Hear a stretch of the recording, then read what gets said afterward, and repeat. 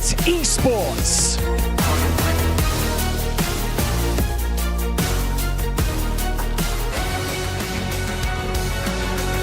Flux Esports.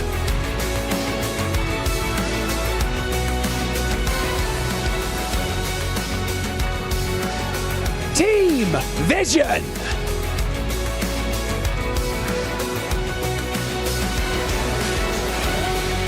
Influence Rage.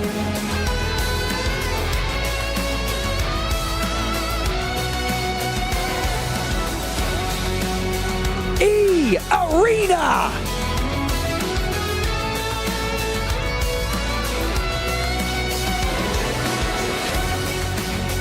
Kinotrope Gaming.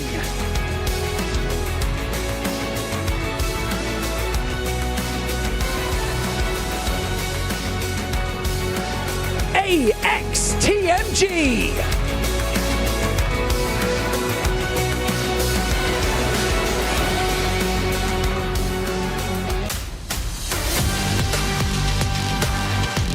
Team Falcons.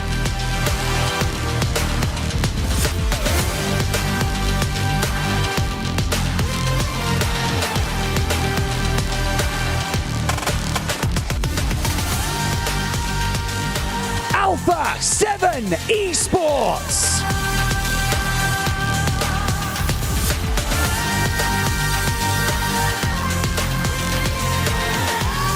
Again, joining me at the desk here to talk about it all, we have, of course, Nepturo, we have Maxman, and we have Seven to talk about it.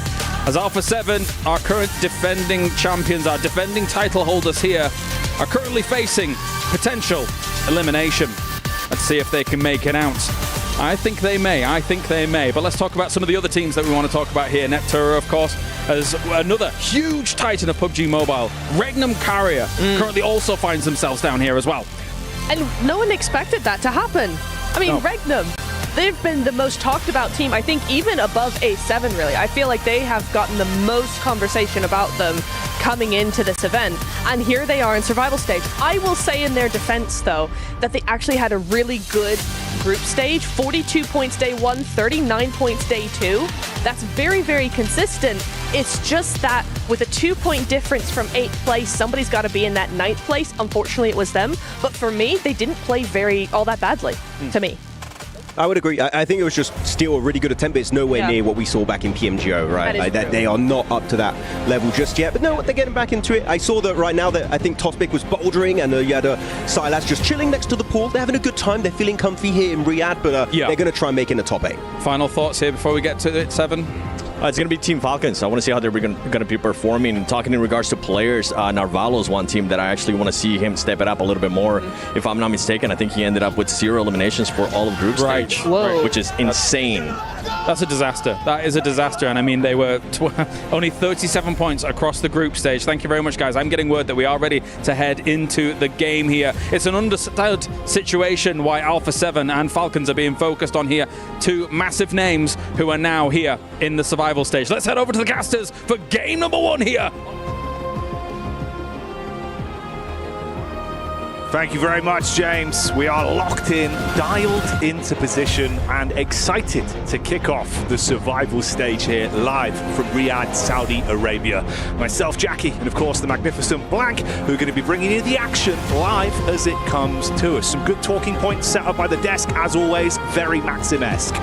Very Maxim-esque indeed. And look, it's going to take more than a huddle to save the Falcons. Oh yeah. Let's put it that way. I respect the boys are getting hyped. There, but it's not enough to get loud. You've got to get a little bit freaky in those games too. Yeah, as Revo was saying earlier, right? You've got to change stuff up. Bro, that's the thing. I think the pageantry only goes so far, right? You've got to come out today, absolutely play some lights out PUBG Mobile. It's not going to help. None of the dramatics. That's what I mean. Like, no dramatic. He's behind you. None of that, Blank. It's all about who's in front of them when it comes to being able to rack up these points and show us what they're made of. Survival stage is dubbed that for a reason. It's about survivability. And for a team like those two, for Falcons and Alpha 7, it's an interesting X that's on top of them, but so many other talented squads that are going to be looking to scrap it out and make their way through. Another 8 teams to go through to the finals here in our survival stage. taking place for the course of 3 days here. Our rotating lobby either, so we're going to have the same 16 teams every single time, which is going to make things slightly easier when it comes to those drop spots, figuring out where you need to go, where you need to head. If you've got one rivaling team that's going to be taking it to you every single time, what it looks like right now, AX dropping on top of one team. And I'm assuming that's Nongshim Red Force. Right back to day one's flavor there, Blank. A callback, really, a hot drop that I believe they came out on top with cleanly. I'm pretty sure they shut down Nongshim Red Force very handedly on that one. And that actually set them up for one of the better days we've seen from them. Probably one of the better games. Better being the operative one. Yeah. You know, not amazing, but better. Yeah, their day one was all right. And I think that they struggled on day 3. They struggled on day 3 a lot. But it will be R8 losing one player early on. That's between them and Yangon Galacticos over towards Paradise Resort. 2 pretty integral locations on the map is Paradise Resort as well as Ruins. But this fight between AX and Nongshim Red Force, it's taken a while to kick off. But in the meantime, it is Yangon Galacticos. Nade over the top. Smile very low. Yet another one taken down. See if they can build from this up close and personal spam with the SMG trying to bait him in. It's a quick peek back with the DBS. Nice knock. Oh, it's really not going well in the overall fight though.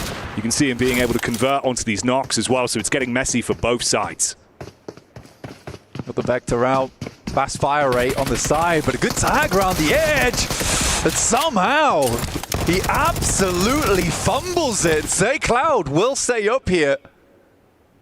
3 players up, 4 elims, very nice stuff. R8 goes down with just the 1 elim. AX, though, playing very cautiously, very safe. A Ralph here from Falcons making the rotate up towards Tambang. This has got to be, like you say, more than pageantry. This just can't be a rotate that you make, and it's just setting up there for setting up their sake. You know, he needs to check in over towards Ruins. This is a perfect opportunity for them to figure out how they want to deal with Ruins. We got a northwest circle on this one. If he recalls the rest of the boys, which they, honestly, in my opinion, should be moving pretty shortly. It's something they struggle with every time. Yes, Ralph sends up this way. You've got to follow up on that. You have to follow up on that. Yeah. There's another Vulture circling around that area towards Ruins as well, and that's a representative from E-Arena with Joker in position to get a rough read, listening out for the audio cues. But of course, cutting over to what's going on the main feed here. Keenatrope taking a bit of damage early on. It's actually Power Gaming, of course. The Power Esports boys coming out swinging. Again, another side that I feel like they were really hit with the unlucky stick towards the opening games we saw from them. By the end, Blank, they warmed up a bit. They were more proactive. You were seeing some nice splits, good fights.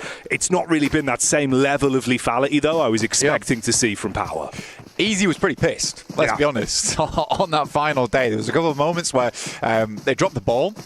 Overall, it was a successful day, in my opinion. That's fair. Yeah, they didn't make it into that top 8, but I think you're right. It looked a lot better than their day 1. So for Power, at least, there's definitely opportunity, because I do respect it. I like the fact that they were willing to tell each other, like, guys, we've got to sort this out.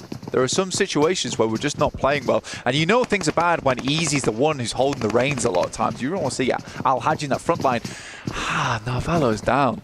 Mate, this is what I was worried about. You could see both of them had the same idea to try and third party on this setup, but E-Arena just instigate it and have already started to put Falcons into a rough spot. The AX setup as well on the drop, it's Henry that goes down. The thing that worries me here, this is way slower. The last time they went for this hot drop, they were taking the punches. They were the ones engaging. Henry seems like he went in for an opening sort of punch with the DBS. Didn't work. He's down, he's isolated, no one's there to back him up. But that worries me. Already, that's a sign of them not playing as confidently as they did last time. It makes no sense to me either for Falcons, because if you're on that rotator from Sami, you've got a quick angle to get across that bridge there. Remember, Thunder Talk's out in the game. Camp Alpha, technically open. Alter Ego in the game. That's the Northwest Island pop open as well, so you've got teams moving in, but most likely on this first game of the survival stage, Camp Alpha is going to be pretty bare. Let's be quite frank about it, and I think for the Falcons, this should have been a quick read, send up, go towards Camp Alpha, or at least the compounds on that south side of it, scout it, then move further in. I don't understand why we're waiting around here, okay? If not, just have a look in over towards AX and Nongshim Red Force, you maybe get a pick off there, but the speed is slow. It's a slow rollout. This is certainly a slow setup here as well. Doxy just playing on the edge towards the doorway there. You've got Cyrax in position. If he runs in, baited out by the shots, you should get a quick connection off with the DBS, take him down from the sidelines.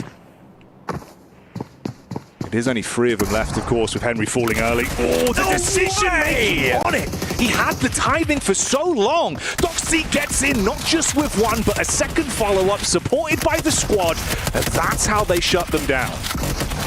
God. I mean, fair play to him, right? He got the hit reg off. Yeah. And he just doesn't do enough damage. I think the annoying thing for him is that Doxy just goes in with such careless abandon that it's almost hard to hit the shot on him. Yeah, for AX going down there does feel pretty rough, but for Nongshim Red Force, definitely a positive sign for them. Getting ahead with all 4 players up. Power loses 2 as they move up easy. Frontliner, nade in hand, always has been touted as one of the better players on that team when it comes to those nades. Yeah, this was silly, in my opinion. Yeah. Oh, man. Yeah. Wow. That's a lot of emotion. Yeah, I mean, you know how much it means to them. And that is a brutal start. One, you've got to sit there and just really absorb the atmosphere of the other teams now. No influence you can have on this lobby. Dude, it also causes problem for you into the future because now you're kind of considering whether you should keep going back to Paradise Resort. True. All right, it sets a precedent for Yangon Galacticos. Power Al-Haji's still down. Managed to get 2 elims this game. I don't know how far he is out from this compound. We'll see if they can get him back up again, but I think it's highly unlikely. Vision down to 2. Marcelo and Volt still up. Volt had some pretty good success, I would say, in the group stage. I think he was carrying the team quite a few times. See what he's able to do here. What? There is so much space. The Northwest Island, it's so crazy. I mean, 4 thrives in hard tin. You know, Thundertalks, Camp Alpha, Alter Ego, top side of the mountain. Teams should know that there is so many locations. I don't know why no one went to any of these spots either. I wonder if they just assumed that they would just be running into hot drops, and it's just hilarious to me that we instead get hot drops on Ruins as well as Paris Resort. Yeah. Yeah, indeed. It's already looking like a bit of a scrappy one to kick us off here, going into the first day of survival stage. It's uncomfortable as well for Power, right? You had that third party set up towards the ridge side there with Hora getting the vision down, so they were able to take the connection shot off onto Al-Haji. And you're just trapped, feeling like sitting ducks, especially from the angles they've got if you try and peek out into it. Okay, E-Arena on our screens here, though. Already claimed that 1 elim to start things off. Could be a good setup from Loxy from the sideline. Molly in through the door. Nades responding on top of it as well. Spam on the smoke to see if he can get a connection. Toxic has that nade towards the backside. You've got a bit of a reposition from Joker there. He was the man that took a big blow onto Falcons to knock one player early, and he's still building. Good close quarters combat, quick reposition, find himself some cover. Wanted to convert onto the knock, but instantly bitten back upon by Silas. This is the technical best team in survival stage. Wow. That could have been a big amount of damage going through. Moment has to back off the building. Nasty bounce on that one will cause it to jump back, with the shots coming through from Team Falcons now. Finally made that decision to cross the bridge. Took them a while, and it required E-Arena to make that move first. But for Regnum Karya now, they need to speed up this fight. They've got to clean them out, remove Mormon from the position, so they've actually got some backline cover with that roam up from Falcons. You're going into his domain though. DBS, nice moves to at least try and bait him off with the peek from the side, but Mormon's ready for the first. While down, just 2 players there for Regnum Karya. Not ideal whatsoever. Not an easy circle to play for Regnum Karya. But getting in here on this engagement, I think for Loxy, he's getting caught on the backside here. No information. It was a bit of a weird one with the 1-3 split going on. And the timing's just a bit off. It's a good Molotov actually from Joker as well, because it prevents Loxy from going back in that building, forces him to take that 1v1, and he's got the lip to play around with. You just wonder if the comm didn't come through fast enough for the rest of the team to react. Now just Silas, Poshpik left alive. They've got no clue where these bullets are coming from either, scanning the horizon.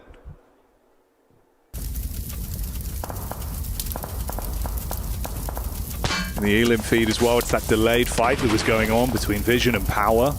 Trapped in the compound for quite some time. Nofit was the one just guarding, watching over the top if they did peek out, but intermittent skirmish just between the two teams. No room for him to snatch away some points from that yet. And this has really been starved out as well. Obviously just that duo left, not the ideal start. a team that really could go so far here as well. You know, one of the horses that you were expecting to at least be able to push through, make it into that final race. Talented squad. Vision do finally fall, though. Taken out.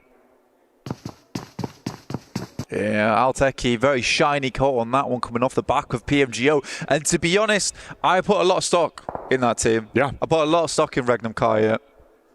I do think they can go far. They get pitched out because it is such a fierce battle for the top on day 3 of group stages. I think it was 2 points. 2 points to sat between really them close, making yeah. it in. I think they ended up on 9th place there. So Regnum Kaya, I still think they can go far here as a team. Not a great start though over on Sanok. They do have technically one of the strongest locations right now. But do they really have it, or are they just living in E-Arena's territory? Might actually get the Falcons move up onto them as well. They've been biding their time for a while here. Meanwhile, we join the action with Alpha 7. Of course, defending champions of the trophy and the title from last year, but a very different look with how they've seen out on the battleground. Riva with the first contact, good shots over at least, able to keep himself behind cover. Not sure what Doc C's doing here, just kind of open themselves up for Revo to take any shots that he would like. Over the top, will hit hard. Doc C will go down. That's a heavy blow to take. Second one goes through, almost was on target, a little bit of a bouncer there. Could have been terrible news for Nongshim Red Force. Difficult location for Falcons play from though. As we head up towards Regnum Kaya as well as E-Arena, it's just a bit of a hill, right?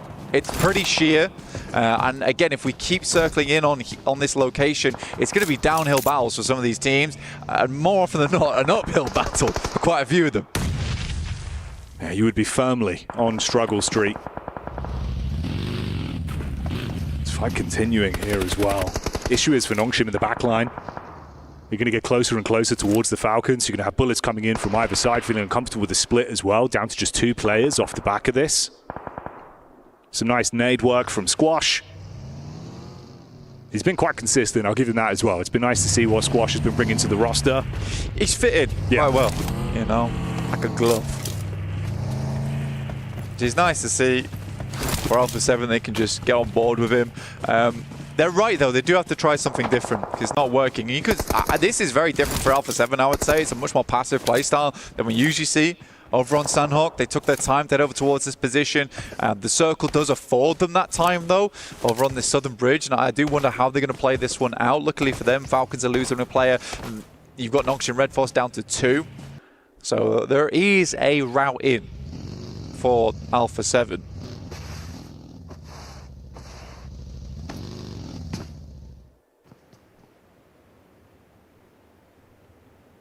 Regnum Kaya as well.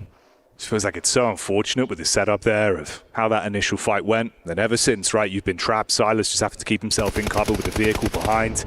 Knows there's teams around him. The crazy thing to me is that E-Arena's not cleared them. No. Because I get that Silence could take shots. I mean, if I'm E-Arena right now, I'm looking to clear Regnum Kaya as this circle starts to push in. A lot of these teams on the northeast side are worrying about one another as opposed to E-Arena and Regnum Kaya. You don't want them sat in this location. It's such a strong spot as well, considering like the surrounding area of it, where it's quite difficult to push over to that location. There's a little bit of cover in terms of trees as well as the rocks. But you are prime location. And so do Falcons. Falcons have managed to pull this back from what was a bit of a shaky start, in my opinion. I feel like they could have had this a lot sooner. You had the reposition from Ragnar as well, of course, the last remaining member of Power Esports. Not bad considering they found themselves 6 eliminations, but obviously going to want to try and steal away more. So much line of sight to play with. Really just tucked in now. Vehicle gets hit with a barrage of bullets from the bridge there. Korea being able to get vision onto him, so he's just got to tuck in. I think he shot his own tyre out. I think he has, yeah. Accidentally. Danger close, danger close. Yeah, not ideal. I guess this has at least taken the attention off Binny. Obviously, he tucked in underneath the bridge a while ago when Nongshim had to back off. Check it. At least check it. He should know there's another team around here. He clears one. He knows there's at least 2 players up for Nongshim Red Force. Clear the bridge, please. This is actually spotted as well. Late on the rotate. Man, he could be problematic. For Alpha 7, they've got a fantastic spot to play out this game, at least get a top 4, right? You don't clear bridge, you lose a player to bridge, that hampers your chances. In the meantime, Yangon Galacticos have been pushing in from the blue, right? Now they're up against Influence Rage, and Myrna sent a wild spray in over towards Diego, who luckily gets the shot around the side. Vision obscured, but the bullets were on target for Diego, though. Response back up close, and it's all gone wrong. Lay on the bandage. I mean, to be fair, I'm saying that, but in the moment, that's a difficult decision to make. Yeah. You got to be quick thinking. So I can't be too upset with that one. I think the fact that Yangon Galacticos gets as far as they do is already fairly impressive. Horror Esports moving across from that northeast side. They do clean up Kino Trope, with Scarface actually finding those shots from Fireflux. Always on the long range, that guy, as we go in towards our next circle. That's brutal. That is brutal. Almost no reason to be on the south side of the circle. Yeah. And Revo goes down. Was that to Tizzy or Billy? Tizzy. Yeah, Tizzy from the coastline. It is sloppy. Yeah. It is sloppy. I think the thing is, yeah, okay, they finally got vision onto it. That's the scary bit, because then obviously you turn your head on a swivel, you're expecting back towards the coastal side.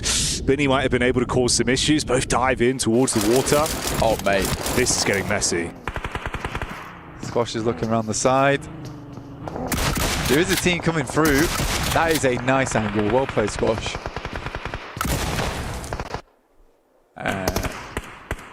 Ignore that. Five looks over towards the east. Right now, they just need to clear a lot of these teams on their eastern side, but they lose one in Solus, which is not good. They have a lot more teams to deal with, and they need a large roster to make that happen. Desperately needs to get him back up on his feet.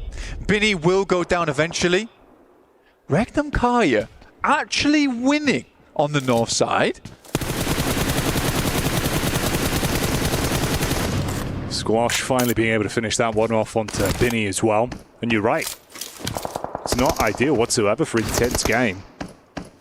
Bullets back over onto it. Meanwhile, we lose the last representative from Horror Esports as well. It's two guys. Wow. Push them. Yeah, go for something confident here, surely. Play off one another.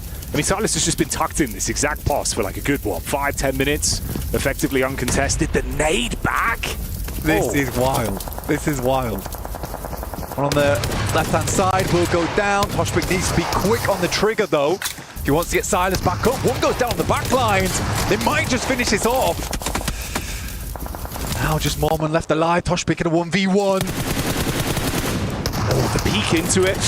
Okay, quick switch to the shotty secondary and able to mop that one up. But that is rough, dude. The fact he's forced it down to the solo, decision to make to go for the pick back up as well, especially with Fireflux further down the hillside. How has he got away with so much mischief? Just two of them.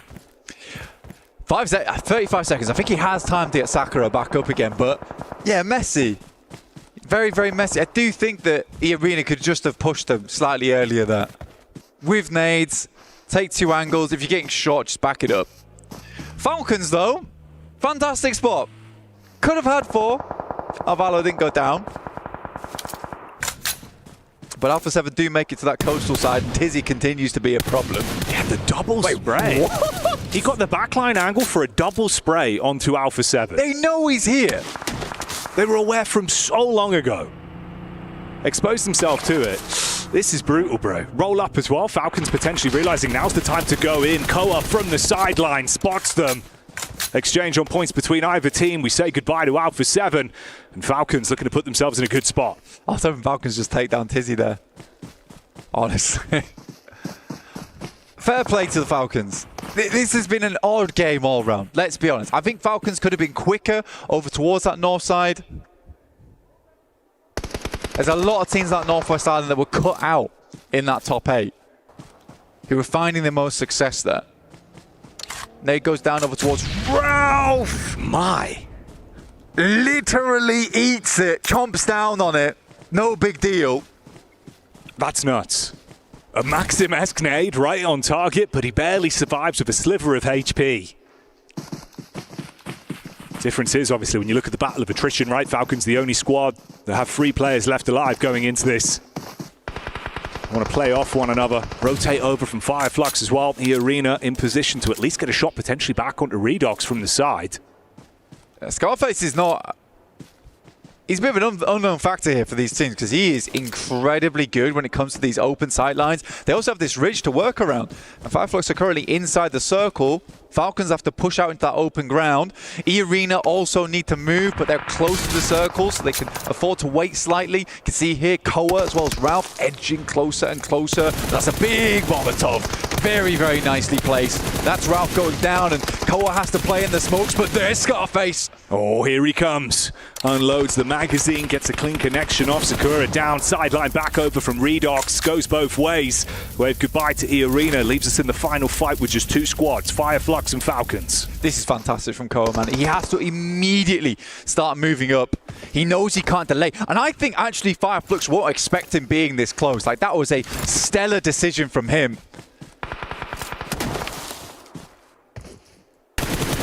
Catch. Spotted out from Redox in the back line. Prime nade from Koa, chucked back over. Calls it quits on the push back up. 2-2 split. A lot of distance to work with here. Uphill battle, just spots out the head, but it's a quick timing on the peak. Scarface, back over, bullets down, heavy tag. The only thing is that Redox almost scares him off the position that Koa was going for with the nade. This nade's coming in quick though. Koa sends a nade down, does good damage over towards Ketch, and Scarface is yet to toss the nade just yet. Could airburst over towards him. Koa's taking a 1v1 and Ketch will win it out. Oh, the Tommy Titan unloads the magazine, shuts down the first. Redox with a big task ahead of him. Quick peek up over the rock face, battling back with the DBS, trying to keep them isolated. Give himself 1v1s. He's got the heal in. Quick peek back around, trying to see if he can bait them on the face. If they give him an opportunity, he could snatch it up close, but Scarface handles it, and they will snatch that one away. It's a dangerous proposition. Scarface will be letting some scars into the battleground there from long range. Give him a sight line, give him an opening, giving him an open field, that it's hard to deal with him. For the Falcons though, again, cannot give enough praise over towards Koa. He is just making some big movements. I really do think if Redox doesn't take those shots there, potentially that nade goes through. It's a little bit of a miscom, potentially. It might be a case he has to take those shots to keep himself alive, but yeah, frustrating. Definitely frustrating stuff there.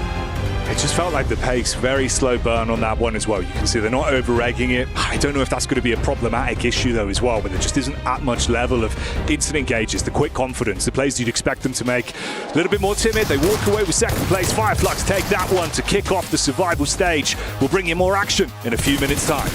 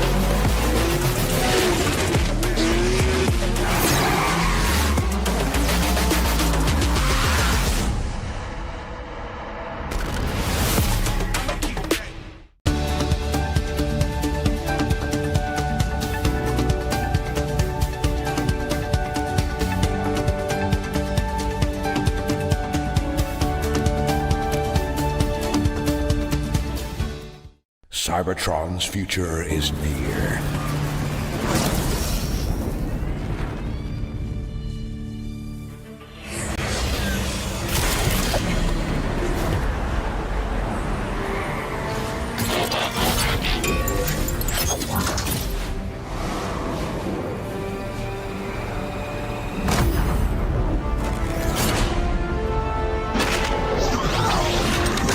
Autobots, roll out!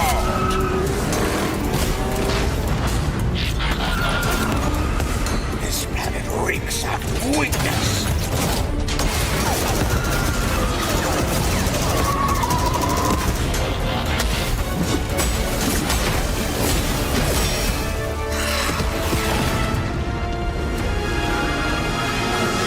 Your courage reignites my spark. We'll crowd a new load of Cybertron.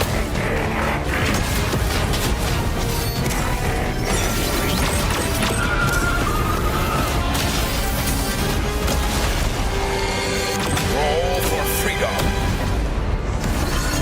A victory for all sentient beings.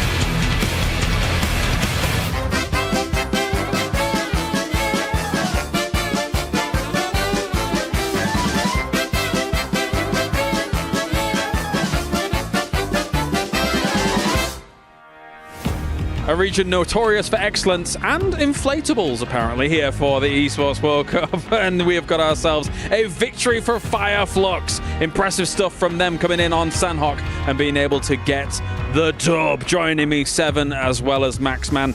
Fireflux, man, I mean, they were able to win things out on the eastern side. It was looking a little bit tricky there, Max, but they did make it work. I like Fireflux, man. A rename is happening. Fireflux, man. No, playing Trifecta. There was a lot of teams. I think there was Kinotrope, Influence Rage. There was also Our Point Horror. Just, we don't want to get involved in that mess over there. We'll just wait into the deeper side of Trifecta, wait for all the teams to fight and eliminate each other, and then we transition, claim the high ground to go for the win. It was a clean, executed chicken dinner. I do think other teams maybe showed more potential, but we finally get a Turkish chicken dinner instead of Regnum Kara, which is kind of impressive. I mean, for a team that has a lot of experienced players, this is something you and I were talking about, Max, coming into today, is that we were kind of expecting Fireflux to be a bit of a dark horse today, right? The experience is there. They just haven't really been executing a plan. So for them to get a chicken dinner here, it kind of sends a bit of a red flag to all the other teams that they are here to win it and make it to the grand finals. I mean, because if you tell me how do Fireflux tend to play, passive does not come to mind, okay? Their team, they see you, they chase you down, they get the 4 points. Here, they were just playing very slow, which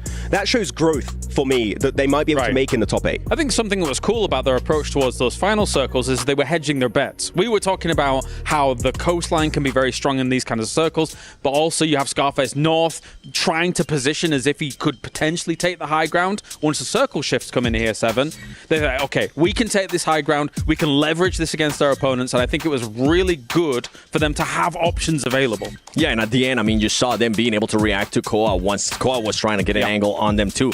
Quick reaction, making sure you eliminate them, and now you turn that into a 2v1. Red Ox was just not going to be able to do much. One team that I did see there towards the bottom of the leaderboard, and I kind of have to call them out, is going to be AXTMG. Once again, with this hot drop on Nonshim Red Force, you could tell Nonshim Red Force does not like that. I mean, they're wondering if it's going to be happening tomorrow. Now, the reason why I bring this team up is because for AXTMG, Sanok is usually their best map. Now it's time to put up or shut up for that team and make sure they get points going into Erangel. It's not BMPS, you know, you don't have as many Sanok there as they have over there. And why do you want to start your best map with a hot drop? Like, I'm sorry, it doesn't matter. You can be good at the map, but hot drop is just pretty much 50-50. And even if you do win it, you might lose players and you don't have a chance of winning the game. Especially since there's other options than Ruins down there that nobody's at. So you could take the same rotation paths as well, in theory.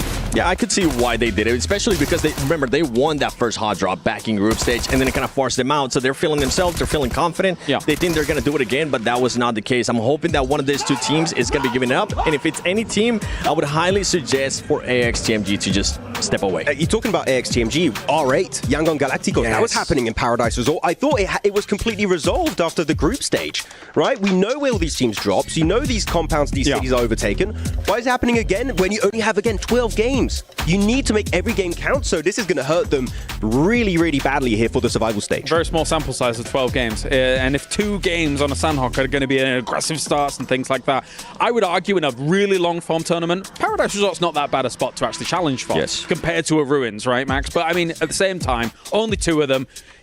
I would rather you go trash drop near Paradise and not take that for only 2 Sanhoks. There are so many teams. I mean, it's no Yasnaya. Like, it's not big enough to have 2 teams. If you want to fight for it, fair enough. But you could also just drop around, as you said, go for the trash locations around it and shut down the rotation of that team's trying to exit, because we have this trend of circles going always Northwest Island. It's happening every time. So you just just put yourself between Paradise and Northwest Island. Easy 4 points. Like, it's easy. We've seen some teams in the past being able to do that and actually succeed with it as well. Yeah, I mean, I can appreciate. So, for example, because we get so many of those Northwest Islands on Sanhok here, Max, you don't have Thunder Talk in the lobby. You don't have Alter Ego in the lobby. So I like the adaptation that we see from Intense Games to try and drop up there. I mean, it's obviously a great spot if you can make it work. And we see circles so commonly up there, but it really didn't materialize for them in this game. Actually, yeah, of course, Intense Game is the obvious outlier that they took the E-Arena, the Alter Ego spot, of course, going into that. I want to highlight Regnum Karya. They know, oh, wait, that position is going to be free right away. We're going to send it right in the compound next to where typically Alter Ego or Thunder Talk would tend to play. So they snatch it very early on. I do think, unfortunately, Arena had a very similar idea and cracked the same compound. Like, you're already here, what's going on? But that did, unfortunately, result in an early elimination of Regnum Karya. Well, not even early elimination. They fought for so long. It came down to 18 minutes, and then that's when the fight finally ended, and then nobody ended up winning because I think E-Arena ended up with, what was it, just 1 player, and Regnum Karya obviously getting eliminated. So not something that you want to see. Something I do want to mention, though, with Alpha 7, we were seeing them late rotate into the circle. We were wondering if that was going to be happening because of the way that the circle was going to be going. And then on top of that, they were just being able to surprise Nunchim Red Force. You had some players from Nunchim Red Force being able to now move on to the North Island. One thing I was kind of thinking about in my head, I was like, man, they're not clearing. They're not clearing that player towards the bottom, and he's going to be able to get him. I'm not sure, I can't remember at the top of my head if he did end up getting Rebel or not. But then on top of that, they know where TZ was, still on the South Island, and they still go for that push without any cover. It's just crazy mistakes for Alpha 7 to be making. It felt like them and Fireflux both knew there is someone down there. We can't take the coastline as easily as we would like. You have to clear them out. And then it felt like almost as if Alpha 7 had got a little bit impatient with that push forwards and then being so open on that angle. It's a bit uncharacteristic for me once again of Alpha 7 here, Max. Yeah, I just want to repeat what Blank said. They know he's there. They knew the entire time he was down there. Like, he was taking shots earlier. It was very surprising that even if you can't get rid of him because he's going to play very sneaky, play behind the ridge, he does not want to get eliminated. But the fact that they just send it on rocks and trees that, like, one-off angle can just destroy your entire setup was very surprising. So I think Alpha 7's going to have a bit of a wake-up call after this game that this is survival stage. Games like this, you're not going to get away with a slightly good position. You need to be very, very careful when you take them over. Yeah, definitely a wake-up call. And the thing is that we usually see a team being able to kind of set up themselves. If you know that there's a player there, send 2 players in the vehicle, but at least have the other player keeping an eye out towards that South Island. That wasn't even the case. They weren't even worried about it. And that's the biggest wow moment for me. It's like, you cannot be making these mistakes, especially in an area that they have won games before in PMSL Americas. Yeah, I mean, we could talk about Alpha 7 for a hot minute here. I actually want to highlight Falcons. Like, they knew the value of that underbridge and the coastal area, and they're like, okay, actually, Alpha 7 getting completely destroyed by Tizzy and the off angle over the side of that river. Let's just get an off angle of our own, eliminate them, and then get a very nice entry point into the circle for both Koa and the side, of course, of Red Ox. So I think we've seen a lot more in this one game alone here, 7, of Falcons Falcons than the entirety of the group stage. And for Falcons, one thing that was a little bit sketchy for me was going to end up being just Rauf maybe overextending too much. Yeah, we're going to look out for that. Well, thank you very much, gentlemen. It is time now to head over to the commentators. Game number 2, we change things up and head to the grassy pastures of Erangel. Thank you very much, James. Excited for this one, but I think for the teams, Blank, you can see they are erring on the side of caution. We have seen moments of panic, frustration, specifically in the case of R8, and man, some decision-making where it feels like everyone's a bit more timid today. The survival stage and the title that comes with that, you can feel the true force in this arena. Some of the teams are absolutely at risk, at Kayla risk. Oh yeah. Of going over the edge. That's actually pretty good. I like that. I like that. And I'll tell you what you'll like, our official PUBG Mobile map feed that is now live on YouTube, of course. If you want to follow the games in the same way that me and Blank do when we're in the casting booth and we've got both screens up at the same time, giving you all the info, you can do it. And why wouldn't you? You could be in the booth at home. We have Booth at Home. We do. Now available over on PUBG Mobile Esports YouTube channel. Check that one out because it's going to be all important here, keeping up to date with all the scrappy rotations, the weird and wonderful turns we'll go through on this match of Erangel as it comes at you live here from Riyadh.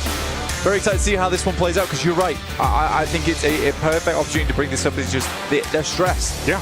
They're stressed and it's not fun to look at. Teams, the tension is so tight.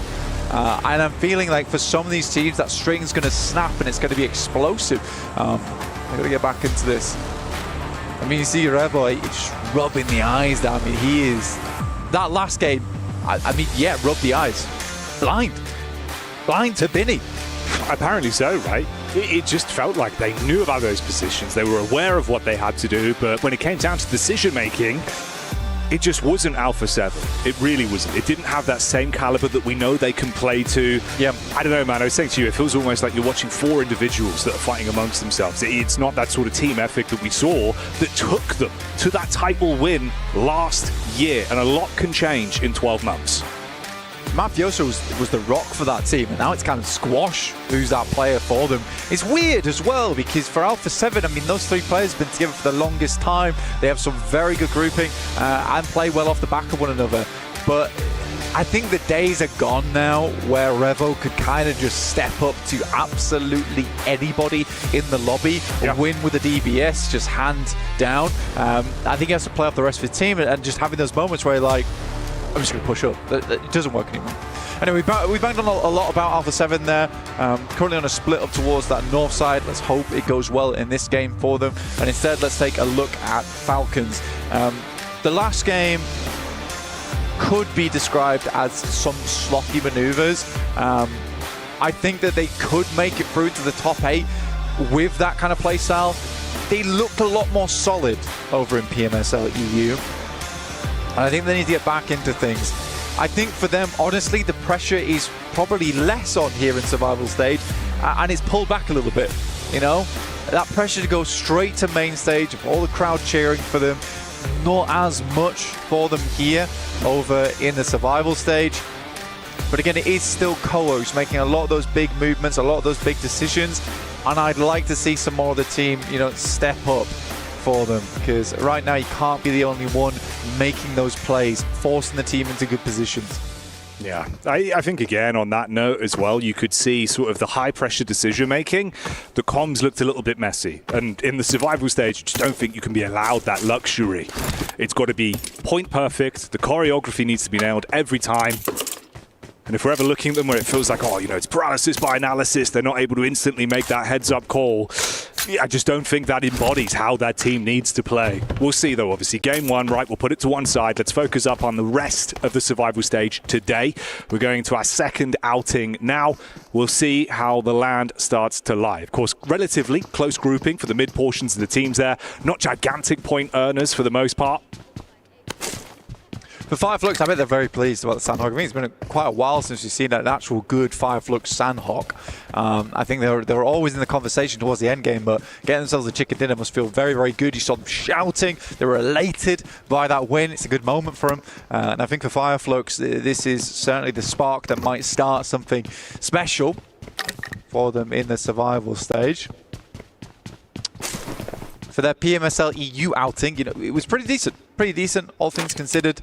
Couldn't quite best over towards some other teams, but I think overall it was a very, very good result for them. Sort of came out of nowhere on that last day and just jumped and jumped and jumped. For Regnum Karya, on the other hand, there have been some really good games. I think in their 2 days of play, the group stage, there were some really cool moments for them. What I think happened to Regnum Karya in that group stage is that they had a lot of situations where they could have capitalized, like Alter Ego, but failed to transition very, very late into the game, into something fantastic. And I think if they were able to do that, I think that would have given them the confidence and the momentum to push even further. So I just think for Regnum Karya, we're waiting a little bit. We are playing the waiting game. We can't wait forever. No, you certainly can't. I think it's interesting as well, because obviously 4-5's had some amazing games. The team that always felt like they could have made similar plays was Regnum Karya. They were always in very similar positions with some of the circles we saw there. But like you say, just didn't quite capitalize on it. And we saw how well that went for 4-5's, right? Suddenly you absolutely blow the way up. They're looking fantastic, racking up those results. And yeah, I mean, again, man, like we're coming into this, they're one of the teams that you would expect to be able to make it out from this portion of survival stage. And I think with the talent, they should be able to bring it. But obviously, you've got to show that in the lobby. I think you would be disappointed not to see them go through. And it's funny, actually, because the way things actually shape up right now, barring, let's say, E-Arena, which I feel bad saying, I think that's the only team that I'm sort of skeptical about. But if all 8 of these teams made it through to the finals, I think I'd be quite happy with that. Honestly, I think that makes sense. You know, Fireflux all the way down to Regnum Karya in 8th place now, probably would switch out E-Arena with Horror, but I am prepared for anyone to make that big, impressive maneuver. It's early doors, so we'll hold our reservations for now, see how it develops. Oh, AX, okay, up against Alpha 7 up on the hillside. Exchange of nades. Only a few left in the back pockets, couple thrown out. Relatively fragmented as well. It's Devotee that's kind of trapped on an island. Cyrax there, but the Bazon to support, not the best range. Yeah, absolutely running low on ammo as well. And I mean, for Alpha 7, they've had to back off because it's danger close on the other side of Regnum Karya pushing up that way. Intense game playing around Hospital. Typically, Regnum Karya is quite good at playing this position, where they hold a lot of space and just create problems for you.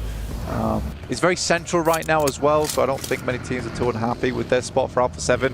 They're dropping smokes right now, trying to get away. I think they're happy to just give this corner of Everest over towards AX. They don't want to get caught in the crossfire between 2 teams. Quite a nice shot from Henry there. Good distance on it. Looked like the Mini 14 getting a tag from the sideline. It's Mafioso. So they are able to back themselves up. Of course, tons of cover to work with on this. She's not going to eat damage from the front line. Mafioso as well can kind of hold Edgard in this, get a bit of a read on where they're going. Yeah, your only difficulty, right, is you getting pincered a little bit if you're Alpha 7. It takes a lot of coordination to realize where you are. For AX, they're in a slightly worse scenario where there's a lot of sightlines looking up towards that location. You can get pushed easily and then you become the pincered team. Typically, if no one heads up here, Alpha 7 does need to be very careful about this southwest side of Everest. Regnum Karya, they're going to play it slow. Yep, absolutely don't want to be doing that. I think you did see clear that actually go down to scout the building that currently Regnum Karya have held. And it's a good spot. It's a very, very good spot to play, quite open around there. You do have this little ridge side here, which prevents you from taking shots to teams that do situate themselves on this locale, but this is going to provide information back fairly quickly to Korea if Regnum Karya ever want to push. Meanwhile, you get the POV as well. Nice little establishing shot here with the rotate for Horror Esports. Another team that I think, you know, we've seen a lot of good telltale signs, especially in that last game, some of the heads-up fights they went for. No Fear was making some nice plays. I think Sky as well, like the close range combat, dude, he was thriving. It felt like he was just kind of, you know, bring me more, bring me more. No Fear's has his moments, right? And I think the Sky's able to capitalize on them quite a lot. But yeah, No Fear's been opening up a lot of opportunities for this team. I think they fell off quite a large amount towards the end of group stage. Weren't able to quite maintain pace with some of the other teams who were just living in large, right? Alter Ego were living their movie throughout the entirety of that one. I think for Horror, they just weren't able to match that.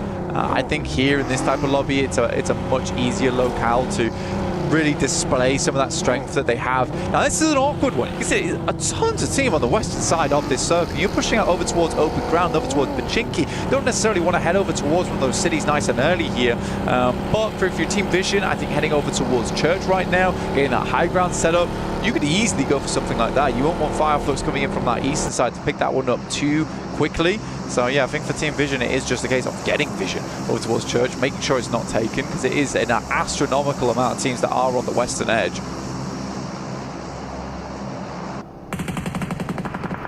R8 as well, thrown into a potential bout between Influence Rage there, down towards the roadside. Marzin set up a couple shots back over Prestige, taking a hefty hit from Law, bringing down the gavel on that one. And again, you know, we already saw R8, it was frustrating. Their outing in the first game, it hit them heavy. The headsets were thrown off, the team was dejected instantly. So being able to at least withstand an opening pick here and bring yourself back into it, that's going to do more for the men. They do lose Prestige, he's fully taken out. You get the response back over, so 3-3 left on the player count there between them and Influence. Yeah, Law gets repealed. And like you say, it's a case of we went 3 for 3. Right, I think us losing one player, you losing one player, can't be too unhappy with that one. At least it doesn't go unanswered, right? Yeah. But alright, if it went unanswered after that last game where they barely got to play, you're feeling so cold going into that third match. It's very rough. So they have to play in this game for a good 10 minutes from now if they want to get some more of that practice in, which you hope they've been doing over the past break day, or maybe they're taking a bit more of a relaxer. But wait and see. Horror over towards the east, coming in through from Pachinki. Yangon Galacticos down towards the south side though. See if they actually do end up battling against one another. I think they do have a player nice and up in front to hold those players out. Horror's going to have to go for something very quick here. Could be an interesting head-to-head as well. Both of those teams have been playing with a pace a fair bit throughout the games we've seen from them. I think for Horror as well, you know, a lot of question marks. They play a little bit too passive at times, but they've been able to switch it on when they need to. Pretty rough position going through this field. A lot of sidelines available over towards it. It's a little bit later in the game now, so not as many teams will be holding this. So they're just going to head over towards the south side of Pachinki. I think that's fair enough. They checked the buildings down towards that south side where Yangon Galacticos currently ended up, and they didn't fancy that smoke. So sending over towards that south side, taking the gamble on that one that no one's picked up in the meantime. They can potentially hold out R8 here. But it looks like R8's heading further down over towards Yangon Galacticos, which might have been a mistake for them. The next circle coming through. Ouch. Straight down towards the fields. Teams have got to plant themselves in here. Hope someone comes along to water you to sprout into a chicken dinner. Kind of combining the analogies there. Don't know if that one really lands. A bountiful harvest. No, there you go. Yeah. It's true. Some nice potato growth. Chicken and potato. We like it. We like it. Hey, that's a whole dinner. That is a whole dinner. A lot of teams moving in though, over towards this field. You don't have much choice right now. This is going to have to be a fast migration from a lot of teams. You are burning rubber to get here. But where in here do you go? There's not a lot of options. Yeah, limited space with a lot of squads to try and balance this out between them. It's actually a great rotate from Falcons. I'm actually very pleased with this. This is fast. They're into a nice spot. Actually, this is one of the better rotations I've seen Falcons make, because this is a team that frustrates me so much because they'll see it. Never mind. Oh, Valo, come on. They'll see it. They'll see a location on the map that's free and they just refuse to take it. Honestly, fair play to these three players that made it through, because this is a good spot. They had to be quick about it. Yeah, sure, maybe Valo lost a tire. That's why he goes down there. And you can sort of respect the fact that they actually went for this for the first time in forever instead of sitting out on the edge. I am pleased. I sound angry. I am pleased. I'm pleased. I'm very, very pleased, in fact. He's smiling. He's smiling whilst he says it. I can attest to that. Get a shot into the back line there as well of AX. Meanwhile, Horror in the rear, just trying to get vision down. A couple of bullets being fired out by Sleepy and Sky. That's Fireflux, of course, that took the opening chicken dinner of the survival stage. It looks like they're healthy for it. Right? They're giving it this game. They are over towards that northeast side though, and Horror currently has that high ground against them, but plenty of little cover to play around with. This little ridge side as well is a nightmare to assault. I think Horror sent a player far down towards the south though, who might be able to take some shots through. That's No Fear. Still, it's not easy to thread the needle if you want to find a pick-off. Either way, No Fear's creating space for them to push through in the end. Kenotrope, not a bad location from them, very, very central. Honestly, I would be very, very happy to see Falcons do well this game. But with Gamax on their north side, who have caused them problems multiple times in the past, we'll have to wait and see. But we'll put a pin in that one. It's Alpha 7. They do get the shots off with a Mini 14 at least back onto AX. The Arena similarly nipping at the heels on the chase there. Seems like Lil Boy goes down to Kenotrope. He was able to find that shot towards Narvalo moments ago when they went for the reposition towards the compound where Gamax were holding. These are some brutal circles, Jackie. It's very brutal. Kind of the Crescent Moon on the eastern side, just filled with fields, and then kind of open area. The grasslands over towards the western edge. It's a bit bumpy though. And there is some tree lines to work with. I think Intense Game does find a nice little neat moment. Squeeze through the gap on that west side, but I think they're likely wanting to be holding out those teams like E Arena, who would be likely coming from that compound on the west.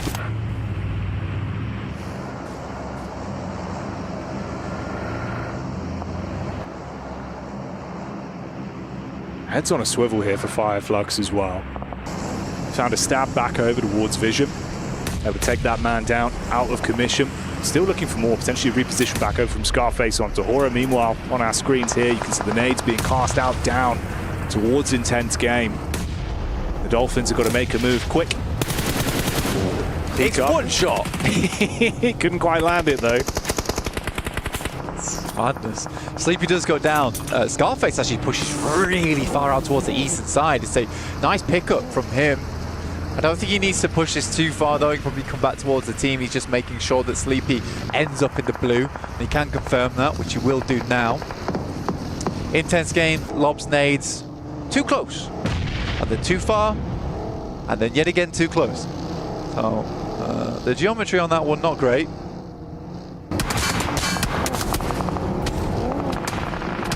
More shots into Horror as well. Obviously Fireflux setting themselves up after picking off one player with the aggro push from Scarface. Everyone else just being able to shoot towards them as they have to bail quite a far distance in open ground. What is the options here, Jack? Just run, man. Head held down. Falcons do catch off one of the players in Sky. He was getting a little bit too close for comfort for them. But they're going to hold this position. The Sanok going north as well. Good for Falcons. More time spent in this compound means more time at safety. Silas is able to find AEX, but Silas will get taken out by Intense Game, giving them no chance to pick their player back up again. They had a 2-2 split going on. Wild wasn't able quite to grab him. I say long shot, by the way, down that south side versus Alpha 7, and they find him. Yeah, that was the steal away from E Arena as well, even off the back of the knock from R8 there. But Alpha 7 feeling a little bit uncomfortable. Obviously, Intense Game similarly in the angle to work with. Yeah. Okay. I don't really know why he was peeking that in the first place. Like, they've got to think about what they need to do next, and R8 has to move in. Like, there's limited time that they can take that long angle on the western side. I just don't think Mafioso had to make that peak, especially when he's placed himself on the hard edge of the blue as well, where the north side can see you. Not enjoyable. Yeah, I don't see them lasting very long here. Now, it was a nice attempt on the rescue mission, I'll give him that. Obviously, for what it is, though, Squash is able to lock this angle down. He's been really crisp as well. Good tracing. You can see even from distance, able to keep on target. Obviously, you run the risk of going for the save on your teammate. Instead, both you go down because of it. So again, it's a really brutal game for R8. Meanwhile, here we can see E-Arena on the crash down. They're going to see if they could shut down Intense Game. Flashbang right in the corner. Keep you concussed. The shotgun comes out. Joker trying to make things work, and they will do just that. Goodbye, Intense Game. 8 elims again for E-Arena.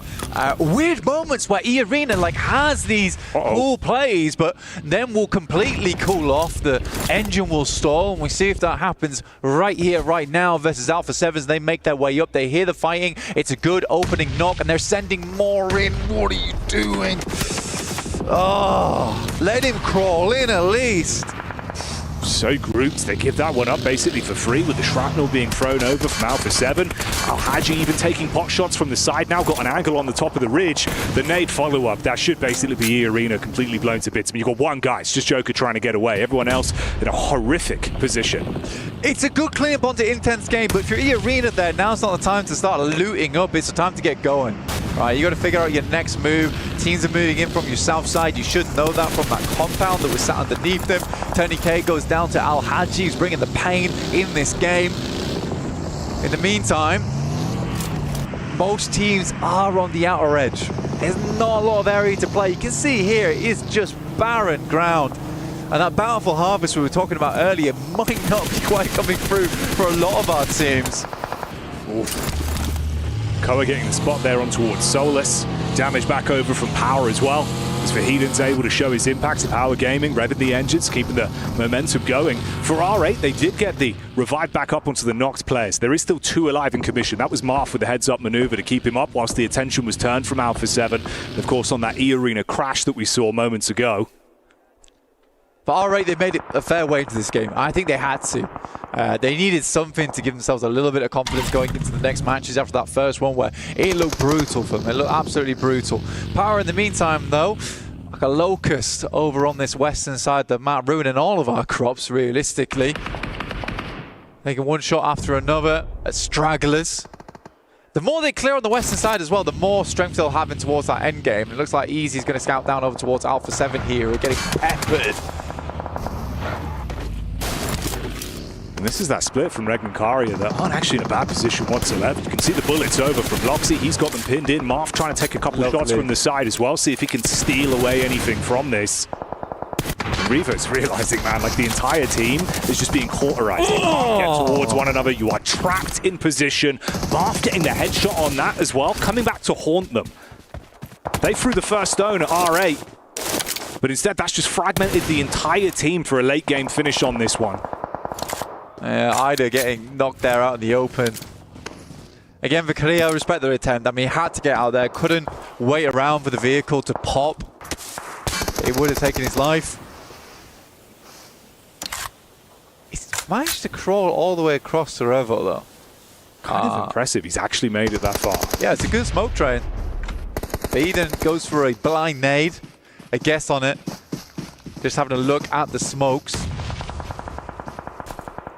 Toshbik goes down, as does Loxy. That's a double knock on the nade. Wild's not there to assist, and this should be a free and easy maneuver coming through.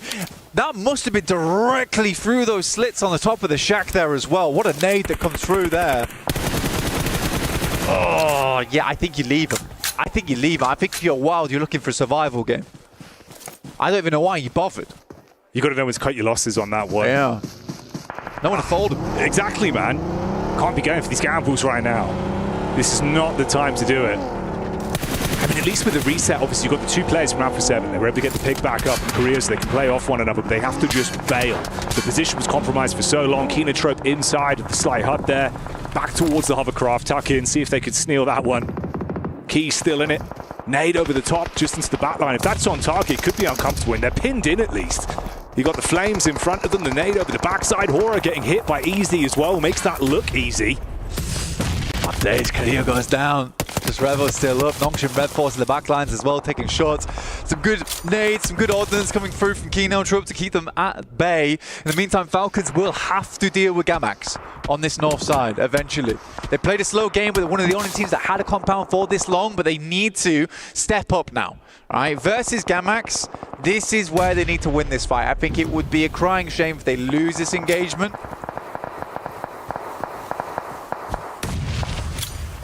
It's insane as well that like Fireflux have just been able to set themselves up and live their movie. Just sit pretty, consistent damage down. Obviously you had Alpha 7 trapped, so that's just a free elim. They're able to take away that team.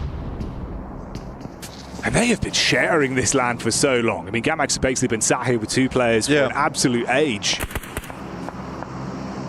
I get that they were wanting to wait for the pushes to come through, but I do think they could have held off on those nades a little bit.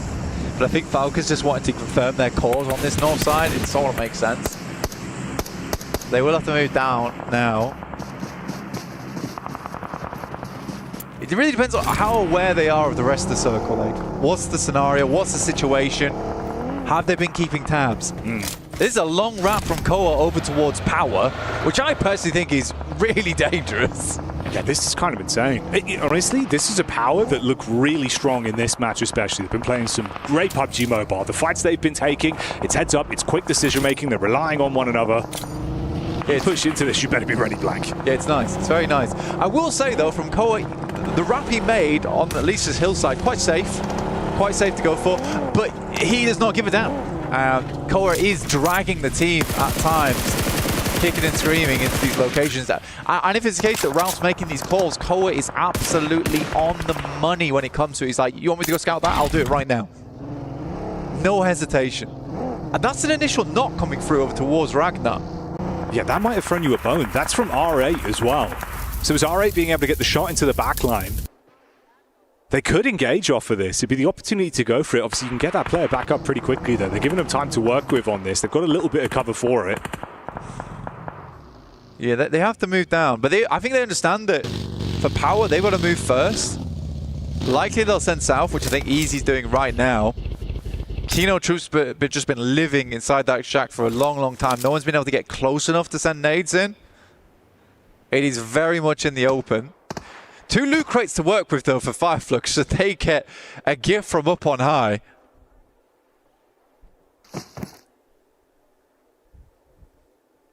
It's tight on the elims as well. 7 for Power, 6 for both Nongshim Red Force and Fireflux. You feel like they basically just had freedom to wait for the push to come towards them. Easy set up with a bit of paranoia about Marth's angle. He knows where he is now off the back of the shots that were fired over. Just the risky run of leaving yourself exposed from the back. Doxy's going to move, and soon. Ralph knows it. Just hold the angle. Has a rough idea now where the other players are. From Fireflux at least. Pass that information back across. We'll take this shot, and he was just looking off to the right. Oh, caught slacking. Ketch will pick up that elim. They could crash this if they wanted. I think they'd much rather get rid of Power though first.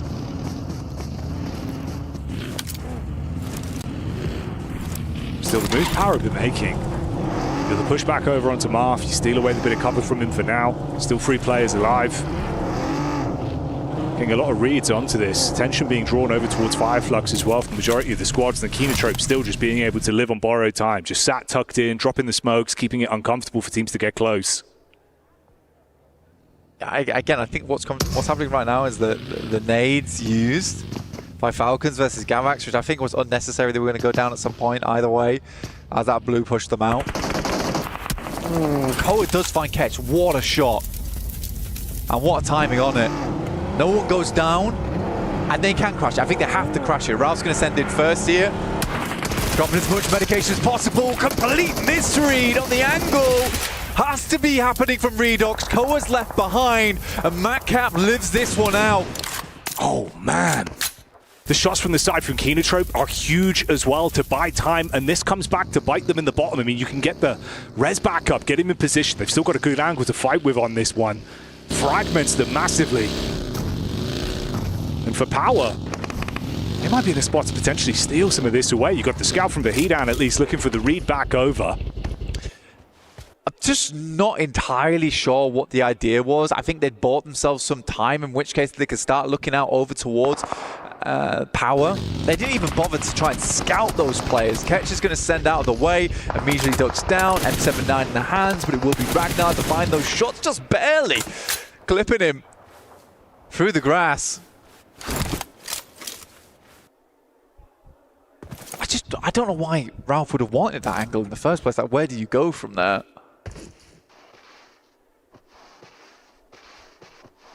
I think your only option was to wrap west. Yeah. The Fireflux, it was awkward as well. The supplies were running so low, he had no shells left for that. So when he drops, couldn't fire out smoke to shroud himself. Both of them now go down.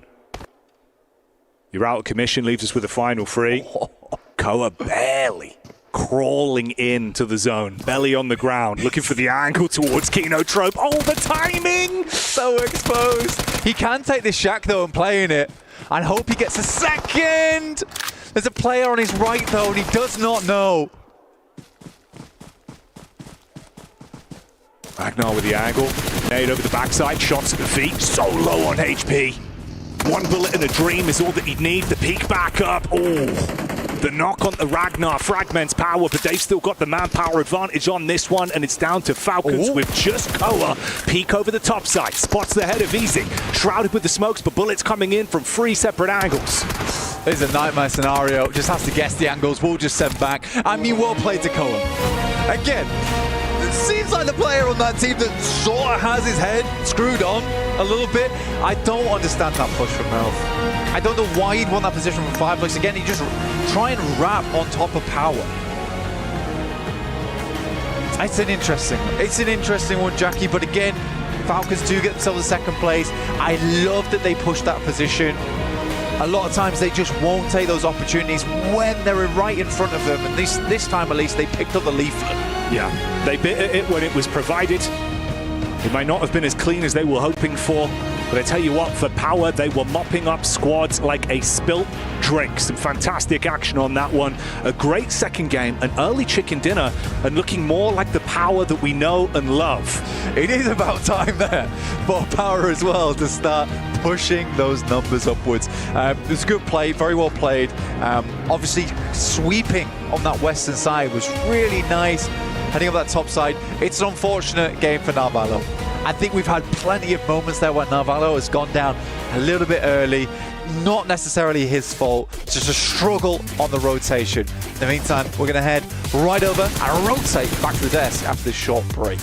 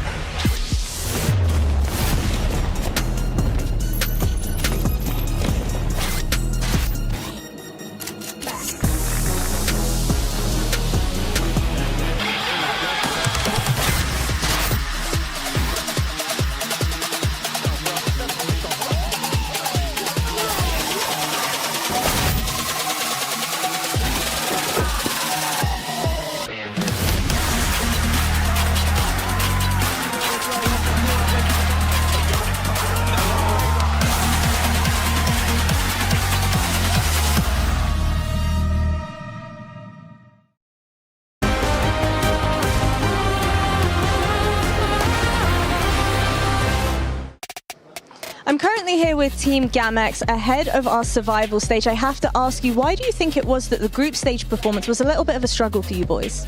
Because it's like our first international tournament. Even we have like one player, it's first his tournament ever, LAN tournament. So we struggled, like we need more experience, just time. We need more time, and I think we had it for the first 2 days on group stage. And how have you boys been supporting him, you know, with it being his very first LAN? It's the same game, not changing. Like if we play in online or LAN, it's like the same game, same tactics, just different team, like more powerful than our region, but still we can do it.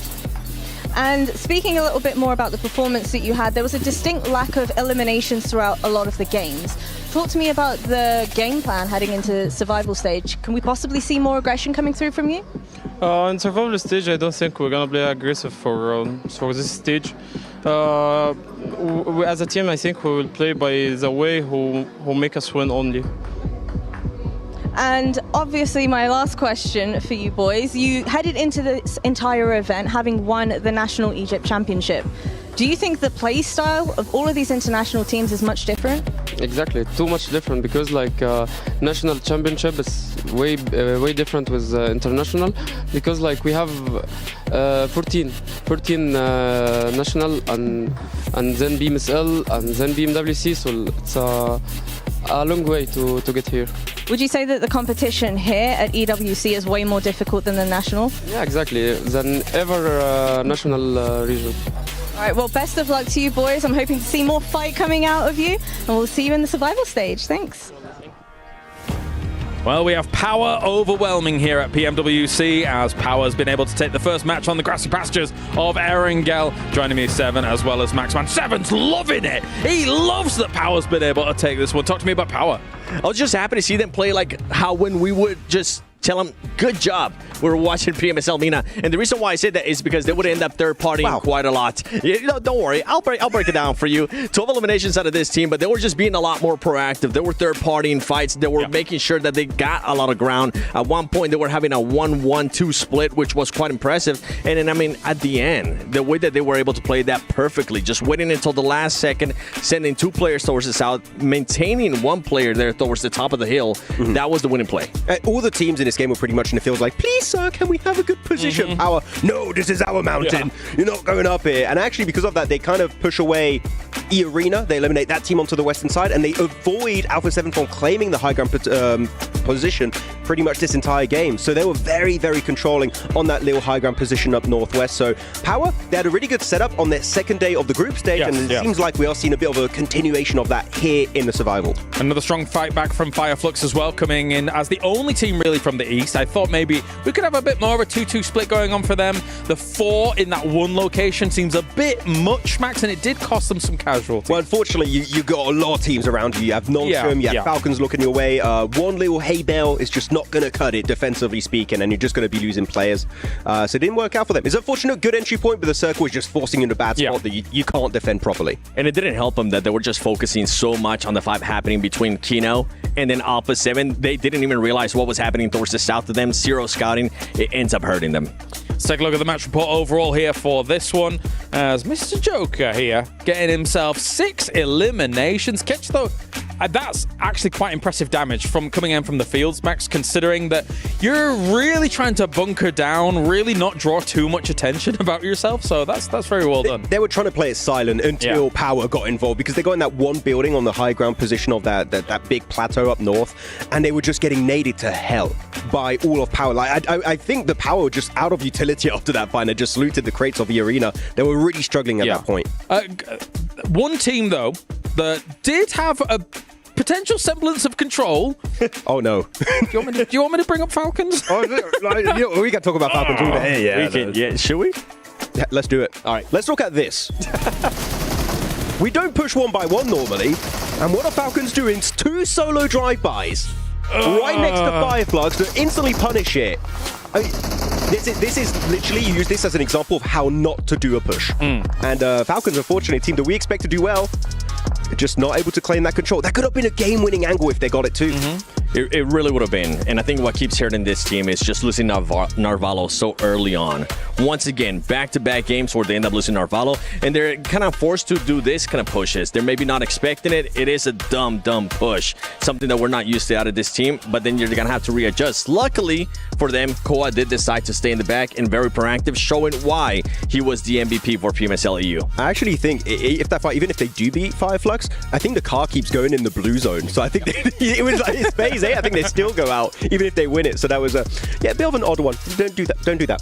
Stop. Yeah, fair. A difficult though finish for some of those teams in the fields. Obviously, as you say, Power though flexing down to the bottom to establish even more control. We were musing over the idea of whoever's going to win out these hill fights from that west side should have a good opportunity here to be able to get themselves big points on the board. Well, at one point, we even saw Alpha 7 when they were being a little bit passive there towards the edge play. We're okay, let's see where you're going to be going, right? Are you going to be going towards the north? Are you going to be maybe fighting Power? Are you going to be waiting for a third-party situation? And no, they just end up deciding to fully send it with 2 players towards the middle. It didn't end up working out them. For a split second, Max, though, we saw the hovercraft. We're like, maybe, but it didn't end up working. I mean, the hovercraft in the field finish is like pretty good. It's a gift from the gods. Okay, yeah. Just have, especially when it's exploded, it's just a fortress you created at that point. I actually played a game of Ultimate Royale. I had 4. we had 4 hovercrafts, and you just like make a little building. And you just ridiculous. Did you win? Yeah, no. All right, well, like we got never mind. Well, we have a lot going on here. Not only the PMWC, but also we have the PUBG Mobile Airdrop Carnival, and it is live this weekend from August the 1st to the 3rd. Log in, summon surprise airdrops, and collect 2025 airdrop vouchers to enter prize draws for official merchandise, smartphones, BD partner rewards, permanent in-game items, and more. Every participant is guaranteed to win. Additionally, jump in game now and vote for your favorite airdrop partner. You might even score some awesome surprise gifts from them, which is very lovely. Don't miss this year's Airdrop Carnival and unbox your lovely surprises, Mr. 7. What do you think about that? I've done it. You've done it? You're on? You're good to go? I'm not going to say what I got. Max? Ooh. I haven't done it yet, actually. I've done my in-game predictions. You've been busy. You're here at PMWC. True. I thought you were unboxing surprises last night. Oh, man. Shush you. It's time to get to the game here at the Erangel once again. Game number 3 for the survival stage. Let's head to the casters. That's right. Oh, man. You caught me off guard. Oh. Hello. Shut up, you! All right, my bad. Shut up, James. We're going to unbox this game right now. Okay, he's just gone for it. I try to give you one of these. I didn't see that. Oh, I try to do the... So, it's for clarification, try to give the old... He's waved a hand at me. He's given one of these. Yeah, he's given one of these. Yeah. Let's do it together. Are you ready for Game 3 on... Well, I was going to go for of... But you've kind of, you've gone the wrong way there. Good. Yeah, but you've gone for the wrong word. You've got to deal with that. Well, look, you've gone for the wrong word, and that's fine. We'll let you off. Everyone shame blank in the chat. Was there a script I was meant to follow? You not follow the script? I don't have one. Well, you should have. I'll wing it. Much like the play. Silly boy.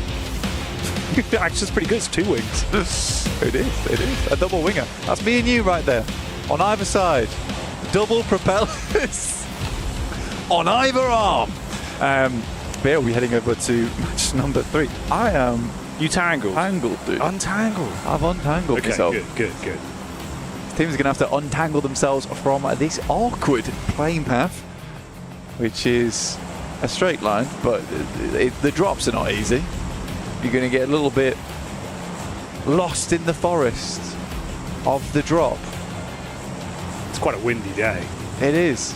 Getting blown all over the place. In the meantime, a lot of teams will have to send far north here, or as north as they can get on this particular plane path, and it will change some of these drops up a little bit. Started expecting Kinotrope to maybe try and hot drop over towards the Falcons, but they're going to head down towards Ferry Pier, which I think is, that's open, so that's fine. They can take that.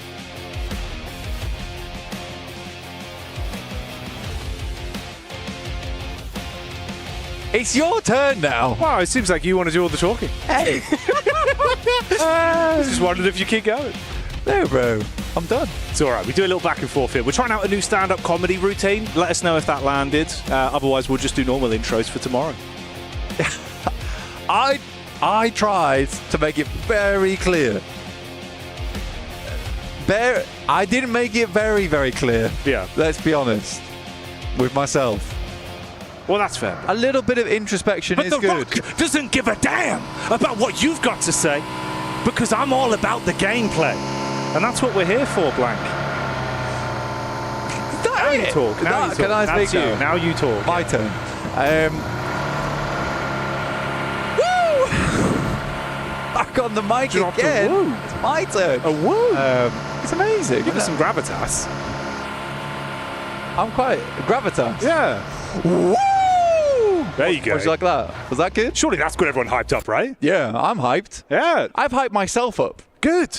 Yeah. I'm glad. You'd need to. Look at this. You know, we got a little bit of introspection. You got to hype yourself up, get yourself into it. This is the advice I would give to all these teams. Ironically, that actually is a pretty good summary of the sort of mindset you need to be going into. Halfway point of the day, right? You've got to try and get those jitters out of you, forget about what's happened in some of the games for the rough starts for a few teams. Try and keep that momentum building. For a few of our squads, they certainly have been able to pinpoint that momentum. The power here, looks like we're thrown into an opening bout though, instantly versus Influence Rage. And the Rage of Easy, the last day of group, certainly influenced them here. They've turned into some absolute monstrous opponents. Currently second place. Oh, that is a beautiful jump. Hell of a jump on that. Look how serious he looked as well. Oh yeah, you've got to be focused up. This is horse gameplay. That's what we're bringing to you live. Through the fields of Erangel. Straight hoofing it. A glorious gallop. The Stallion. Power Gaming. Ragnar in the front lines, charging back to his team to assist. That is not a trot. It is an all-out sprint for domination. He's coming. He stopped. Oh, he's too late. Yeah, he might have needed to be a bit quicker on the horse rotate. It's not really worked. Influence Rage are able to fight back and take down one of power. Oh, and Vahedon's in a bad spot now. There were some shots from the sidelines coming through, but Vahedon's all on his own. Just got the pumpy up top side. Ooh. And he takes a disgusting tag as he drops. Yeah. Yeah, indeed. Mac 10 Madness up close. SMG slaps him upside the head. Ragnar from the top side, though, does start to show what he's made of. Bullets down range. Fragments, Influence Rage once again. Lil Boy got to make the move. Drop the smoke, see if he can get his teammate up. Nade from Easy. Ooh, only one, though. We know that he's a bad boy when it comes to it. Let's see if he can hit this one. It will be very influential. Goes through and bounces. Easy. After the M16. Ragnar's just sending it, dude. He's going in. Close on the doorway, ready for it. He was late to the party. Everyone's already left, but he's determined to keep the music pumping. He just dives into action. 17 bullets in the clip. SMG. There's the secondary if he needs it. Pull out the UMP. Yeah, you know me. Ragnar about to make some crime scenes on the dive by. Lil Boy down and out. Not the big man in this situation, but the turnaround for Ragnar. Feel his wrath. Pulls out the 4-bullet. That's all he needs. Nade goes through. Ragnar dives out the way, but somehow on the stairs still takes the tag. Diego will find one. And we are in a 1v1 between Easy and Diego topside, but in comes another team. It is intense game. As everyone starts to cheer Ragnar's name. Intense game, drop the shush, the silence over the fight in the compound. Diego tucked in, trying to play on the back foot. Easy. About to be hit with a heavy nade up close and personal, just a desk to provide cover. Playing it safe, Molotov in. Have to climb this one or just fully take the brunt. Walks out the way. No one's seen him just yet. Gets the tag. We'll find the knock, but it's not enough with Silence, who will silence the party here. The boombox thrown out the window. Diego in a tough scenario now. For Influence Rage, Power will take the #1 spot, but for how long? Only 1 point ahead of Fire Flux, but they have had a good run today so far.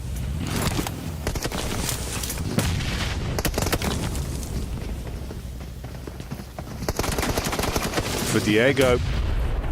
You are sweating bullets right now. Off-angle peek on the side, couple shots connect, but Silence does not give a damn. Spams the shots into the loot crate, adds insult to injury. An intense game, make out with the cleanup crew plays on the fight from Influence, Rage and Power. Hansel's a 3 for 3. Kind of a wild step down, by the way, now I'm looking at it.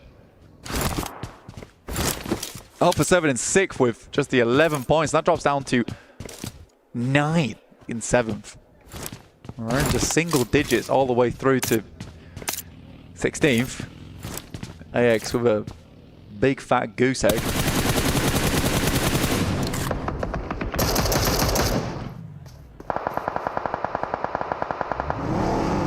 Gamak's got a bail with his fajita, the hop behind the wheel.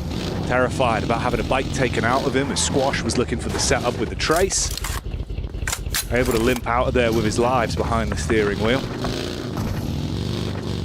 We're in pretty central. This is actually one of the more fair circles we've seen in quite a while here, Jackie. Regnum Kaya leaving Toshpik behind over towards Rozok just in case it does back up that way.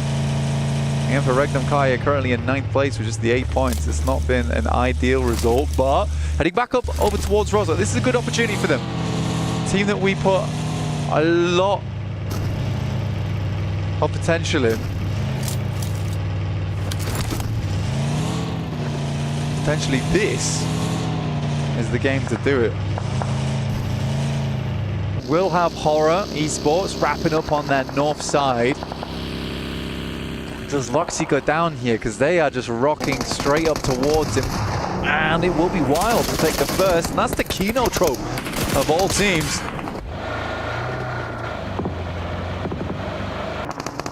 Regnum Kari as well, taking hefty blows here. When you're down to 2 players, it's an awkward firefight between them. You're getting crashed on from either side with Kino Trope and AX. Diving into action off the back of the punch. Henry firing out bullets with the Scar, ripping people to pieces. Devotee locking down the wide sight lines up front as well. 2 points accrued. That 0-pointer completely gone. It's not the case no more. No way you're Molotov.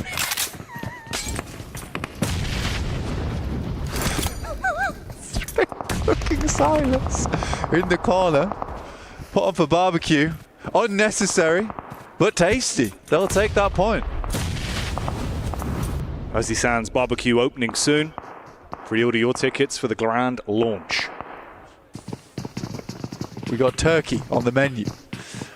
Kino Trope, 2 players up. Falcons off in the distance there. I think for Regnum Kaya, if I'm looking at it objectively, I think what happened there is that they've had a couple of games in the past. Ooh, nice nade, Devotee. A couple of games in the past where they've left Rozok and it's come back to bite them later on. So they tried to take this 2-2 split. When you get this circle shift back this way, there is going to be a lot of teams flowing through this area, right? They want to play the 2 rows. They want to play the warehouses. I think it was a dangerous split and they had to make a quick decision of whether they want to stay on Rozok or they want to regroup here. But they didn't have the time to make it happen. Ozzy-san, final player left remaining. 1 Molotov remaining. We know that he can be nasty with it. It's gone. Made for the window. Wow. Meaty damage onto both. Able to withstand the shrapnel and at least stay alive for now.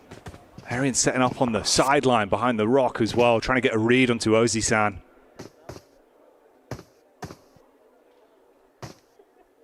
This is getting awkward now. Falcons do peek their heads out of Pachinki as this one moves further away. Loot drop coming through. We get take a look at the map and where we're heading next.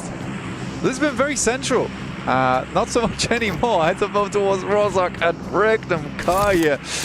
Oh, fuming, dude. Absolutely fuming. This has happened so many times to them throughout their tournament history this year. Oh, man. I actually feel bad for them on that one. Shot back over from Sleepy as well onto Fireflux, having a great day of it. It's a catching a bullet. not in the manner that you would want to. Hey, this is nice, actually. In the midst of all of it, Falcons able to find themselves a spot. Mafioso, perfect parking. That's going to lock down the doorway. Primed. Reinventing the meaning of parallel parking on that one. Vertical. Oh, yeah. Straight up, ready to climb, and that's what they're going to be looking for. Alpha 7 going to want to find some points on this one. Don't know how Ozzy Sands made it in there, but he has. As a solo. This is Falcons' favorite spot, by the way. They love playing this position.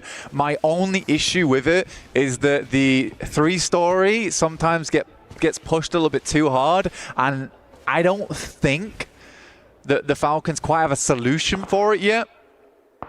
I'd like to see how they play it out this game, because they have a huge amount of potential from this position. Nice high ground to work with, nice vision, claiming 2 buildings as well, and able to play off the back of one another with nades from that top side. If it continues to zone in on that area, you've got a good chance at that game. Alpha 7 looking for more points on this one, currently in the top 8, but they want to secure it a little bit more.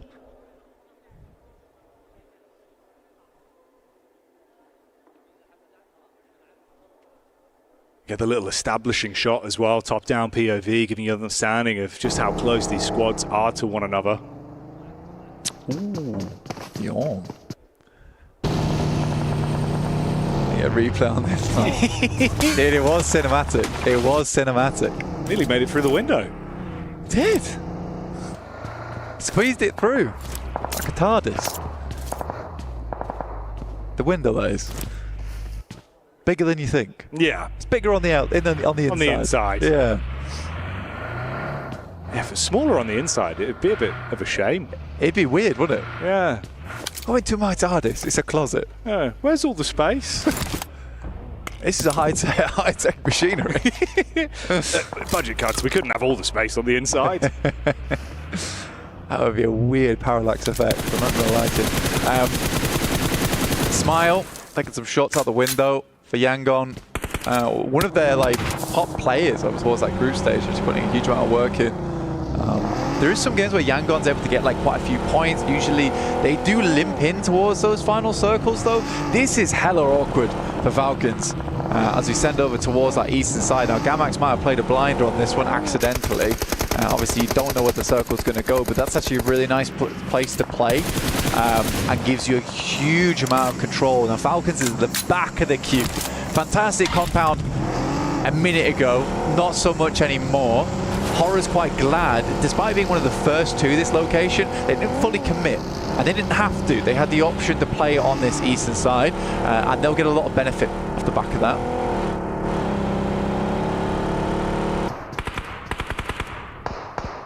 Oh, gets worse for Ekankari as well, of course. Been trapped as just a duo for so long. Alpha 7 able to get the sight lines over, so we'll commit onto that with Toshpik being knocked down on his last legs. Loxy not really in a spot to quickly make the dash to grab him just yet. Nades over the top. Got the smokes on the bottom of the ground at least, try and provide some semblance of cover here. For a team that starts in Rosehoek, they're pretty rubbish at it. Thoughts? Just going to let that one ruminate, really. I just thought I'd let that air for a bit. I don't think that they're bad at it. I think it's just indecision, dude. Sorry, are you moving further away? Is that backtracking? I am backpedaling. Yeah, I am backpedaling. No, I think that it's not a case they're bad at it. It's indecision. If I'm being real, it's indecision. Fair enough. I think that's also what we have seen a couple of times already, where it feels like the split on the instant decisions where they need to go for something that hasn't really been there, especially today, where it's felt almost like the pressure of the situation has been getting to them more. Yeah, it's like we should move. We can't just sit in our drop spot and you get on with almost this hyperactivity where we've got to take a 2-2 split or something. Surely it's not going back over to Rosehoek again. But no, unfortunate. I think that is the difficulty for a team that starts in Rosehoek, is that you kind of want to make some kind of a play early. You don't want to just sit around forever. Cole's already found the 2 elims though, which is nice. Settling Falcons in a firm 3rd spot on the tables. I genuinely do think that those games that they've just come off the back of were very important. I think you put it well. You're saying that they're quite passive games. They were just trying to get into that top 8. And it's so funny because when Falcons start playing like that, it's like, we just need these points. We can play it cool. If we don't need anything drastic here, their gameplay goes up by a high margin. Yeah, you can see the percentage play is what they go for, right? If it's not over 90%, it's really worth running the risk. Yeah, we're seeing it actually work for them.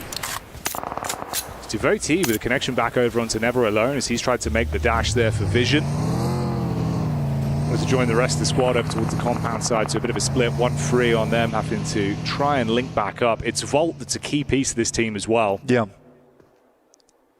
One thing I really do like about AX is that whenever you look at the player cams, they're always speaking to one another. Oh, always good, dude. Yeah. They're not the best team in this lobby. I mean, that is clear, right? Yeah. But they are giving it their all.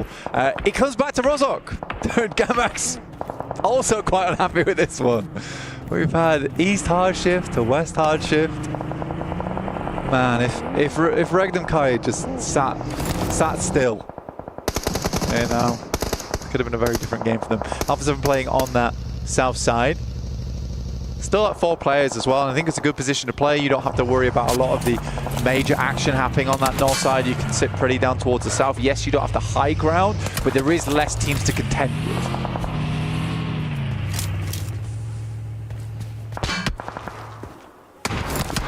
The POV of Yangon Galacticos as well, a team that I think at times it's been a little bit too slow for me from what I've seen. Yeah. And it worries me, really, especially in these kind of lobbies now. Not feeling very Galacticos, you know? No. Not very Higgs boson. They don't encompass everywhere. Here comes Yangon. It's too little too late, though. I mean, it's crazy. We're going with the same crash. Oh, boy. Ooh, a bit off target. Yeah, a little bit. Paranoid about the top floor, but it's the ground floor split as well. Yeah, thanks to the elims, I guess. That was a delivery. And Alpha 7 will take it. You can get the pick back up as well. Squash playing medic instantly, so they're fine. They can reset from it. I like that, though, from them. I mean, wow, I had his head ripped off. But yeah, I like that they instantly start shooting. Straight after that concludes, stopping teams from wanting to peek in. Or, in fact, even inviting some teams and Mafioso's on that angle the entire time. Arthur moves up, somehow finds Marth with that nade. I think he must have just been slightly out of the angle. Nade behind, and Prestige is sat in an awkward spot, finds the first. We'll try and get back through the window. Don't know how he's not down yet. The rest of R8 not in a position to assist as Damar gets the med kit off. But both his teammates are away with it. Tries to ricochet the nade with the geometry there of the building. Doesn't quite land on target. So they get ample time to deal with the fragmented players from R8. And Damar really just trapped on the push up here. Curious what this play from Sleepy is. I think he's just trying to identify some a little bit of information. R8 goes down. Again, it's been a rough spree for R8 today. APK. Let's get hit with a nade. That's from Nongshim Red Force, who did work their way up, and they have picked their moment quite nicely, and in comes more and more nades, but it is Horror actually picking up a couple of these shots from a hell of a distance. They're substantially far away, but still making it work. It's interesting as well, Nongshim Red Force, as much as they haven't really been on the forefront of the observing in this game, they're still being able to steal away points a little bit here and there with some of the rotates we've seen. This is one where they line up, top-heavy angle for Doxy, unloads the magazine, detonates his way through. Sigamax trapped in position. Paranoia inside the building, but Tizzy able to compose himself and find that one onto Fajita. It's quick. G from Nongshim Red Force is very quick. And should rack themselves up to 6 elims on this one. Again, they started off really strong on their day 3. All right, last day of the group stage. And it was the way that Max put it, right? They were slipping. Yeah. And it's the best way to put it. They were slipping. Pressure mounted a little bit too much for them. And they couldn't keep up the gas towards the end of the day.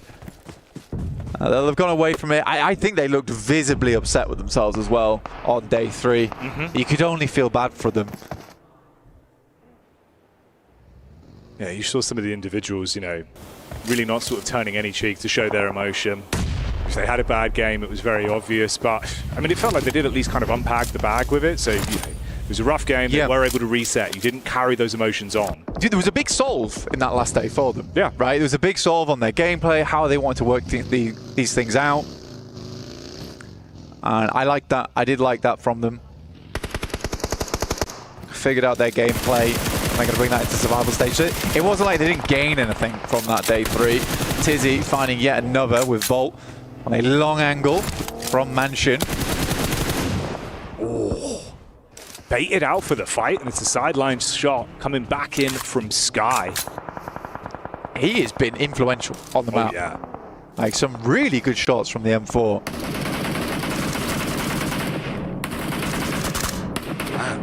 Sky and No Fear, racking him up and knocking him down. You like the heads-up positioning of the crosshair as well. It's a great read on this. Distance fights when they are just absolutely paralyzing. Just no way to move up.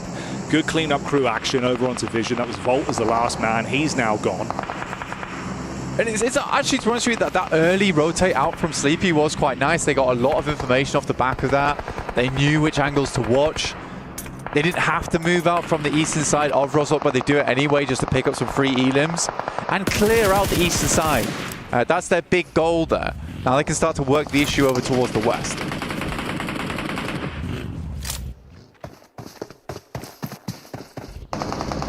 This is a classic fight. Feels like AX and Nunshin Red Force have been thrown into a hell in a cell again and again. These two teams have been scrapping throughout the entire tournament in group stage and again here in survival stage. Delayed bow on this one. Nades over the top. Arian trying to keep them pinned in position.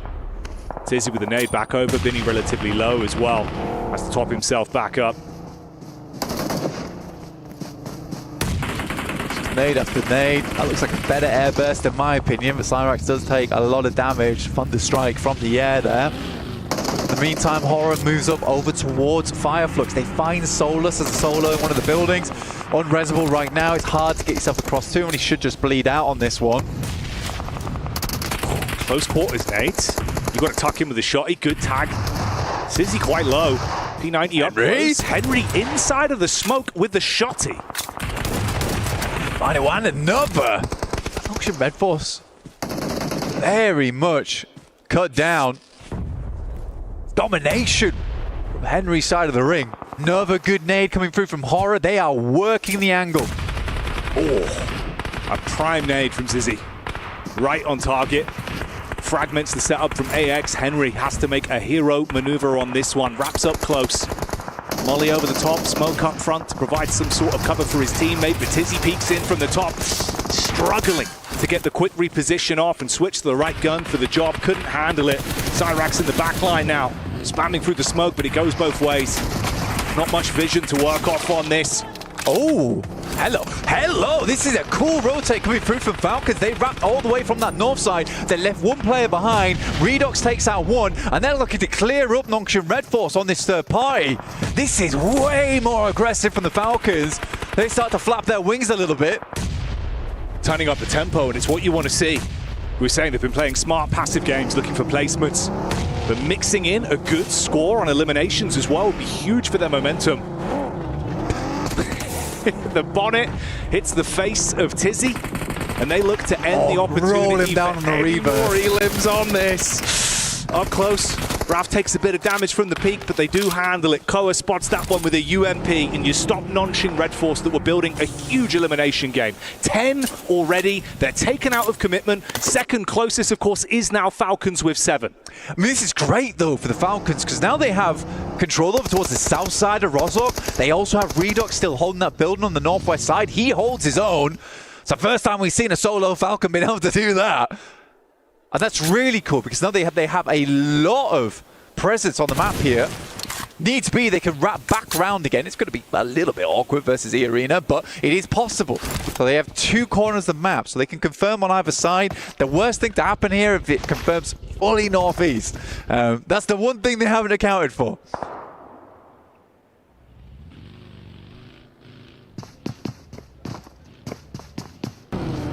Arena and Alpha 7 as well, obviously in position for so long here down towards the compounds. A lot of nades being primed here. They're ready for a crash, that's why. They know E Arena has to come across. They've heard the fighting on the south side as well. They're just priming them. That's a terrifying sight, by the way. 4 dudes, pin pulled. Not a party I'm looking to get involved with. The mortar strike of Alpha 7 ready if you come running up towards the compound. Of course, you've got that 2-2 split as well. Toxic and Loxy inside of the buildings. Cover to work with. Shots into the back line. Hora moving up. Fireflux starting to reposition as well. That's the duo that's left alive here. They've had a great day of it so far. Some good smokes from Falcons, but there is a lot of sightlines to contend with. Koa's up first and will get knocked.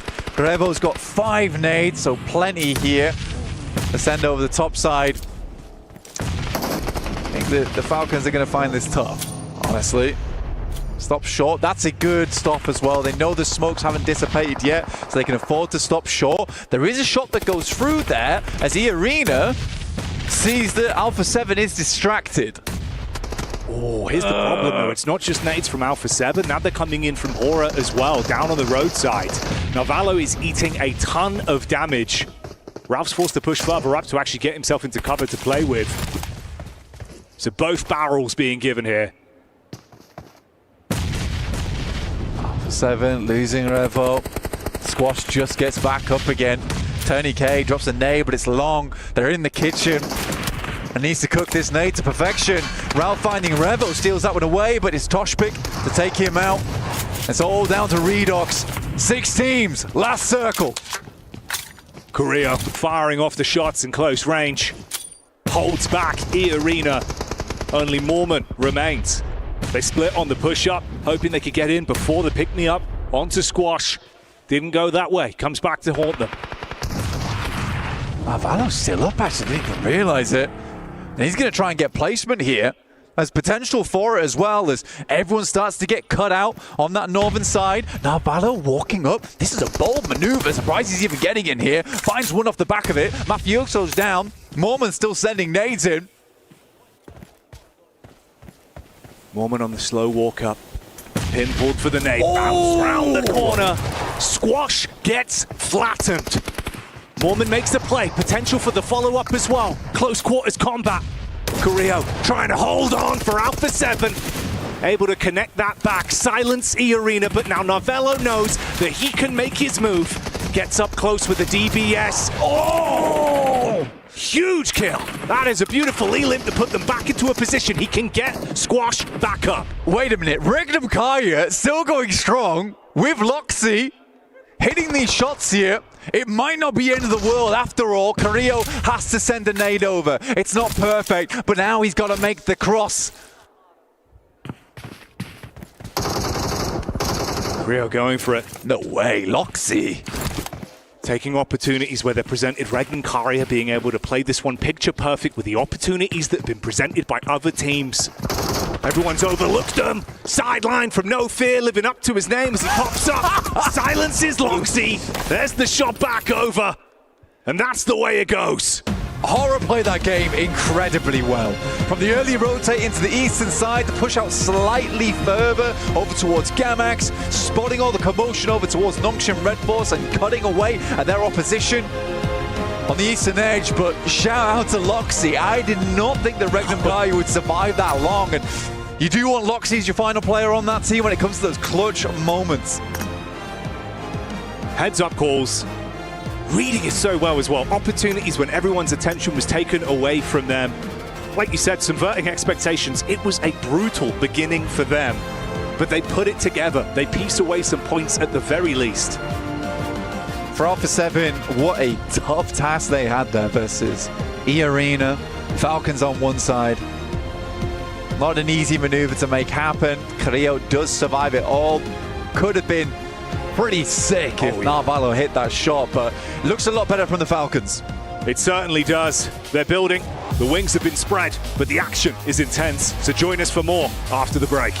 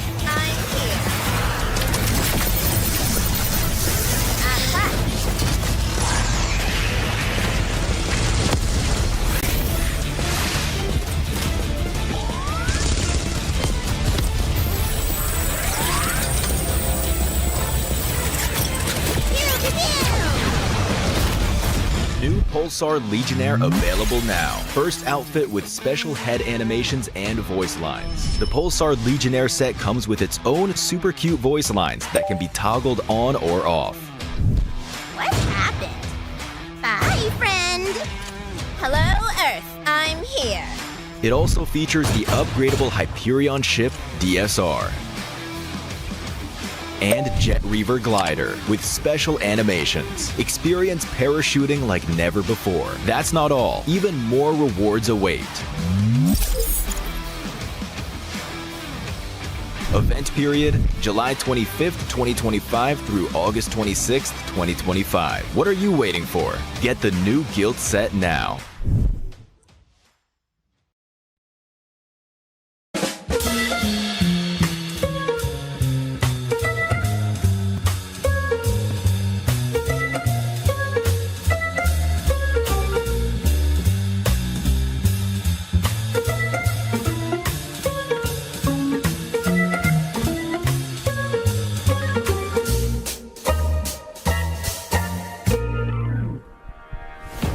Well, no swimming required for Horror here. They had the perfect compound to transition into Rozhok, getting themselves that win here as we have got them win game number 3 on the board.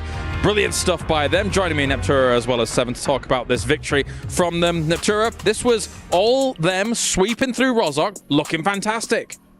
As usual, as I would expect from a team of this caliber. Hora, I have always talked about Hora. I like them a lot. I like how they play. They played it basically how I would normally expect them to. They had a really good compound, as we were talking about. We saw them sweep that edge and just wait until the perfect time to strike. Once that strike was there, they went for it. And what I really enjoyed even before that, it was a 2-2 split that they were holding towards the east of this circle. They had an opportunity to actually third-party a fight. I think it was Non-Shim Ramforce versus Gamex. They decided not to do that and just prioritize their game style. It worked out wonders for them, 19 points. And if we keep going down the list, I mean, it's good to see some of these names here at the top, Kyle. You got Alpha 7 with 13 points and Team Falcon as well there with 12. They did something. No, I mean, of course, it's very important. They did, though. It's talking about teams that did something. Is that AXTMG? 5 points, they got points. Yes! Woo! The first 2 games, they got nothing.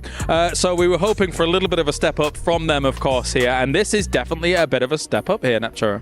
It is. I actually really liked how they played the south side as well, right? They had a really nice split. They kept things going, but they didn't get too far out of bounds, right? They kept it together and held it, and they did a really good job here. And even before they ended up going towards the south there of Rozhok on the mountain, between the school area, I really enjoy what the third party that they ended up doing between Regnum, Karya, and Kino. That was perfect, and it showed that this team is now starting to be proactive. They're not just waiting and being too patient, which is ultimately what you want to see out of a team that's now experiencing a global event once again. All right, are we going to talk about Falcons again? Because, yes. There's some really cool things actually happening, Seven, of course. The rotations were amazing initially, I want to say. What do you think?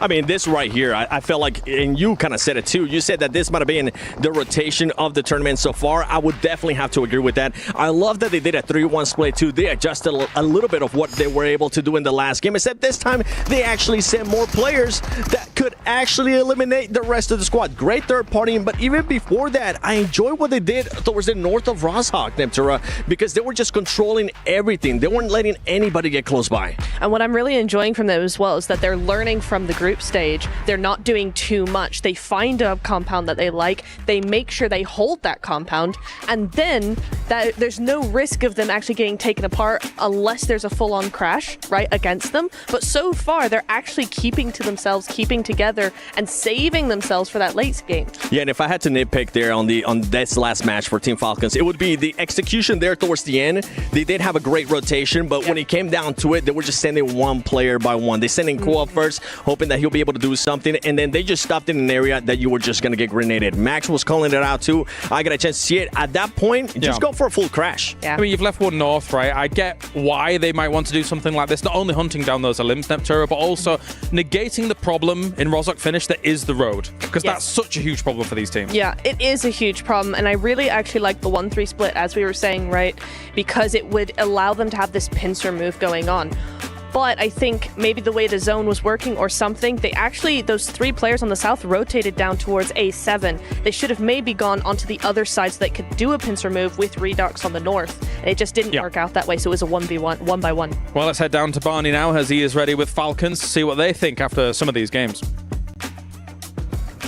Welcome back to the main stage. I've got Koa from Team Falcons joining me here. And I tell you what, the consistency seems like it's back, Koa, because you've had 3 matches so far. All 3 have been in the top 5, 2 second places as well. What changed from the group stage to now on the survival stage? Because you guys, it feels like you're back. Yeah, so we had the meetings, we talked about our mistakes, and we fixed them. Simple. Okay, that's simple and effective. You know what, Koa? I want to talk about you individually as a player because your impact since joining this team has been incredible. You've been MVP in the PMSL season, and now you've come here and you're clutching up in highly intense moments, I would say. How do you feel like you've gelled with the team, and why do you feel like it works so well? I think it works because the team have some structure, and then my job is only to take the kills. Your job is to go out there and farm the kills. And what's happening now? So coming into the next 3 matches, are you guys just going to keep the strategies the same? Because it seems like it's working. Yep, we're going to keep all the same. Koa, I like interviewing you, man. You're simple, you're to the point. I love it. Back to you guys. Well, Barney's right. A very important place for Falcons, of course, to do well here. Live from Riyadh, Saudi Arabia for PUBG Mobile World Cup. We can take a look at a moment or two here from Falcons as well, because they've really been a focal point here so far, Seven. Kind of understandably in some moments. I mean, let's even rewind it a little bit more. You got Alpha 7 being able to take control of this area, and I feel like for them, that was able to clutch about so many points. And then you got Yangon trying to send it, but Alpha 7 was ready. Just cars flying everywhere. Yeah. And of course, the teams have to try and come in behind that and try and deal with what on earth is going on over there. But let's talk about some of these other teams, of course, here, Neptura, because Nongshim Red Force, of course, as well in this game. They found themselves in a bit of the nitty-gritty and trying to get them. They've got themselves some points on for sure on the board, as we'll take a look at the overalls. But what do you think about Nongshim? They're almost there. They're almost where I want them to be, because you saw them come in against, who was it? Gamex and R8. They came in, had a really nice third party, really nice push onto Gamex, really good. Then they kind of split apart when they were trying to fight against AX Team AG. So for me, they're almost there, but we look over the overall rankings, and actually it's very close still, even though we've had different teams doing different things at different times. It is, and I mean, look at the 8th place Ringnam Karya. With this matches too, I mean, we're going to have some gaps here and there, but those teams can definitely close it up with just one match. I'm pretty sure we'll end up going there towards the second page. Something that I actually wanted to touch base with Nongshim is I enjoyed that 3-1 split that they were doing earlier on. They did have a player kind of just holding it down with an just making sure that they were scouting everything, which allowed that third party that you were talking about, Neb. I wish they would have actually went north. They wouldn't have needed to challenge Hora Esports. I did not appreciate the south rotation when they ended up crashing on AXTMG. I felt like that was maybe a losing play. If they would have just gone north, played that edge on the river, that might have been a winning play for that team to clutch up even more points. We had concerns about R8, I think, as well, Neptura. Yeah, we did. I really liked how they played the north side, full control of the north side. If the zone had gone their way, they probably would have won, but they didn't, and they actually, instead of playing that same position that you were just talking about, Seven, they went ahead and crashed the compound, which seemed like just to stop any momentum they had built over the course of the game. It was a concern. I mean, hitting that compound when it's not even going to be a focal point of the circle as well, Seven, seems a little bit dubious, a little bit odd, a little bit It just comes down to experience from some of these teams. I feel like that's what you narrow it down. The winning play for that team would have been going towards the Western Bridge and just holding that down there. But I think maybe the proactiveness of Team Falcons might have scared them off a little bit more. But for them, I mean, if that's what you're gonna go with, it didn't end up working out for them. Maybe they'll be able to fix it up going to the next games. That said, always difficult in an urban ending like that, of course. The road obviously causes a big problem. You're seeing how reluctant teams are to try and move from building to building. And that was what was really impressive about Hora, their actual sweep from building to building in this game here, Neptura. Yeah, it was. And again, you not only have the road in the middle, you actually have that road in between their compound and the rest of Rosov as well. So that's very open. I think Ringnam Karya had those buildings on the other side. So it was something where they had to cross over, and you can only do that by a full sweep the way Hora did. If you stop at any point, it's game over. All right, well, thank you very much, guys. Time to head over to the stage once again as the lovely Veracity and Mr. Barney Banks are ready to go as well. Welcome back to the Qiddiya Esports Arena, where we are halfway through day one of the survival stage, and tensions are high, and of course, so is the passion. But I'm here to bring you all of the highlights that we've had so far in day one, and of course, day one, we kick things off on Sanok. Sanok was extremely strong map because two teams that came into a final showdown were Team Falcons and Fireflux Esports. Fireflux took that victory, and of course, some points along with it, 17 in total, but Arena managed to secure 9 eliminations, so an honourable mention goes to them. Are you still up there? Barney, if these players can make it through survival stage, I can too. I've had the best view in the house right now, Barney, and let me tell you right now, match 2 was proof of the fact that the Falcons were able to spend their day off in the most fabulous fashion ever, Barney. Yeah, don't worry about that. I've been snacking away. The Falcons, they've been sharpening their talons, Barney, to say the very least. They soared their way to the very top of our standings. And not only that, they managed to walk away with eliminations left, right, and center.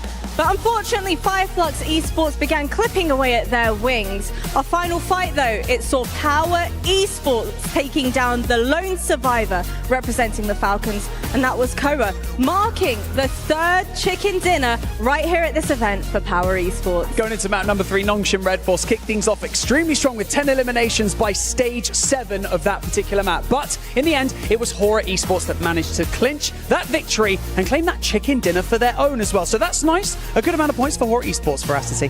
You know what, Barney? Enough chit-chat from us. I want to go ahead and dive into match number 4, baby. Let's do this.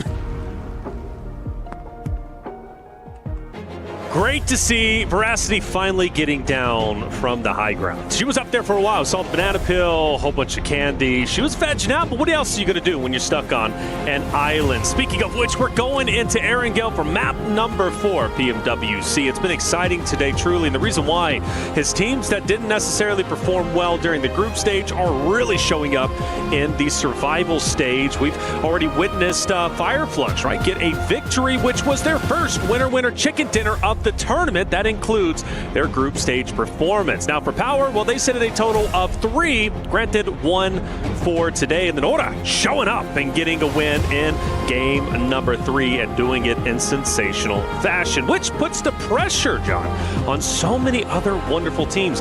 Falcons, Alpha 7, right? Those teams looking to make it up to the top. Absolutely. There is this really interesting dynamic that unfolds, right, when you take the best 8 teams out, well, best, you know, for now, that's right, teams out of the lobby. It creates this vacuum, and that pulls in these teams from beneath them. It pushes them towards the top and creates a lot of turbulence. When you start to add those factors all together, it can get a little bit spicy, and that's what we've witnessed so far at the start of today. At the moment, we're looking at half the lobby going through to the finals at the end of these 2 days of the survival stage, and because of that, we're expecting the points boundary to be somewhere around that 70-point mark, and teams are starting to have achieved half of that already, and a lot of the teams towards the top actually already pushing over 30. That's it. Over 30 is big, especially when you start to go down towards the bottom. We take a look at top 8 currently. 8th place, Regnum Karya, sitting with 16 points around there anyways. They're going to have to definitely step it up. They're on the bubble, at least at the moment. It's still early goings. 3 more games today, 6 more tomorrow to determine our top 8 and, of course, our bottom 8. But if you're Kinotrope, Tense Game, Influence, Rage, and, well, really the list goes on, you've got to be a little bit worried, but you can't be too much in your head. Again, there's still time, but time will eventually run out. Heading into Game 4, our last Erangel of the day. Before we hop into Miramar, it's going to be exciting. We've seen some great city finishes already as it stands. Now I'm hoping we get a little bit of the military zones. That Key Crusher is hungry, and we have only one way to feed it. It's crunching through these survival stages, and we will be heading in to Erangel once more. All 64 of our players locked and hopefully loaded into the plane from Lipovka over towards the southwest side, over towards Quarry. Plane path fairly chilled out right now. Lovely little dog decal there on the back wing of the plane. He's having a great time. Not so much for our players on the inside, though.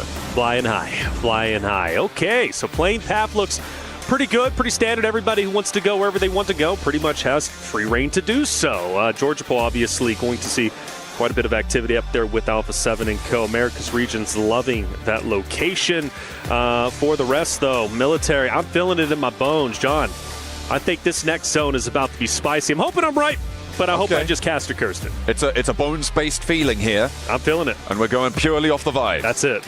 That's exactly what we're here for. That's the only way to go. You said the word. Purely, yeah, and well, you know, had to fill out that bingo card. Heading on out to the northwest side, I reckon. You know, Zaki circles. That's my bones-based vibes play. Okay, I wouldn't mind Zarki. I think Zarki's great. Again, a couple of teams that notably love to go out there. Actually, speaking of which, let's talk about it. Alpha 7 typically goes towards Zarki. Georgia Pool, Lipovka is where they decide to go this time around. And, well, we don't get either, but we do get right in the middle of what we were predicting. I'm still happy with this, and it's going to benefit quite a few other rosters. For example, E-Arena, Kinotrope going to be feeling quite happy. Power, who's had a standout day, currently sitting in third place, 31 points. And, well, let's not forget also getting that Game 2 winner chicken dinner on Erangel, now set up quite nicely to potentially do just the same in game number 4. They'll be central at the moment, a bit spread out, but plenty of time to get together. For Yangon Galactica, they are going down towards military to start looting up and also, of course, get their vehicles. Now, for them, though, maybe a potential to go over to the Western Bridge, maybe a scuffle with Kinotrope, maybe R8, but still early goings, and I'm not seeing any hot drops at the moment. No, there aren't going to be too many right now. The plane path cutting straight through the middle allows a lot of access to places. I mean, obviously, that Alpha 7 relocation to Lipovka, going to their backup drop, it really just opens things up. If they'd have stuck to their guns and tried to go to North George, there would have been a hot drop on some of those vehicles out the west side. So a reasonable adjustment there. Aura and Influence Rage, probably the closest by to one another right now, up towards Yasnaya.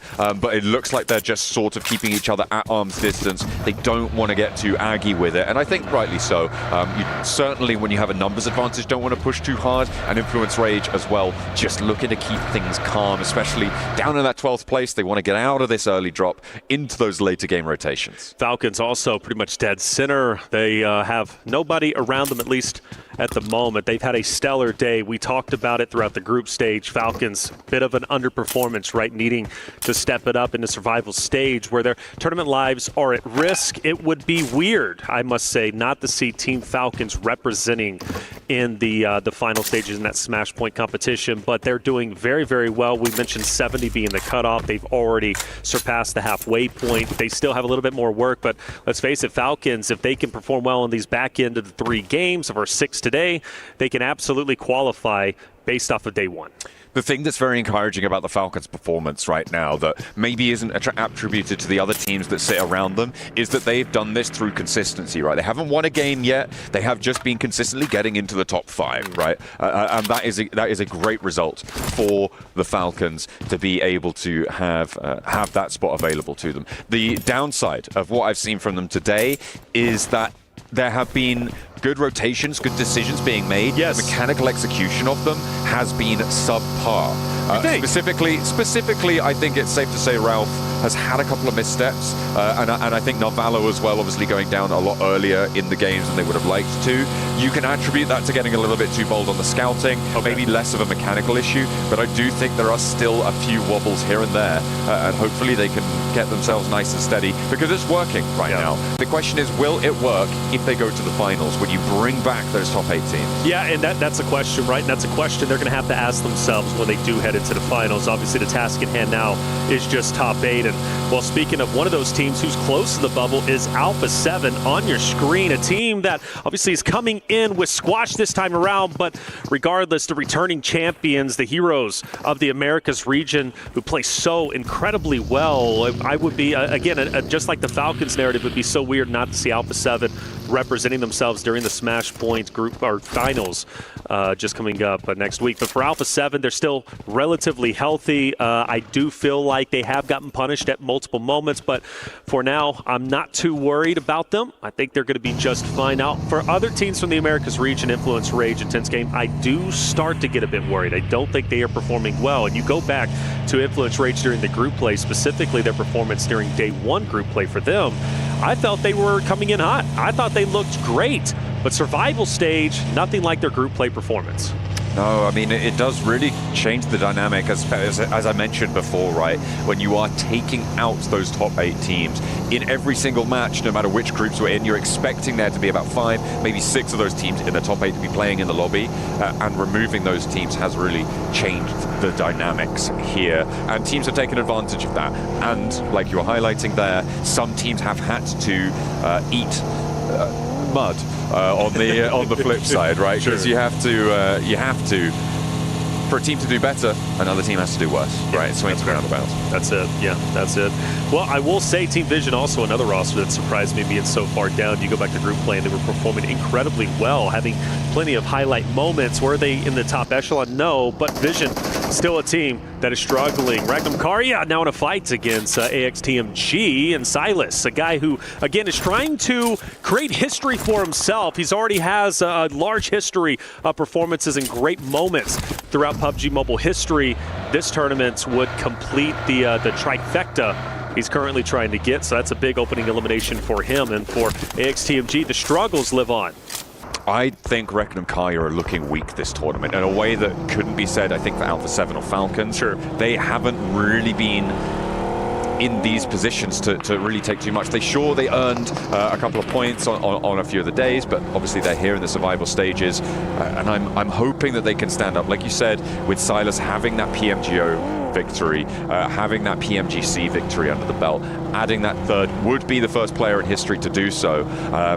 But at the moment, they need to piece it back together, especially coming off of a weak season back in Europe, right? These guys only qualified because they had that extra qualification spot from winning PMGO at the start of the year. So the fact that they're only here because of that earlier performance, it does add questions to this roster. And right now they're on 8th place. So they would, if things close down now, be going through. And I think I would be disappointed not to see them go through, but they do still have a long way to go.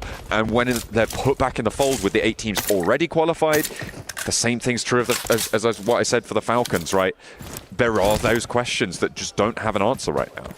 Alpha 7 in ruins, currently only team over in this location. Influence Rage skirting just to the north side for them, but getting quite contested towards the middle as we would expect. Regnum Karya being one of them. Dead center. Power as well. Haven't really done too much, but you wouldn't expect them to. They're centered. They're happy where they're currently at. For Kinotrope, well, they've got people all around them, but again, same situation. Nobody really to fight at the moment. Potentially Nogsham Red Force a little bit later, who, mind you, I've been very, very impressed with. Had a chance to speak with Benny yesterday. Super impressed with his mindset. He wants to be the best, and well, this tournament is one of the ways to prove it. Well, here we go. Going south now. It does shift just a bit, which could benefit Yangon Galacticos, who could potentially stay over on the military side if they don't want to fully commit for the bridge rotate, but it also puts them at risk of getting gate kept by R8 Nogsham Red Force. That's one of the things they're going to have to consider.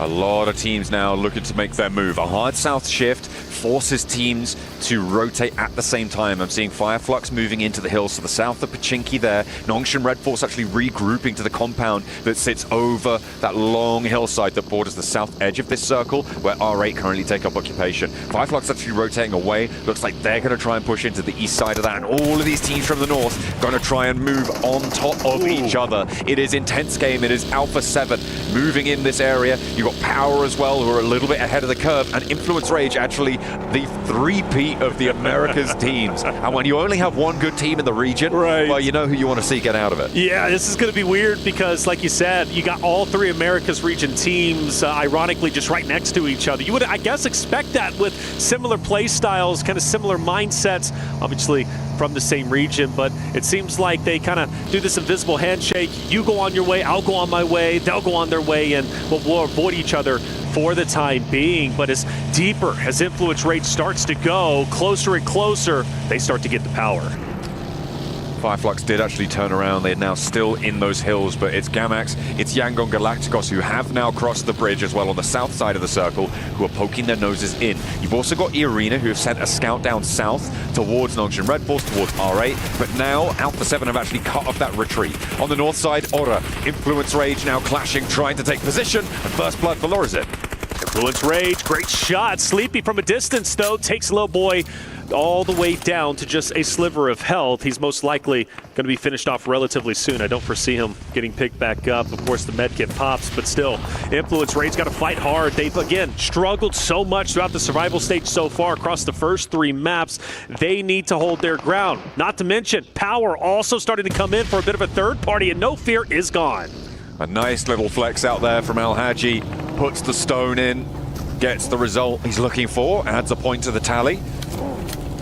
Pleased to see you. Power now actually going to put more pressure on. They're moving down, and Influence Rage playing with 4. They're locked into the building. They're surrounded by E-Arena and by Power now, who have pushed Easy actually very, very close to this situation.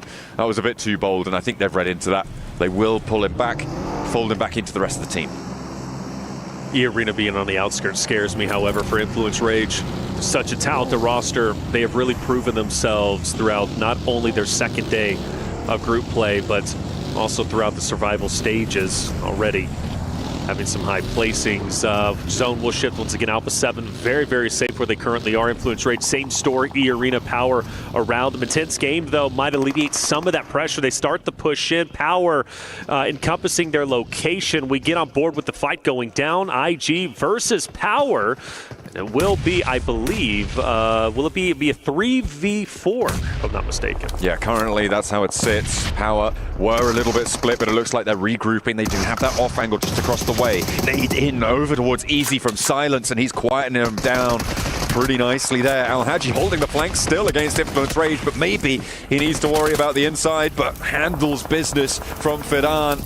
On the outskirts there, looking to try and keep his team in this fight. Silas has the challenge down the alleyway, but both of them back off the angle. Here we go, Power pushing up. Petrino cooking a nade. Al-Haji wants to take him out before it can get thrown, but now he has to reposition himself. IG running on fumes, and Al-Haji looking to put him into the grave earlier than they wanted, and that's exactly what will happen. IG struggles will continue. Power have been stepping up today. A little bit lackluster, well, more than a little bit lackluster in the group stages earlier on in last week's games, but today it looks like Power are here to play. They added on some cheeky chicken dinners. They've been able to now get in and amongst it. It is a return to form for them. Hopefully they can keep this going. Oh, Vision. Just about to point out Ralph. He was separated from his roster. Falcons have been leaving players, stragglers, to be the scouts for the rest of the trio, whoever's out. First it was Redux in the last game. We were talking about him, and now this time it's Ralph, who's, well, potentially in no man's land. I say that, but here comes the rest of the roster trying to pick him back up. Getting Ralph back into the fight, being a 4-man unit, is definitely going to be the way they want to go. It's a question now of vision and how hard they want to push this engagement.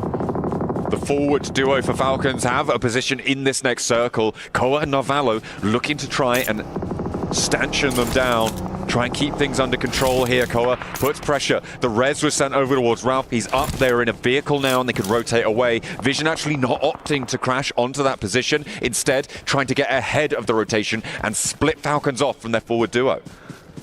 Now it's a question of Power, and do they want to continue to push the issue? And I guess not at the moment. Vision unintentional, though. Even though they do go up top, they still manage to pass by Falcons, and they are in hot pursuit, shooting some shots at Ralph.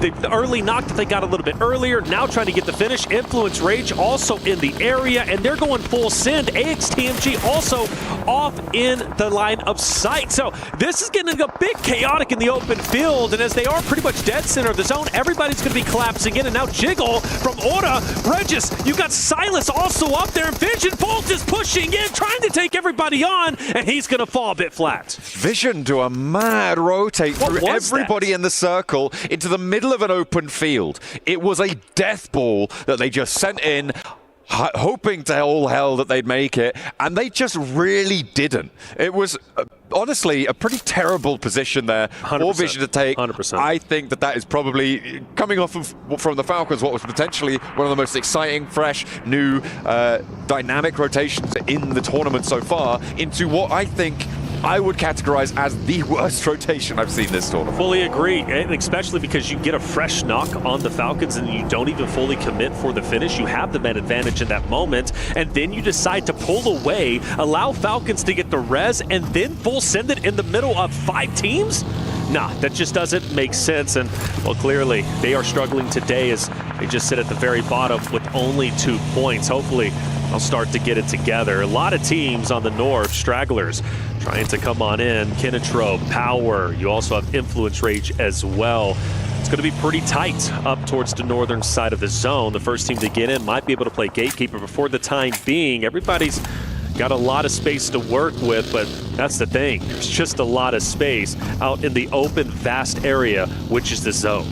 Yeah, that hillside to the south edge, that tree-covered hill ridge that currently R8 sits on, that Fireflux is sitting on as well, it can contain maybe one more team, but it's going to start to get squashed. Alpha 7 going to be looking to do just that. Meanwhile, on the northwest side, Influence Rage, they're trying to move, but so are Power. And Power are on form today. With 5 elims already, they found Lorazin. AXTMG going to look for that flush as well. And the third parties coming through from Falcons, who have managed to all get to the same shack out in the open field. That's it, same shack, so they're going to be all together. They can focus fire, but they are being gate kept just a little bit by Noxium Red Force way off in the distance at the compound. So Power need to, or excuse me, Falcons need to be a little bit careful. For Power's perspective, though, the reason why they were so successful in that little scuffle they had with Influence Rage has spread themselves apart with the 2-2 split. Power are moving together as one unit. They are wolf packing, making it very difficult for any stragglers or any split ups, like for example Influence Rage, maybe even Kinetruck for a moment, to fight against this 4-man unit of Power. And I think I owed their success to, again, them being on the same page, sticking together. It's hard to take on a full force unit, but teams now start to settle down a little bit. Kinetruck is going to go ahead and take over the west, or should be eastern side zone. Power will start to move in. AXTMG still running on fumes, but Henry may be looking to make a solo play against Power once they rotate in. We'll see what he can do. Has got a forward position to assist with him in Cyrax, but they are very, very split, and in the open fields, it is going to be a difficult crossing. Power moving past Fidan, actually moving close towards that forward position, maybe actually over into Influence Rage. Fidan circling here. Easy's going to roll straight on up. Al-Haji sending in a barrel, sent down the lane towards Influence Rage, and Easy goes in first, does manage to get traded off, but they lose one of their players. Now, can they handle Lil Boy on the inside? Al-Haji take it down, and Influence Rage maybe trying to stop Power dead in their tracks. Fidan on the outside here with the AUG, hasn't managed to find it, and Lil Boy goes for the res. Little Boy's going for the res. Little Boy now out. He knows he has to leave this. There's too much utility to use. And the juke, the bait and switch to take down the remainder of Power to stay alive. The Falcons are now starting to move in, and I fear this might be the ending of Lil Boy. But the medkit is popped. He's back up, but the nades are rolling in, and Falcons are starting to close the vice grip. But Lil Boy stands on his own 2 feet for a little bit longer to get one more final knock. Ralph needs to get rezzed here on the inside. They've got a couple of vehicles to play with, but this is not going to be enough of a position. A massive flex back out from the Falcons. They are getting spicy with it. Alpha 7 in the meantime marauding around and sweeping through the western side. They might try and push in and capitalize on this chaos. Squash taking a lot of damage. Arena moving in. Squash ready for this. However, Alpha 7 starts to crumble. Mormon gets to clean up on Revo. And, well, the rest of the Alpha 7 roster now in shambles. Only one remaining. It's Mafioso. He chose to stay back just a little bit. And, well, he's going to have to go at it alone as a solo for anything, right? Going for placement points. Maybe potentially trying to get the remaining cleanups. I mean, after all, E-Arena does have 2 down players. Falcons got really keen to push up towards that north side, but it means that they've got 3 players in position to potentially pick up these points towards E-Arena. You can see these nades are starting to ring on out, and it's actually from R8 who are able to close down Alpha 7 here.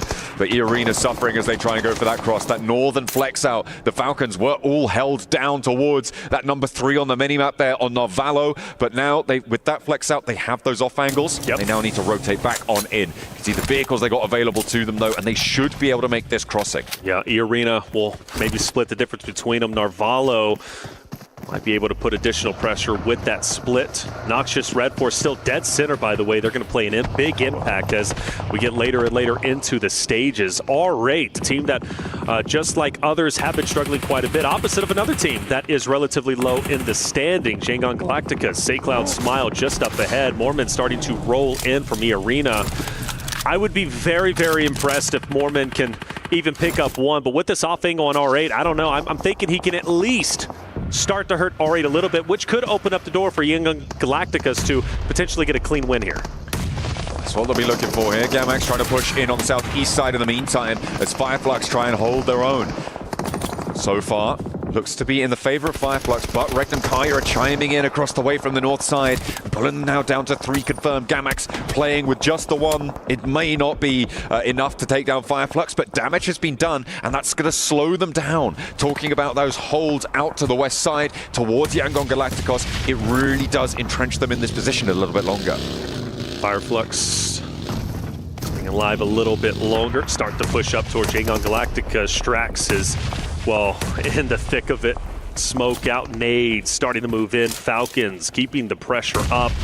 Just such a sensational day from Team Falcons. Just on the edge of taking over first place. AXTMG are now gone. And Falcons have been hugely aggressive. And man, from one team to another, they now push up onto Kinotrop. The question is, do they know they're sitting in the weeds?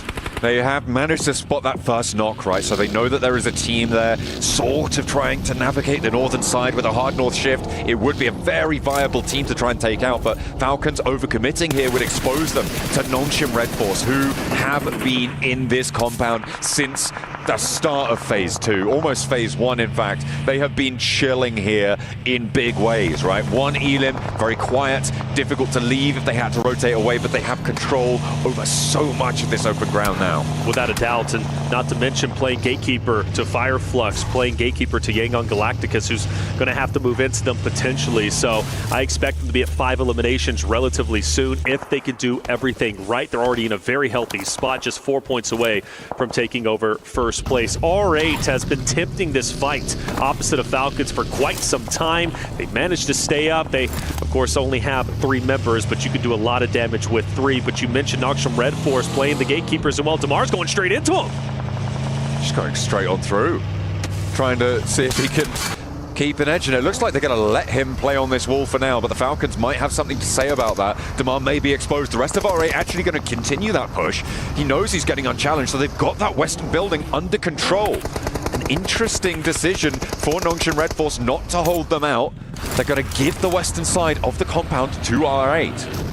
Compound so critical to keep in play, especially if you get blessed by the next zone, which could very well happen. Now, you do have to consider another fight, obviously, right before your eyes. Fireflux as well as Yangon Galactica says they might cannibalize each other. As soon as that happens, now they move into Noxious Red Force in the R8 fight. So it's going to be one fight to another, and now you have to prioritize which one is more important for you to take the third party or go head-to-head. For Fireflux, they can, in fact, wrap around the eastern side and maybe take over where the crate is currently at, or they can decide to push. Right now, they're just kind of just seeing what's out there, but with the hovercraft, I think Yangon Galacticus need to take advantage of that. For me, I'm wrapping around. I don't want to full send it. I don't want this third party, but maybe they do. I mean, it's already smoking. It's really dangerous to be heading on in like that, but Yangon Galacticos full crash onto the northern point, and Nongshim Red Force look to hold. A meat grinder found through the window, but Yangon Galacticos somehow avoid the spinning blades that Nongshim Red Force will send out towards them. Smile is hunting them down, and that's 3 players already falling. Romeo the only casualty. R8 looking at third party, but not really finding too much. It's over almost before it started. And Fireflux are now in on the east side. But Doc also hits a great shot onto Solus from Fireflux through the window, and now he can capitalize with the nade. You have, of course, Marth and R8 on the outskirts. Nades galore starting to come through. Doc still standing up with the full challenge on the outskirts. Matt Cap, though, great shots with the DBS, will push Doc back. Forces it back into the inside of the building. Yangon Galacticos and R8 are dealing with each other right now, which means that this is a 1v1 on this corner of the compound, and Doc wants to try and conclude that point and play on from there. Yangon Galacticos successful on the first crash, but R8 challenging them now on the angle, playing with 3 as well. Marth retreats back up to the warehouse, and the Falcons have been marching ever closer as time goes on, but finally Narvalo has a knock sent his way, and they'll have to slow it down just for a beat. Massive fan of R8 disengaging, going to the shed. That's going to give them a great foothold within this chaotic compound area. Meanwhile, for Kinotrope, they are in dire straits. You already got 1 player very weak and down, and you've got 2 more who's also relatively weak. You've got, of course, you've got a team pushing up onto your location, nowhere to hide, nowhere to go. The only thing you can do is hit the dirt. For Regnum Karya, you mentioned them underperforming. Well, look at them now. Top 8, also So all 4 players alive and pushing the issue on the remaining players at Kinetro. Silas lands a nade right on their heads there. Now with 1 player left standing, they are going to try and take down Kinetrope entirely. Ooh, nearly getting that full knock, but Silas has to disengage. He is going to have to fall back to the rest of his team. Only 1 nade left, and you want to be saving that for a little bit later, especially in these open fields. They are so valuable. Without a doubt, but they also have a drop, so that's going to be big for them as well. Falcons still on the outskirts. R8 starting to tease them a bit with a couple of shots. It's going to be tough to take down R8. Obviously, Falcons keep them at bay. You still got Yangon Galacticus, who's going to be just behind you. And for Fireflux, Matt Cap, I believe, is down and out, and that will be the end of Fireflux. Regardless, still a great game. In second place, they will continue to stay within top 8. Now, for Nogsham Red Force, 1 player remains. That's going to be Doc, who heroically stayed alive on the 2nd floor building of where he currently is. Now, for Falcons, are they potentially making a push? Are they making a rotation? Well, no, they've got to park the bus because R8 continues to punish them. They try and get up towards the hay bale, but the cover isn't there. Damar has been tearing them to pieces. Chunks of Falcon flying left and right as he's blasting them away here. And it's just unfriendly atmospheres out on the northwestern side. There's more to do. Marth's going to have a go. Have a crack, and now it's just the 1 player. No, it's the no players as Falcons fall flat on their rotate up towards the north. Which is so disappointing. Falcons were on fire. The way they were pushing teams was excellent, and they didn't want to fully commit for this compound play. They wanted to skirt the edge, but there's just no coverage on the outskirts, right? And unfortunately, a little bit too overexposed, but good on R8 to take advantage of that moment. Now, all eyes on Regnum Karya, who have to push through an open space. Smoke so valuable in the moment. Now it's just a mad dash forward. The question is, can they even make any headway? R8, Yangon Galacticus, Doc from Nogsham Red Force is going to be looking straight at him. Immediately covering this field in smoke. Stage 8 circle closes dead center, and that will put us on the north side of this compound. None of these teams currently have position there, so if Regnum Karya can get up to the wall successfully, they're going to have a great shot here, but they're going for the wraparound. Damar on the wall looks to try and hold his nerve, but he's already taken down in a second as well. A blast on the sidelines here for R8, and they will be torn apart. Regnum Karya with a clean roll-up and give themselves a chance for 12 elims and more into this circle. 4 elims remain. Could be a 26-point game. Absolute insanity. Regnum Karya looking so incredibly strong, down to our top 3. Doc from Nogsham Red Force to Solo, who has stayed alive as long as he possibly can, looking to play spoiler to the chances of Regnum Karya, potentially Yangon Galacticos 4 and 3, both respectively alive for those very rosters. Doc, though, give him credit, man, staying alive is just massive in this moment. And the question is, who wants to make the first move? I don't know just yet, but with the way that Regnum Karya just pushed into R8, I've got to favor him. I'm thinking about Regnum Karya and their position and thinking perhaps they want to try and take the wall side of this compound. You could potentially be there. It's fairly nadeable, which makes it a little bit dangerous depending on what sort of utility Yangon Galacticos are going to be working with. But having that angle that controls the open courtyard to the north side of this Yangon Galacticos building would be absolutely huge. But for now, Regnum Karya going to allow themselves a little bit of time, a little bit of breathing room, get those healing ticks back up from those stims. They also don't know where this last solo player is, which means that they're probably wary as to where that off angle could be. I like where Wild is currently at. He's going to be protecting the backside, allowing his teammates to just focus on what's in front of them. You do not want to get flanked, and there is a potential, right? Yangon Galacticus can send a player down to where Wild is currently at. That would basically spell the ending of this fight. I do have to question how annoying Doc is going to be in this moment, though. I think Doc is a solo. I really think he's going to affect the fight once Yangon Galacticus as Regnum Karya start to collapse into each other. Silas is starting to make a move, and he is taking that advanced position, which is great, but Doc knows this, and Doc is going to be opposite of him. Yangon Galacticus moving in. SayCloud and Doc potentially about to square off. Silas opening the building. I don't think you want to step in there just yet. Doc now getting pressure put on him. Yangon Galacticos know he's there, know that this fight happened earlier, and they will take care of him. So so no more annoyances from the side. But Yangon Galacticos have invested time, and the question is, what have Regnum Karya done with it? They've moved out to the north side, up and to that wall position. The nade over towards Silas drops short from Smile, and everybody's cooking them. How much more have they got left in the back pocket? Loxy with a long lob, doesn't quite connect, and another one sent over towards Silas, sees the numbers even. 3 versus 3, and Wild falls next. All right, Regnum Karya now with the 3 versus 3, as you said. Cloud, Smile, nades are cooking, they're throwing, but are they connecting? Well, not just yet. Loxy though down, Loxy down. Yangon Galacticos managed to make it happen and take the win. Regnum Karya, a heroic effort, a wonderful game, but at the end, that was the ending, man. Well done, dude. I think today the games we have been phenomenal. Regnum Karya, the champion, or excuse me, Yangon Galacticos, the champions with 9 elims, huge.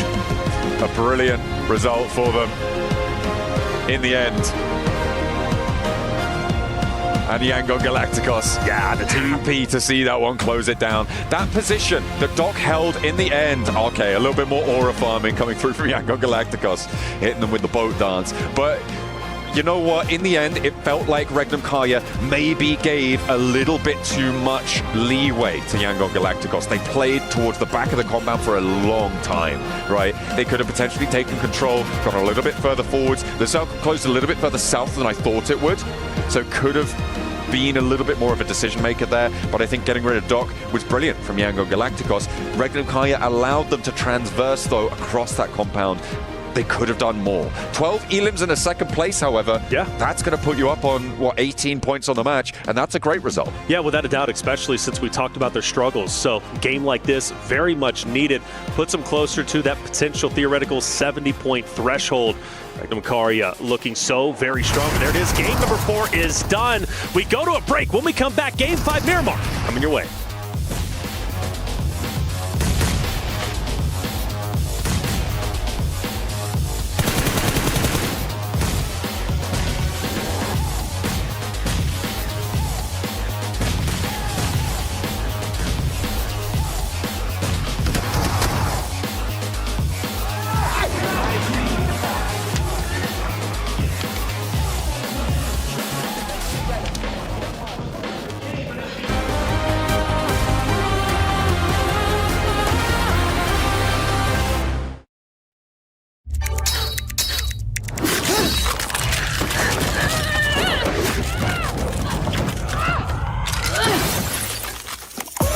Reach your impossible, Lenovo Legion.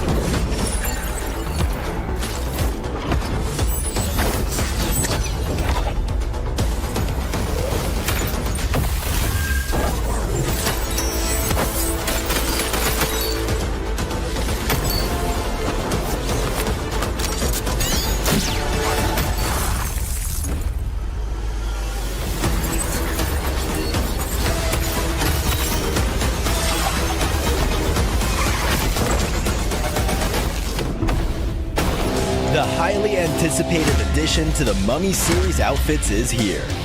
Paired with the new Ice Tube Glider, the Polar Spectrophage set is just what you need to freeze your enemies. Or send them ablaze with the Inferno Fiend set's new upgradable Chain Inferno Uzi. All the Mummy outfits are back. Get them all. Join now and collect the whole series to turn all eyes on the battleground. Event period, July 10th, 2025 through September 2nd, 2025.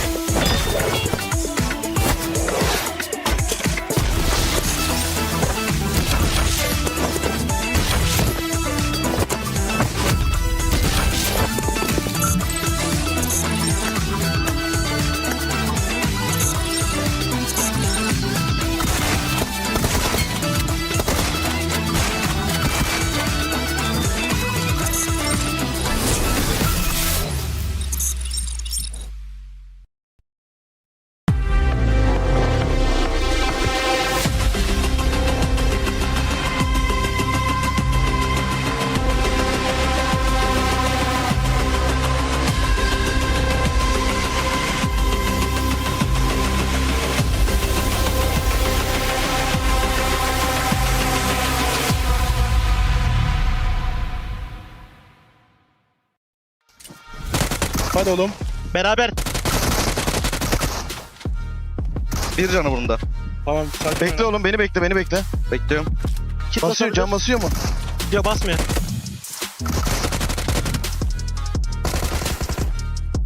Nice! Nice oğlum lan! بس بنيت ورا المكان ابو علي يمين يمين يجي بقرب من تحت انا صيد نيت مش في ذا نايس نايس ون ها بالعم ما راح يتنوك يزعلوا بيجيب الزون يجيب الزون ابو حفيظ ها بيجيب الزون ها انا بهدي ما بيك عالرايقين خلي يموت جون انا ما بيك انا مرضي ايوه خلي يموت جون ولا ورا تنوك واحد نايس نايس يا نايس يلا سرنا حجي كلنا هناك Yangon goes absolutely celestial here from Galacticos as they have brought the big bang at the very end and getting themselves the win here at the PMWC, at the EWC. Of course, brilliant win from them coming in for the last Erangel of the day. I've got 7 as well as Neptune to talk about this one. It's absolutely intergalactic coming in from Yangon. Just space puns. Yeah, space puns. We gotta hold space for that one for a second. Yeah, very nicely done. No, but I think they're very good. I know, that's lame. Stop it. Don't laugh at me. What I'm trying to say is... teams are very good, no, they're all very good. 10 out of 10 but analysis. Are they all very good with those nades? Because Regnum were looking very good to actually just overtake and just storm through that compound. And Yangon went, I don't think so. We have nades. We have nades and we have a lot of them. We don't even need our weapons. It sounds like you right British accent. What's going on? Actually, the more I've talked to her over this few days, she's starts talking about, I don't know about that, James. I'm like, stop it. Stop making fun of me. What's going on? Really not. She sounds just like you. But Yangon, I was actually really impressed with not only just the nades, the proactiveness that they showed throughout that match. I mean, even if you rewind it earlier on, the push that they did on non-ship Red Force, that was the impressive part. Them being able to now control that, making sure that the last player for non-ship Red Force backed up. I mean, Yangon Galacticos, 19 points for that team. And Regnum Karya, the way this team was playing Neptura, just towards the north, sweeping everything, getting all those eliminations too. I really loved how they played this. A 1-3 split through the field, just trying to hedge all their bets against the other teams in the field. And then we were talking about the smoke road that they were doing, that blockade of smokes, not telling any team where they're going at any one time. They were like, we're not going to hint at anything. You have no idea where we're going next. And it worked very well for them. Definitely knows all these teams are getting ready to get into Miramar now as well, but we've got more to talk about, of course. That compound, that farm compound, non-ship Red Force, of course, technically early on has the lockdown on this compound, but it's a case of, do you have it too early? Because for me, 7, it felt like the rest of the lobby knew exactly how to dismantle them. Let's break it down. Let's break it down a little bit. No, the thing is, I agree with you, but I feel like that team just fell asleep in a way because they got an R8 being able to be the first team that pushed them, right? And then they kind of gave away that warehouse. After that, the team was just super passive. They created pretty much a nice little 2-2 between those teams. Yeah. Okay, you stay over there, we stay over here, and they just weren't ready for any type of push. And that's when Yangon Galacticos just took full care of it. Like, you need to see that proactiveness. And I was actually hoping that Regnum Karya was going to end up winning this match because they were being so proactive. Not only just with the sweeping, as you mentioned, the smokes that they put out as well, but the reaction of Yangon Galacticos there towards the end, making sure they swept around as well, got all the nades ready, got all the knocks, is what got them the win. Yeah, and I want to go back just a little bit further back into the mid game, right? Yangon making that initial push. I have so much to say about that because Nongshim really fumbled there, right? You had R8 with that one solo, Damar coming into the compound. Nobody was touching that compound. Everybody was too scared of it, right? Damar comes in and goes, actually, I'm going to test the waters a little bit. And Biddy's like, oh, my bad. Sorry. Didn't know you were there. It's cool. And he immediately backs off. So R8 see that, go, oh, well, they're not really all that scary. They push in, Yangon go, oh, they've given them all that space. Well, we might as well sandwich them while we're at it. And Nongshim actually told the entire lobby, all the teams around them, that actually we're in a weak position, we're a weak team, we're not going to defend this, so you can come and walk all over us. And it's just in that tiny little thing of Binny just moving back slightly. There wasn't this strong push over towards Damar and shut that down immediately. If they had done that, they would have won the game, I think, because it's just nobody would have touched them after that. Let's take a look at head-to-head here then, brought to you by the Saudi National Bank as Team Falcons in number 1 and Yangon Galacticos. A very important win for them will move them up into 8th place here, 7, as Yangon was able to wrestle away the compound from everybody else and go brr, brr. What, how did they go? Yeah. But it's an impressive play. I want to see Falcons continue doing what they've been doing. Because in that last game, it felt like they were maybe going to go for the winning play. It felt like they were maybe going to be the team that was actually going to end up doing what Regnum Karya ended up doing. That wasn't the case. And you know what? Let's talk about this overall before I continue on. Because Team Falcons with those 42 points and somewhat of a healthy gap there to 8th place. Somewhat of a healthy gap, yes. A very important start to the day for Team Falcons. Fireflux obviously really yielding great results. There is one name here slightly omitted from our top 8 that really springs to mind that really isn't that really should be in our top 8. Alpha 7 Neptura still not here. I will say, from my perspective, correct me if I'm wrong, I want to know your expert opinion on this, they still look like they're not very decisive about their choices, still finding themselves on edge plays and not really being able to work it out there. What do you think? It's wild to me because it's almost like they don't know the lobby. I mean, these are teams and players that they have played against for years. And yet they're here like they're the new kid on the block going, oh, I don't know. Oh, I don't want to tread on any toes. Sorry, you're over there. My bad. It's like, you're Alpha 7. You won last year. What are you doing? It's the decision making. The decision making is not there. We saw it earlier in Sanok. We've been seeing it throughout. I mean, even in group stages too. Yeah. It's just not there. It's tough. It is tough.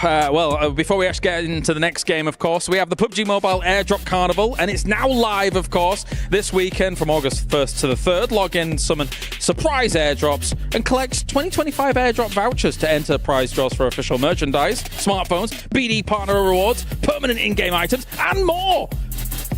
There's more to go. Every participant is guaranteed to win. Additionally, jump into the game now for your vote on your favorite airdrop partner as well. You might even score yourself some awesome surprises and gifts from them else. We also have plenty of unboxing going on here. I know Maxman's deep in the unboxing right now between games because he's not done it before. We need to get him on it. Oh, yeah? Yeah, he's going for it. Anyway, of course, it's now time to head over to the commentator team for all the action. It's Miramar, the Dusty Dunes. Let's go.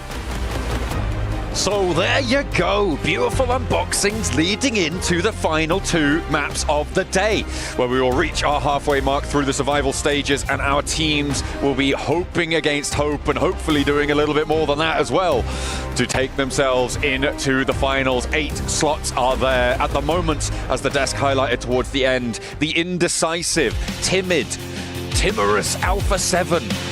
Uncharacteristic of them, but they are in 9th place right now. They want to end strong, and Miramar kind of is their map to do it. That's right. Miramar is a phenomenal map when it comes to the Alpha 7 roster. They have performed well on Miramar throughout all of Americas, and I expect them to do it just here. And I've seen them pull off literally 21 elimination games on this very map. And well, this would be the time that they needed. If they get a 21 elimination game plus the win, that could very well put them well up into first place and very near to qualifying. Speaking of which, Fireflux, Team Falcons, Noxsham, Red Force, Power Esports, all knocking on the door of that 70-point threshold as it currently stands. Let's even throw in Regnum Karya and E Arena too. Yangon Galacticos, by the way, struggling early on, but that last win put them up in top 8, knocking Alpha 7 down, which is huge. Let's see if they can carry that momentum on to Miramar. I mean, when you're looking at getting 70 points over the 12 matches,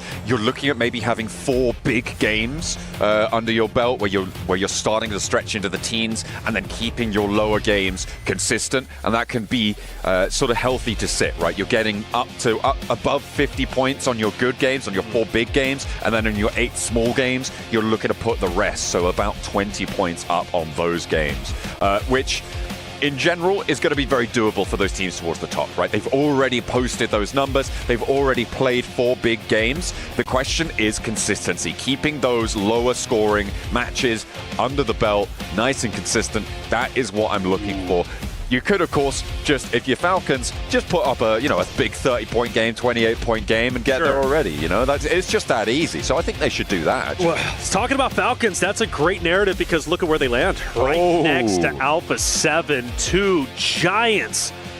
Of course, for the home crowd, man, that's going to be a spicy one to say the least. And well, for Falcons, they're very comfortable and happy where they currently are. For Alpha 7, they are not. This might be the opening fight Alpha 7 needs to gain some confidence. It's all on Koa as well. I think it was Narvalo, if I'm not mistaken, who didn't have a weapon in this scenario. Okay, he's managed to find himself something. Revo with the pump action around the corner. A Death Dealer without the armor to assuage any of the damage. Koa gets caught and immediately flushed as well. Carrillo with the nade and the Winchester in tow. Narvalo with the UMP and the M4, so he's got the ordnance to be able to do it. A sneaky little dash out the sidelines, hops wide, and takes care of one, maybe turning on for a second. The rest of the team are there. Narvalo hits a mad drop shot to keep the Falcons in this one. And he's going for the third. The third is right in front of him. That Squash catches the backpack, but doesn't connect the shots. Narvalo forced to reposition, pulling off a heroic effort. Now you got Redox, who's also pushing in to assist. This would be a tremendous collapse from the Alpha 7 roster, but Squash manages to drop Narvalo, but not in enough time. Redox hits the final shot. Revo will fall, and therefore Alpha 7 will be the first team eliminated. A massive drop shot coming through from Narvalo. A huge result for them to keep the Falcons in as 3, keep them towards the top spot, and that's how you kick things off here. And Alpha 7, they're not making the front page off of this match. That is guaranteed. A second drop, hot drop did happen in the meantime. It was over in Picardo, and Regnum Karya suffering heavily losses towards Power. Yeah, that's tough. 2 big teams taking some heavy losses, but Falcons getting that win. Narvalo flipping the script is tremendous. Falcons should have been dead in that moment. Alpha 7 should have been leading with the squad wipe, but instead, Narvalo flips the script with the 3-piece, and that's why Falcons are currently in first place. That's why we continually talk about them. That's why they are the home team. They have got a lot of strength to them. They lose one player, sure. But it was all on Narvalo, right? You can't take it away from the guy. We do criticize him sometimes. He is French, and that speaks for itself. Your words, not mine. But he's absolutely nailed that, to be fair. I could not imagine a better result coming through. That dash through the corridor caught Alpha 7 completely unawares. In that moment, they had their heads spun, and they just weren't able to get undizzy enough in time to be able to pull that one back together. It was absolutely insane, and just as we talked about Alpha 7 being strong on Miramar as well. It's ironic, isn't it? Really, the caster curse comes full-fledged, full sends, but getting out of that hallway was essential. He doesn't do that. I firmly believe Alpha 7 wins that fight. Narvalo doesn't pick up that many elims, but yeah, getting out, disengaging, and really spinning the heads of Alpha 7 was just tremendous. We obviously look at Power in this moment, a replay, seeing what happened to Regnum Karya at the very beginning. Alhaji getting active, taking one down in conjunction with his teammates, of course, and Or Regnum Karya being put into the blender. Some extra shots. Power filling themselves today, and rightly so. You look at their group play to their survival stage play, night and day difference. Absolutely. I mean, that for Regnum Karya, that felt like what should have happened to the Falcons, right? In that scenario, yes. Good. Yeah. It is the exact scenario that you imagine. Regnum Karya, they lose a player and they all go, "Oh, I'm hiding. Maybe I get a trade."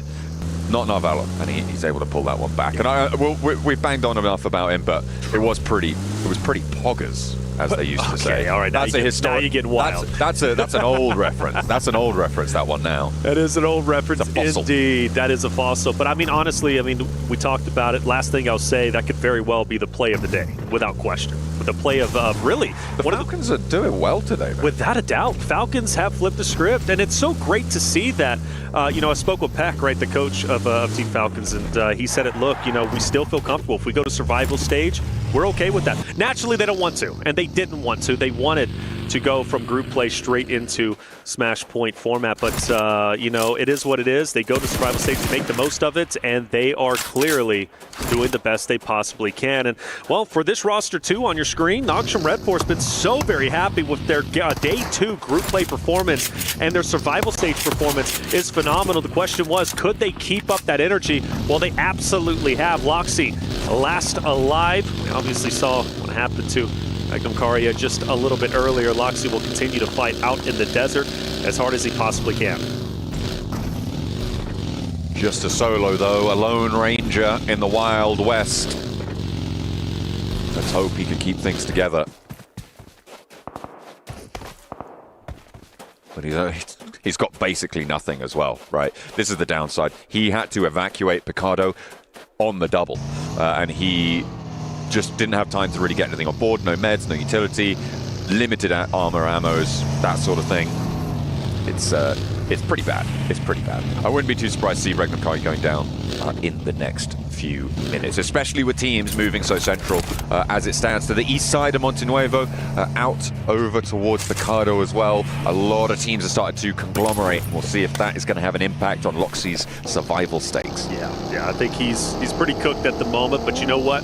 Loxy's still up. We've seen solo players make an impact, but the rest of the story has to be on the remaining full-fledged rosters. Plenty of teams with 4 and 3 themselves. The Arena, who's had a standout day, top 6, well on their way into potentially Chumacera, maybe over towards where Kinotrope is currently at. Still plenty of real estate within the stage, within the zone. No reason to get too antsy at the moment. I do focus my attention, though, towards Vision, Influence Rage, Aura, Intense Game. The area up towards the top is starting to get quite contested. It is getting chock-a-block right now on the northwest side of Picardo, up towards those hills and power grid. Not really too much breathing room here. And it is teams like Vision that need to get a go right now. Next circle just coming on through in a moment. Looking at the teams around the edge, you've got AXTMG trying to push in from Graveyard, R8 sweeping north, Gamax leaving from Los Leones. Not too many teams actually have to move because of this. I'm going to be interested to see how the Falcons get in here, because they're right next to Aura, where it seems like Narvalo's going to scout out their approach on the north edge of Montenuevo. Narvalo, the hero, the reason why Falcons are still currently playing, getting on Galacticus opposite of Kinotrope, putting out some damage, actually some great damage. We go back to the initial start, and you notice Alpha 7 are clearing out Team Falcons until Narvalo clears the hallway, drop shot for the second, and then picks up the last remaining member in the corner of Squash and pops off. Seeing the emotion from the players really pieces it all together. You can see how much that moment meant for Team Falcons.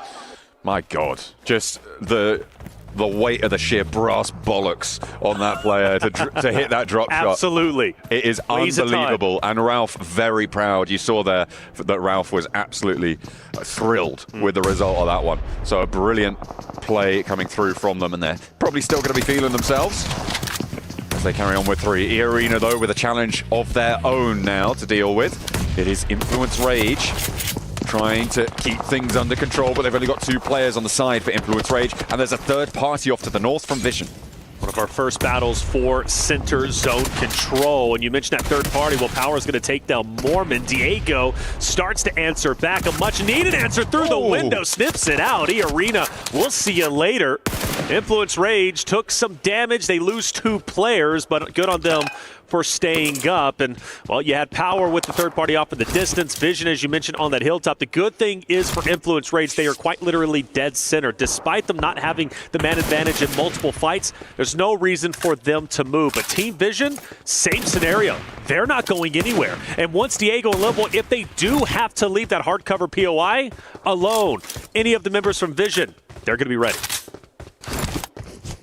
Vision on this high ground with suppressive shots out a lot of different directions here. It is a question of extracting value. You know, can you take to the mines and bring up some gems, or are you just going to be taken down with a big split, a lot of open area around you, maybe not managing that threat correctly? With only 2 points so far today, it seems like they haven't really got the wherewithal to hold a split like this. If you're going by the results that they've seen so far, as teams start to push in, their mettle will be tested, and we'll see if they can weather the storm. Benny's been in the dirt for quite some time, hanging out, scouting. Team Vision just up ahead. You also have Loxy in this area too. This hilltop, quite deadly. And Benny setting a trap very slowly, but once he springs it, Vision very well could lose a player, maybe even 2. A bit of a shift, not too much changes for Influence Rage, Power, Vision.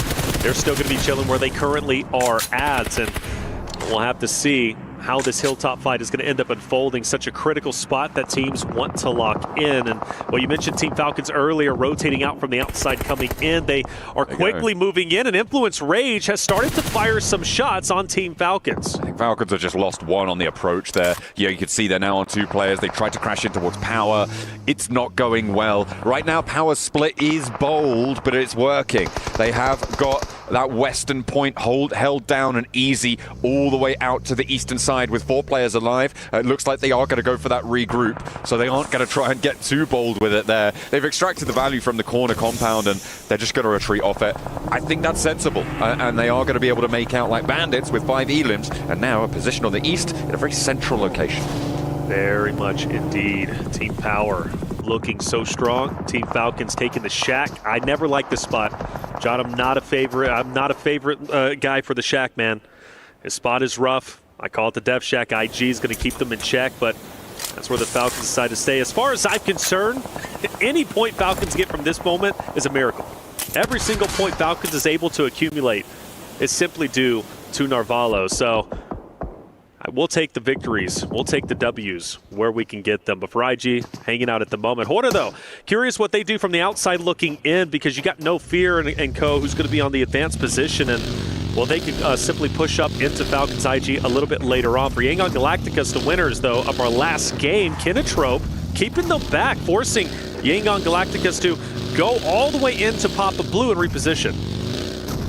God, that's a throwback, Papa Blue. Okay. That's it. I'm bringing it back, baby. Oh, dear. Uh-oh.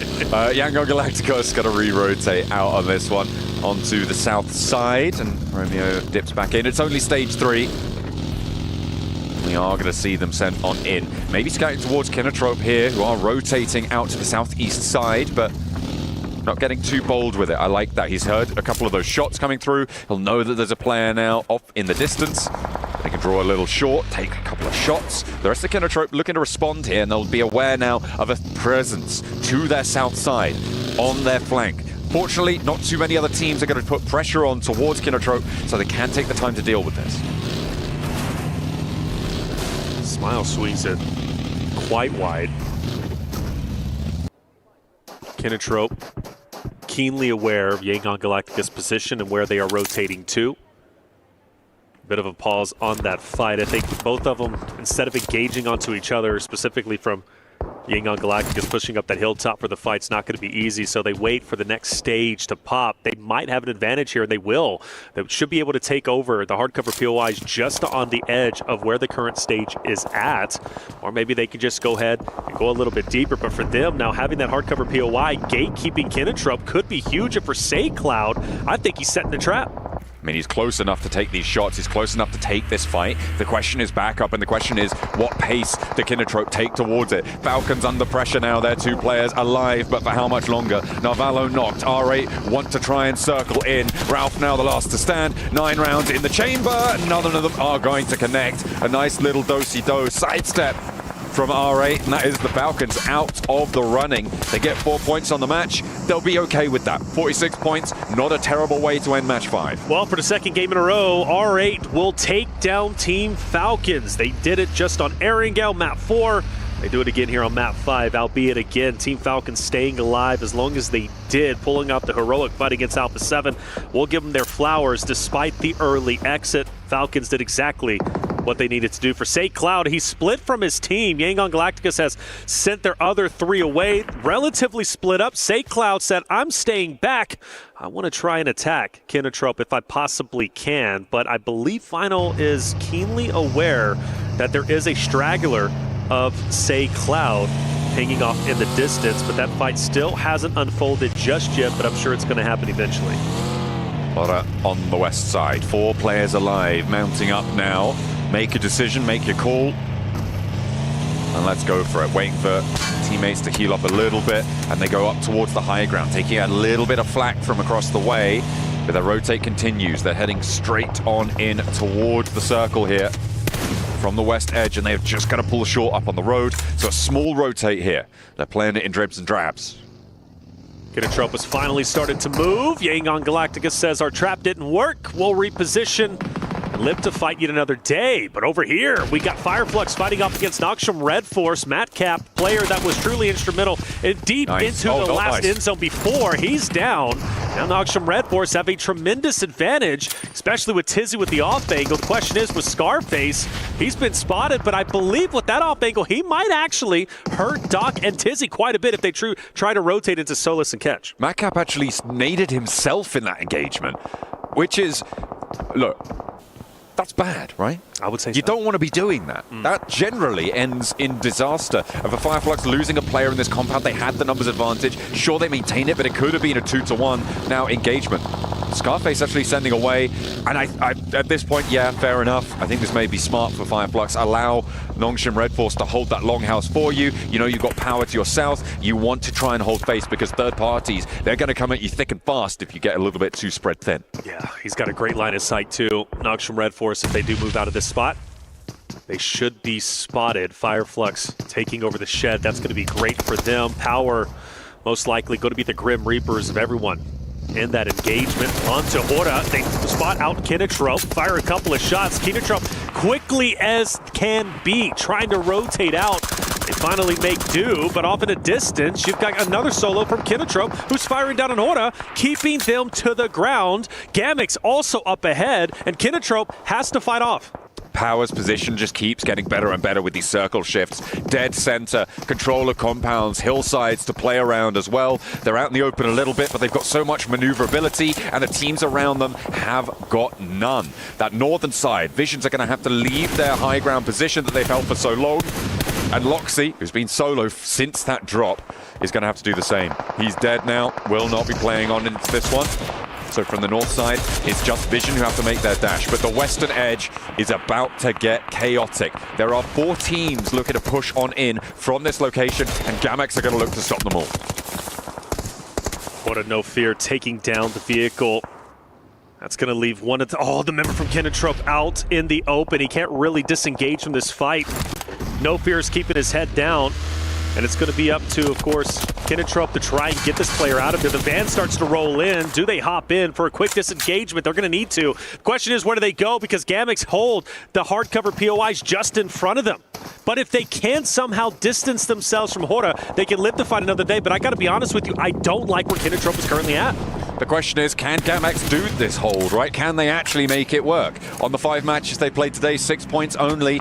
the similar story back in the group stages. This is a team that has really struggled in this tournament. So I do wonder if they're going to be able to execute this hold in the same way that I'd have confidence that other teams could. A brilliant spray from Ozzy-san to find the knock over towards Ora, and once again entrenches them down in this ditch. They're going to have a really tough time. They're going to leave Jiggle, see how far they can go. No Fear on foot has to try and march his way on into this one, but it is just a hail of bullets he's met with.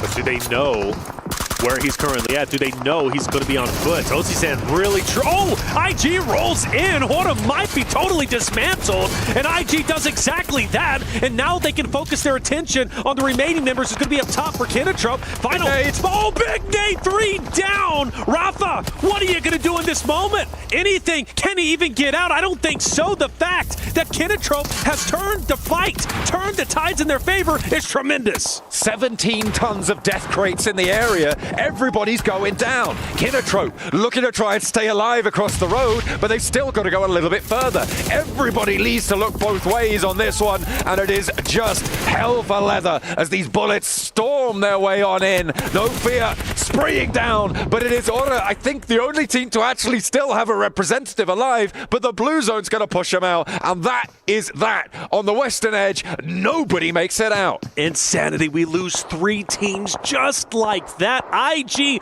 blew that fight wide open, pushing in full send. No one was expecting that. I didn't even catch it until it was going down. I couldn't imagine how Kinetrup and Hora was feeling in that moment. But hey, our Americas region teams are highly aggressive, and that was a great representation of it. IG full send straight in. Well, that clears up quite a few players, and now we focus our attention. Influence Rage Diego from a distance, keeping the pressure on to R8. Central circle shift pops up for us, and again, over towards Power. They are going to look to keep this farming up on the points now with the 42 that they currently have. They want all that they can get out of this one. Feel themselves nice and safe in towards the rest of the day. They've got 5 elims already on this match, and nobody really stepping their toes anywhere near them. Yangon Galacticos at this stage, I think, is their major threat. From this south side, the approach could be taken control of if they can get rid of AXTMG on 3 players on that south side. It's up to Romeo to call that out. Hey, Henry, Cyrex is going to be just behind us. Do we want to push the issue and take them down? Gatekeep them if we possibly can. My only concern would be Power dead center, but hey, either way, they've got to deal with one or the other. Maybe even challenge Gamex, only because even though they're in a great spot, we know they are potentially a weaker team for Yangon Galacticos to push into. And with Influence Rage firing some shots into location, it might very well be doable. But the question is, I have for you, where does Influence Rage go from this moment, right? They only have a handful of members left. They've been shooting at R8. Clearly, R8 is going to fire at them when they decide to move in. But I think for Influence Rage, there's really nowhere safe to go. I mean, you're going to have to play terrain at this point, right? They do have a couple of vehicles, and it's not out of the question that they could crash to the shack that sits to the southwest of Vision, north of Power, but that's a dangerous run out, and R8 are definitely going to take shots. Little Boy might be going for it, though. He's mounting up, he's moving. In the meantime, Diego trying to keep some shots, keeps some suppressive fire on, but he eats a bullet too many, and he is sent down into the dirt. A forward position, though, found, and Little Boy will be playing that terrain.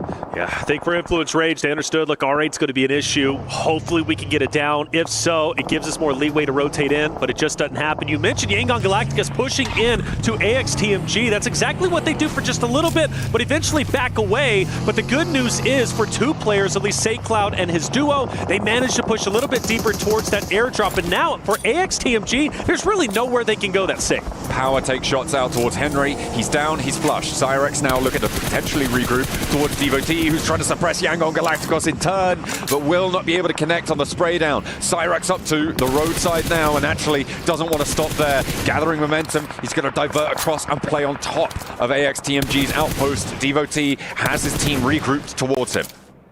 Smile drops, great shots from a distance. AXTMG refusing to budge. They may not have the numbers, but they've got the heart and are utilizing it as much as humanly possible. A team that needs to claw their way up the standings, currently in 14th with 8 points. That's simply not going to be enough, but with 2 more games remaining, this being one of them, they understand what's at stake. They understand what they need to do. Power in such a beautiful spot, still dead center, all eyes on them. But of course, for Lil Boy, 2 players from Gamix up ahead. He lost his duo just a little bit earlier. Full Sin, Panda's out, and Lil Boy is looking to challenge. Oh, with the pan, you're kidding. Doesn't quite connect, just a little bit to the side. I would love that. That would have been beautiful, but no, not to be. Doesn't have any nades, and he has been tagged now by Gamax, who is standing up on the ridge line, but Power know this ridge is here, and they have to push a little bit further. Standing up, just getting sprayed down time and time again. Are they going to invest more nades? I don't think so. And they're taking shots from Power, who have been in the middle of this circle for the longest time. That's going to continue, and it's Yangon Galacticos with the side swipes. Another player goes down, and Gamax are falling flat once more. And Lil Boy's just having the time of his life. Still looking at R8, the Grim Reapers, to his duo just a little bit earlier in Diego. For Gamix, that's 2 points in front of you. Lil Boy, I understand you're going for placements points. You're trying to stay alive as long as humanly possible, but make a move. You'd hope so. But standing up, I mean, you could see immediately how Romeo would spot Lil Boy as soon as he crawls too far forwards with no nades either. It's just too dangerous here. The Molotov on the tree, Lil Boy's chilling. And Gamax are going to get pushed in, but so is Lil Boy. Yeah, just a tough situation for both, right? For Gamix, for Lil Boy, really know where they could go. And here comes the blue zone starting to engulf Gamix as they just crawl forward. And, well, eventually, boys, you just got to go for it. You just got to move. And that's exactly what they're going to do. Surprisingly, Lil Boy, though, does have a line of sight potentially onto R8 to his left, which would be big, but he's going to focus his attention onto Gamix. And the first victim underway. Oh, he's taken down. Oh, it's going to be on the swivel there. That was Krona to be able to keep them alive, but Influence Rage will fall. It looks like Gamax are going to be falling fairly soon as well, as Krona had to stand up and give his position away to R8, who rotated down to the western side. They're playing on as 2, and they do not have too many more options than this. There's Yangon Galacticos yet again to pick themselves up. Romeo got rezzed in the meantime, and again, this south approach was really the only chance of taking Power down, but Vision have actually cleared out the northern side. I thought they'd have a little bit more trouble with it. R8 might be moving straight into him. There's so many line of sights, whether it's Power, Yangon Galacticos, you're really never safe, and, well, it is the cat's going to be out of the bag. R8's been spotted. Vision knows exactly where they are, and they also know it's just going to be a duo. For Yangon Galacticos pushing forward, Power's got the hardcover POI. They've been sitting here for the longest time. They're on 8 eliminations. They're going for double digits, and I see no reason why this game doesn't go to them with the highest scoring elimination lead. The question is, when do these teams crash around the edge? R8 concluding on the north side with Vision. If Vision can take this one down cleanly, 2 crashes onto Power's position at the same time could be disastrous, but that needs Vision to stay alive. And R8 are really reticent to let that happen. Never Alone steps out, sprayed down, and R8 are chewing through them now. Volt the last to stand for Vision's on the northern edge. Needs to keep himself together. The nade goes up on high towards Prestige, but they split the difference. Will find a knock. No, not quite. And they know it now exactly what tree he's playing behind. It's only a matter of time. Only a matter of time indeed. Volt needs to hit a miracle nade. It's cooking, it's thrown, but it's been dodged. And Volt still in dire straits. Vision, too much tunnel vision onto Power up ahead. They forgot about R8, even though they had to have known the duo was there, but they didn't respect them enough. And because of that, once they started firing up Power up ahead, R8 took the opportunity to third party themselves, and now it's an absolute disaster for Vision. And this is so annoying for Yangon Galacticos as well. They needed that opportunity, right? If R8 go down cleanly, there's a chance that Power lose to 2 full 4 pushes. You play for a second place, but now as it stands, Power can just take these shots for free down towards the south side, and immediately they're starting to open the cannons towards Yangon Galacticos. That approach is getting dangerous, but Verdun is traded away, and Power lose a player. They lose one, but their position is still very, very strong. Yangon Galacticos is going to have to fight even harder, especially now with one more dropping off. That leaves them with just 2. For Vision, a slight recovery. The revives are starting to come in. The tree being really the savior for Vision in this moment. Now, granted, that is only important against R8. I still feel once they start to apex that hill, Power is going to take their heads off. Yeah, it's really nasty stuff here. 3 nades in hand for SayCloud. It looks like they don't have too much more smoke to work with. They're looking out for R8. They've seen Prestige, but the nades from Power are just going to ring on over this ridgeline. That Molotov is beautiful. Might push them into the blue zone, and they'll go down to it. A nice result for Yangon Galacticos either way, getting into a top 4 off the chicken dinner. But Vision they're still going, like you said, they managed to find a little bit of recovery, but they are still struggling, it seems, on the northern side with 9 elims. 9 elims, great game nonetheless. You got to give them their flowers where flowers are due. Vision, where do you go from here? You just got to push forward. You got R8 to your right. Al-Haji now starting to get active.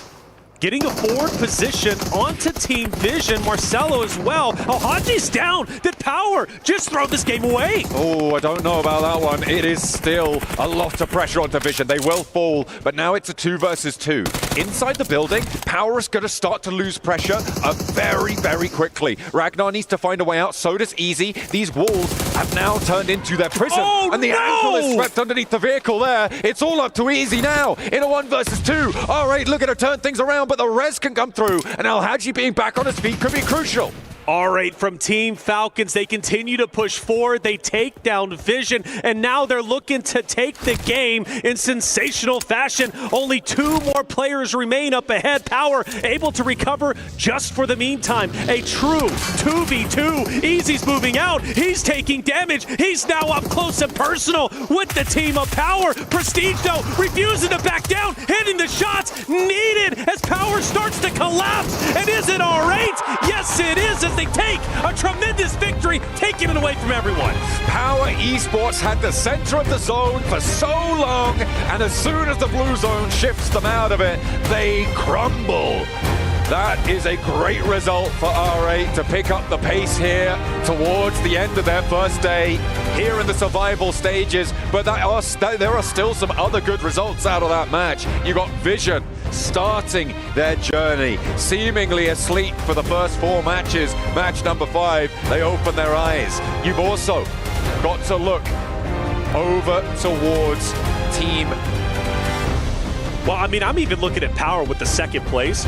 Double-digit elimination. That's what I was thinking of, Power. Double-digit elimination. I completely blanked. Without a doubt. I mean, R8, what a victory, and I cannot wait for the Nest to break it down. We're going to go to a quick break. When we come back, the final game of Day 1 Survival Stage will be underway.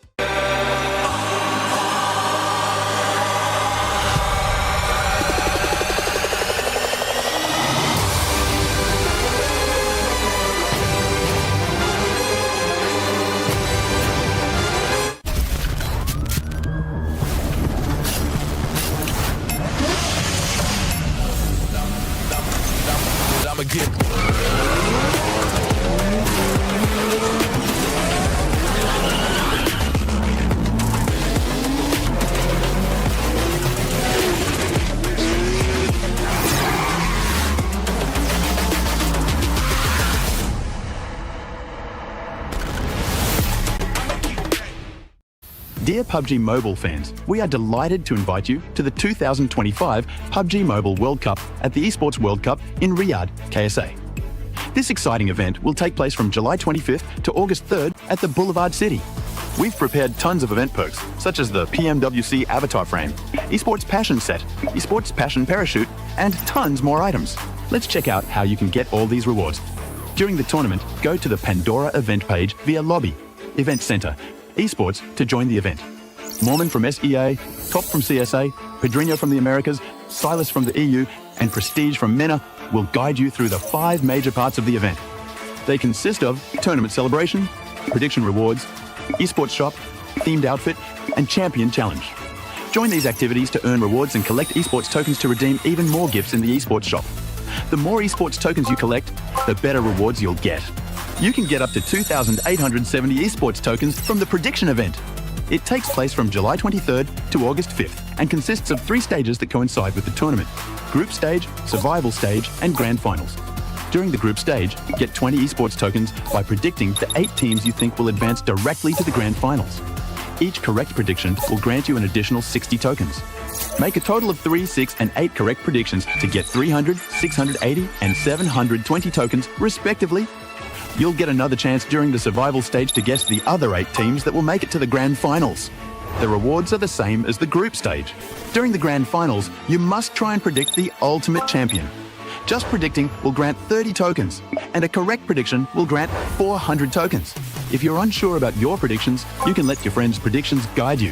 Find someone reliable, copy their predictions, and wait to be rewarded. The 3 prediction rounds take place on July 27th, July 30th, and August 3rd at 10:45 UTC 0. Rewards are issued the second day after each stage ends at 4 a.m. UTC 0. You'll receive esports tokens based on your prediction results. Note, esports tokens don't expire and can be used in future esports events. Who do you think will be the ultimate champion? Join the 2025 PMWC event and share your predictions. Invite your friends to join the predictions and watch the tournament unfold.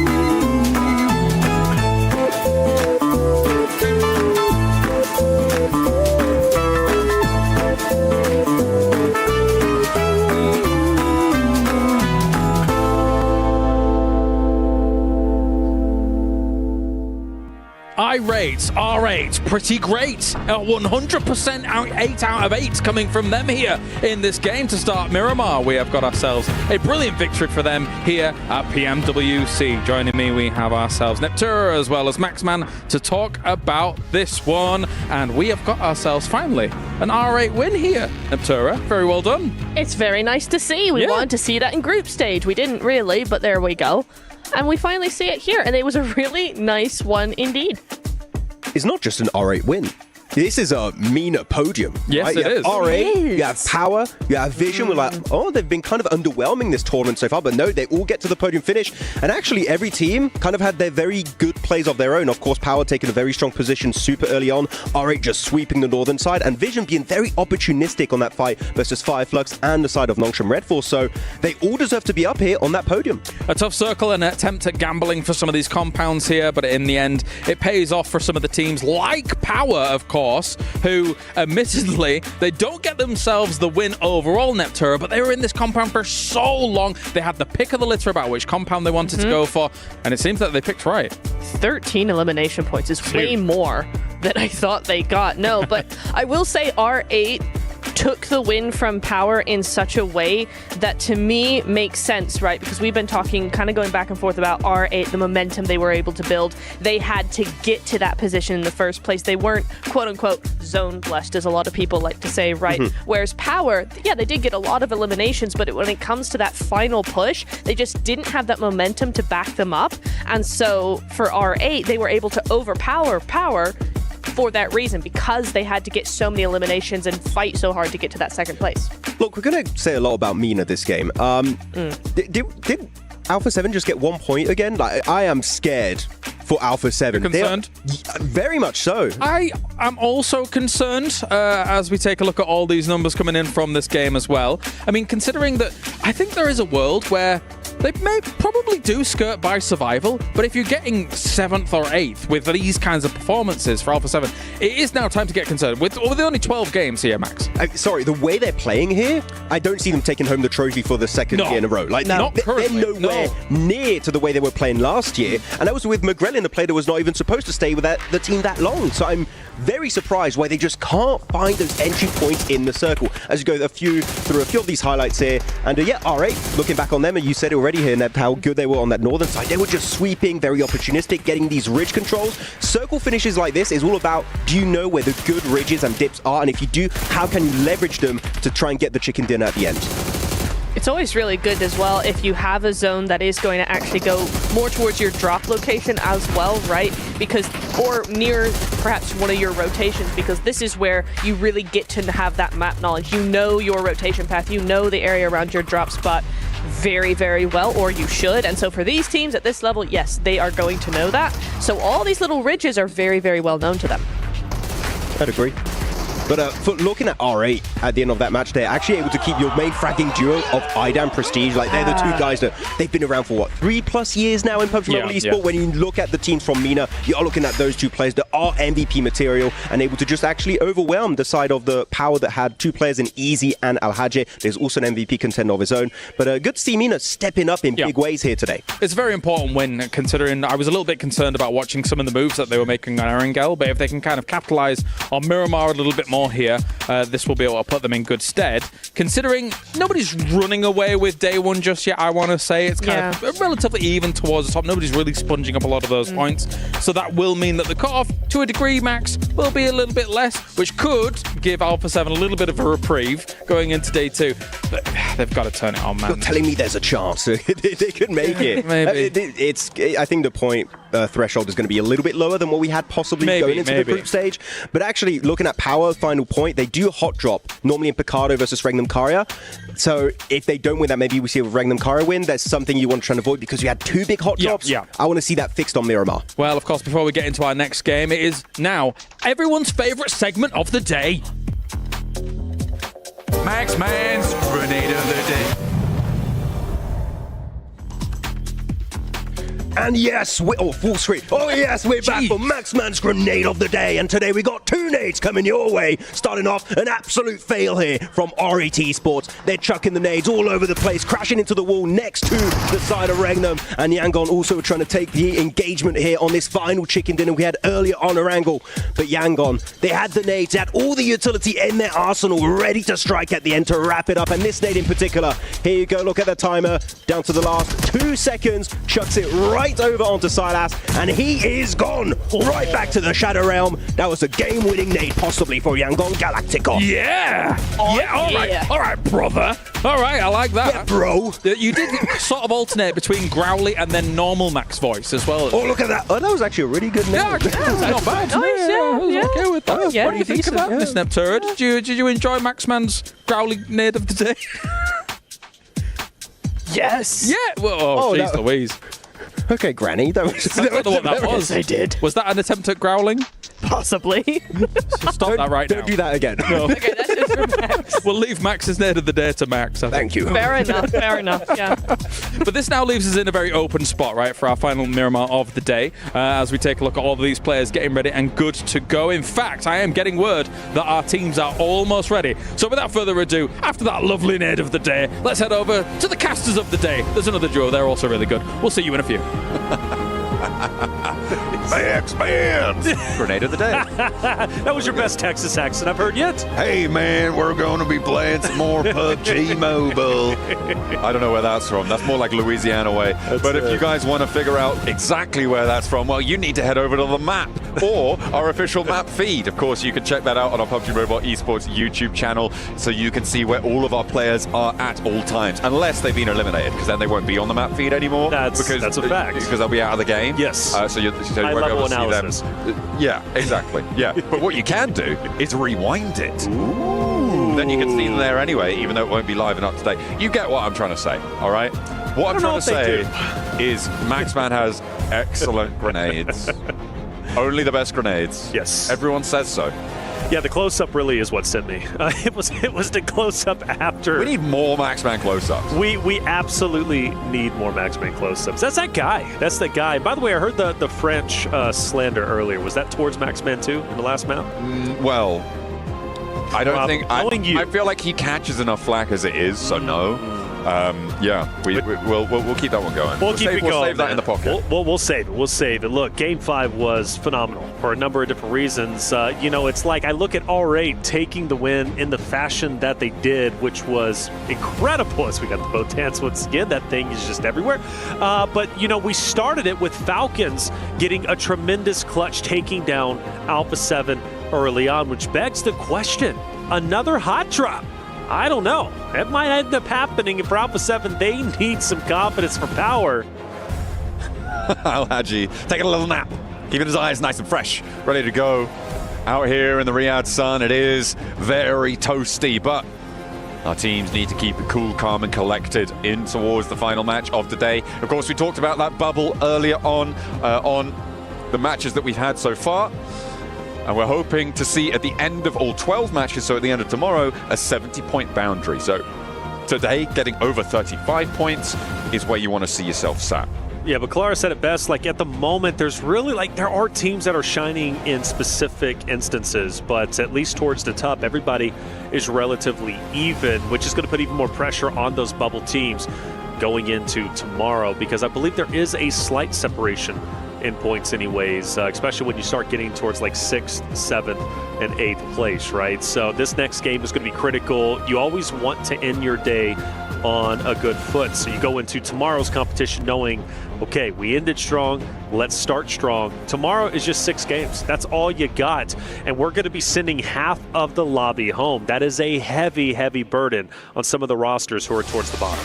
Well, let's take to the skies once more. The desert awaits us as we will reach our halfway mark at the survival stages. Once this game concludes, who is going to take the lion's share of the points, or are we going to sprinkle them about like oh so much seasoning on top of an already spicy tournament? The plane path coming on in starts from El Pozo, heads down towards Partona. Our 64 players ready to jump out.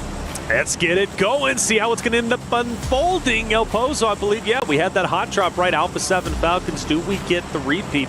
Very rarely, at least in the Americas region, does Alpha 7 have to change up their landing spot because a team has pushed them out. It's only happened once to my knowledge, and it was in the PMSL Americas fall season 2024. So this could very well be a repeat of that same situation. I look at them currently flying over Miramar, and Alpha 7 and Falcons are still relatively close to each other. There is a chance we get a repeat of what we saw in map number 5. Is Narvalo going to be able to hit those big, bold drop shots again? We'll have to wait and see. Or will it even be necessary? There's always potential that they could split loot El Pozo, send on out, and try and just disengage from one another, but we'll have to wait and see. Picardo as well, remember, there was a hot drop there, and that was with Regnum Kaya losing the majority of their players in that scenario. So it looks like they are actually going to be changing quite dramatically here, going for that spread around Picardo instead of trying to drop on the inside. So going back to in the zone, straight up north, a little bit different from what we saw in the last game. Let's talk a little bit deeper about this Falcons Alpha 7 potential fight, which might be going down for Team Falcons. They've already done their job today. 46 points, I'm happy with that. If I'm a competitor, I'm thinking, okay, even if we get first eliminated here by Alpha 7, yeah, it's not ideal, but I'm still happy with the amount of points we got. We're most likely going into the finals competition. Now, for them to challenge Alpha 7, you don't want Alpha 7 going for a back-to-back championship. You now have a chance to shut them down in game number 6 in 10th place. That's a tremendous offer, and if I'm Team Falcons, I want to hunt them down, and I want to take this fight once again to Alpha 7 and try to keep them away from top 8 as much as humanly possible. And we do have Ralph, who's going to be kind of circling around the team of Alpha 7. But in the meantime, it's not unfolding just yet. Power, we saw them early on in the last game. We're seeing them once again. They are already on the road. We're only 2.5 minutes in, and it seems like teams are already making their way forwards to these next stage positions. So potentially fairly light on the loot for a few of our players, but they'll be okay. Okay, heading back in towards Picardo. They can pick up a little bit more gear to be getting on with. So for Power, currently sat right at the top, nearly up at that 60-point metric, which would be huge to end their day on. In the meantime, Alpha 7, they're out. No hot drop scraps to be seen so far this match, so adjustments have been made. That's right. I think this is the best course of action. Something Alpha 7 didn't have a chance to do in the last game, now have a chance to go dead center of the zone. Maybe have a little bit more longevity. Let's not forget, for this A7 roster, they are a wonderful Miramar team. That last game was very unorthodox. was all up to Narvala, who ended up clutching it out. So for Alpha 7, a big game here is very much so needed. Even the best can start to feel rattled. I don't know if Alpha 7 is necessarily feeling that pressure just yet, but there is a little bit more at stake now in the survival stage. Without question, they go up towards Horta. Northern side of the zone, still very much dead. A lot of real estate there for anyone to take. But for Alpha 7, how long do they stay center zone? That's the question. It's kind of antithetical to what they've been playing so far. Playing that edge side, playing that sweeper position, but they're going to change things up here on Miramar. I think they can chill out here for quite a while. These concretes should be fairly decent to hold. We'll see how long they can do so. Vision rotating in from that southwest side as well. Currently 2-2 split, a really quite big split. It's about a kilometer difference between the two outposts. This is on the forward position for Team Vision. You've got the other two players bringing up the rear behind them. Never alone, playing with a Nawaf on that vehicle rotate behind them. The scout is good, they're clearing the path, and they're going to be chilling for the time being, and actually sailing on in fairly close to a couple of our other players, potentially all the way up towards Alpha 7 there on the north. Setting the trap on a Sleepy. Oh no. Sleepy gets up, does he know Petrino's up there? Well, now he does. Cat's out of the bag. A big fight for the high ground. Molotov out, no, Sleepy down! Sleepy down, and there's nothing he can do. Hugs the wall, tries to avoid damage, and simply cannot. Petrino holds on tight to what he's got. That's really bad news for Sleepy. Drops down the side and takes a dirt nap. That is an uncomfortable pillow, if I do say so myself. Well, still, a chance to get back up is there. Jiggle overlooking where Petrino's out means Petrino can't comfortably go for the finish, nor do I think he's truly concerned about getting the cleanup on the Sleepy. So might be a four-man unit quicker than you would assume. The pickup is in, so all good. Sleepy can let that error go. It's like it never happened. It definitely happened. It's so happened. It's unbelievable. The rest of Intense Game might actually be able to navigate around this one and force the positions for Order. The benefit of not going for that. The benefit of not going for that flush out is that it draws Order in, and now they have to commit to this hillside push. So Petrino can just give ground. I mean, it's smart, right? You just slam it in reverse, do a little pirouette on the way down. You look classy, you look sophisticated, and you just get out of there, right? That's the idea. Not out yet. A lot of ammo being dispensed here downhill, but not quite connecting. Have to hop out though as the vehicle starts to set on fire, and there we go. Okay, so. As cool, as swift as it looked, he was not quite quick enough. Well, from Power to Noxium Red Force, they start to clash very early on. Power was one of our early teams of map number 5 here on Miramar, who started off on fire, had a chance to take the win, falling just short to R8 this time. Maybe one of our first teams to be eliminated, depending on how this fight ends up unfolding. Noxium Red Force, a very aggressive roster, who started to improve their performance on day 2 group play, looking strong, obviously, in today's competition, now top 3. Badan hugging the corner. Noxium Red Force starting to tighten the vice grip. It's not going to be an easy fight for either which roster. I do love the high ground over Tizzy. Power cannot disengage. With Doc starting to fall, do we start to see Noxium Red Force unfurling? Binny will be there for the refrag. That smoke on the door frame is doing a lot of work for Noxium Red Force. He's playing around it with the shotgun, just going on those gut reactions there. Hitting those flick shots, all important. Has done so much for them. Easy, drops down, out and around the side, and he clocks one on the swivel. A really nice heads-up drop down there for Easy. More to go, though, and Binny on the inside, trying to keep things together for Noxium Red Force, but Power trying to turn it around, and the pump action again for Binny.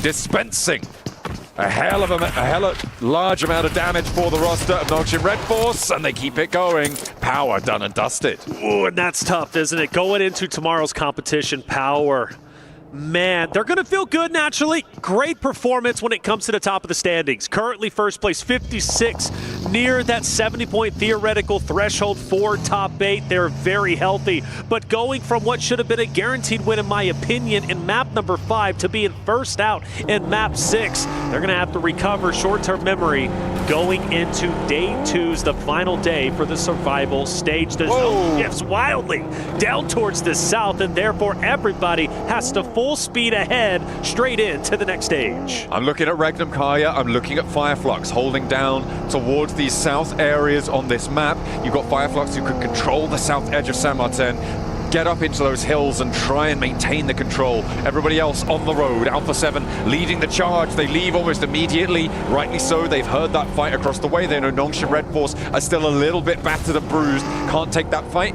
So you get out of there fast. You're not going to be as challenged here. Across the road they go. And they're looking a lot safer now. And they are into Regnum Kaya territory. Alpha 7 dead center, like you said.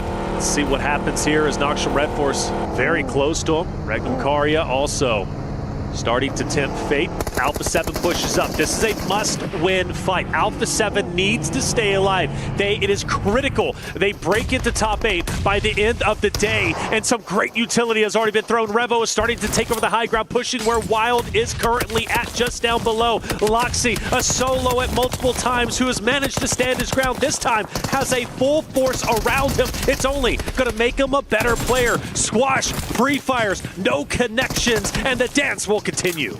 Alpha 7 rock up, no casualties on the approach so far. A little bit of damage sent towards Mafioso, towards Revo, but they are now in the straight up 4v4. As Regnum Kaya holding the ground, a lot of damage sent over to Mafioso and a 1-4 trade on the off angle there. Silas finds a second as well, looks to put Alpha 7 back down into the dirt, and it's all up to Revo now as they're finding the shots for Regnum Kaya. His hold is monumental. Toshpik is traded off, but one is not enough, and Alpha 7 end their day in the bottom half of the lobby. That is so tough. Regnum Kaya putting the final nail in the coffin for Alpha 7's performance in day 1 survival stage. They will officially finish outside of top 8.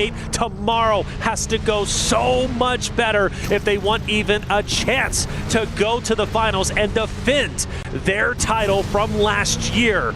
Now we focus our attention over towards Team Falcons, a roster that was underperforming throughout the group play, but overperforming when it comes to the survival stage, looking to finish in first. Alpha 7 really good at Miramar, by the way. 1 point, no points. It's kind of crap, really, isn't it? It is. It's not what you want to see for Alpha 7. And my concern, though, John, is like they go in Americas and they underperform. They do. Let me take it back. Stage 1 of PMSL Americas, they've overperformed, beating the second place team by over more than half, or more than double, if I'm not mistaken. Then they go into stage 2. They start to slow down a little bit, second place. Now, still impressive, right? But we're talking Alpha 7 here in Americas where they should be dominating.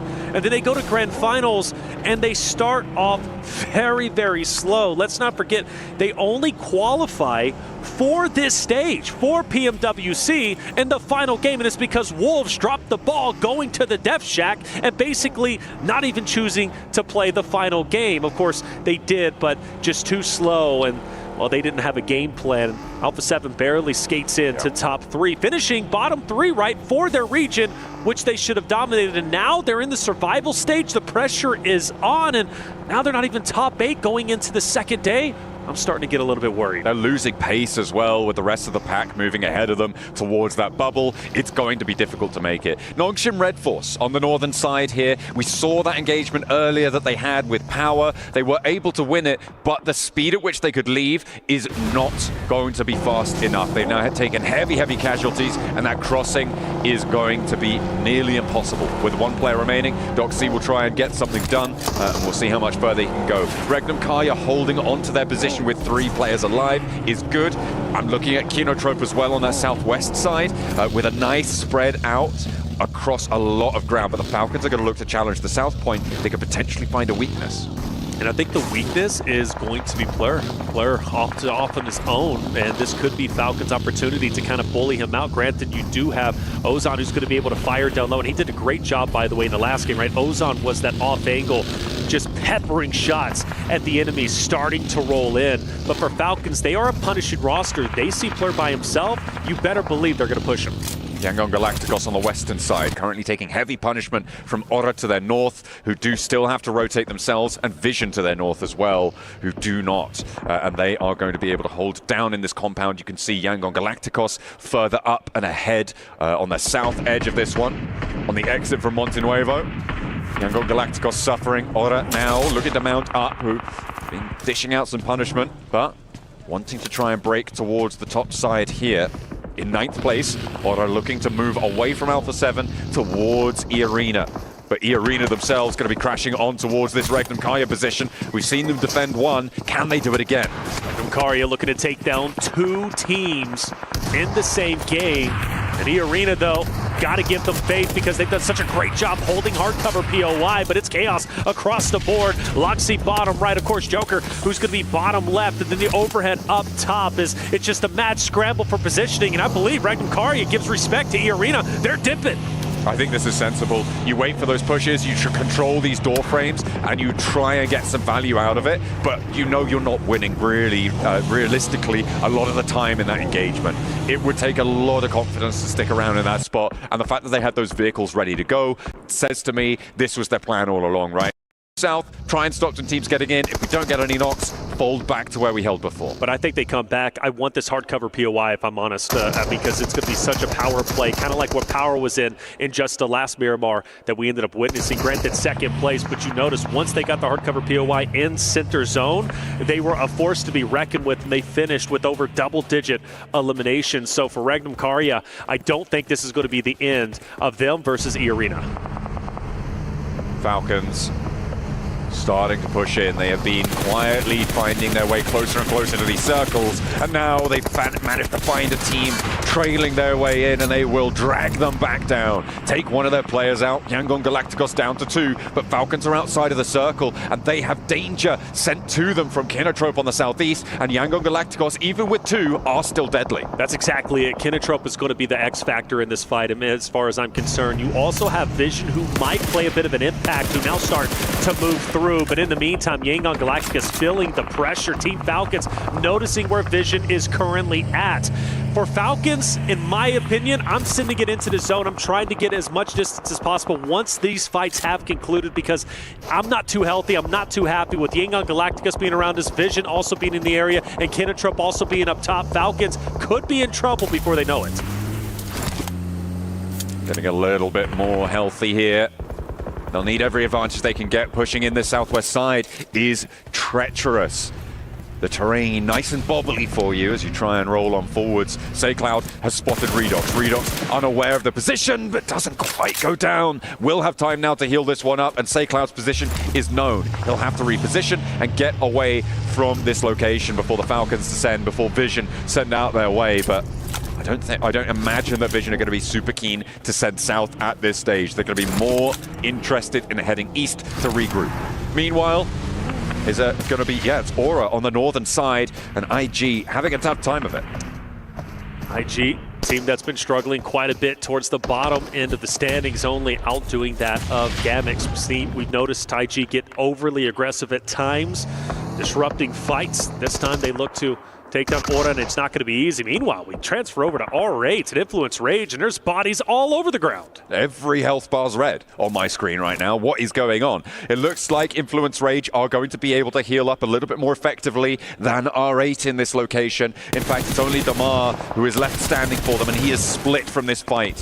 He is trying to take those shots down and might actually have an impact here, as 3 players from Influence Rage are currently on the deck, and Damar could try and challenge this. He's not really got too much to lose, has to get out of here anyway. A front flip on the buggy. He's dismounted from it, but he stays alive. Will get it back into control, but all this time, Influence Rage have been healing, have been regrouping. Hang on a minute. No, they haven't. He took down Lowboy. He took down Lowboy from a distance. Now Damar knows I've got to capitalize off this. He pushes straight in. He's a solo. He's going for gold, but can he pull off a miracle play? Well, at least so far, yes, he can. He re-rotates over to potentially take down Lowboy, but now he's got to take down Lorzen, who pushes over the top. Damar looking to make a heroic play, but gets silenced finally from a distance. He's taken down as Fireflux says enough is enough. In during all of that as well. Kinotrope sent a big node over towards the Falcons that has torn them in half. They are suffering now, and it looks like they're being handled nicely out on the western side. Redoc's the last to stand for them, and he will fall in short order.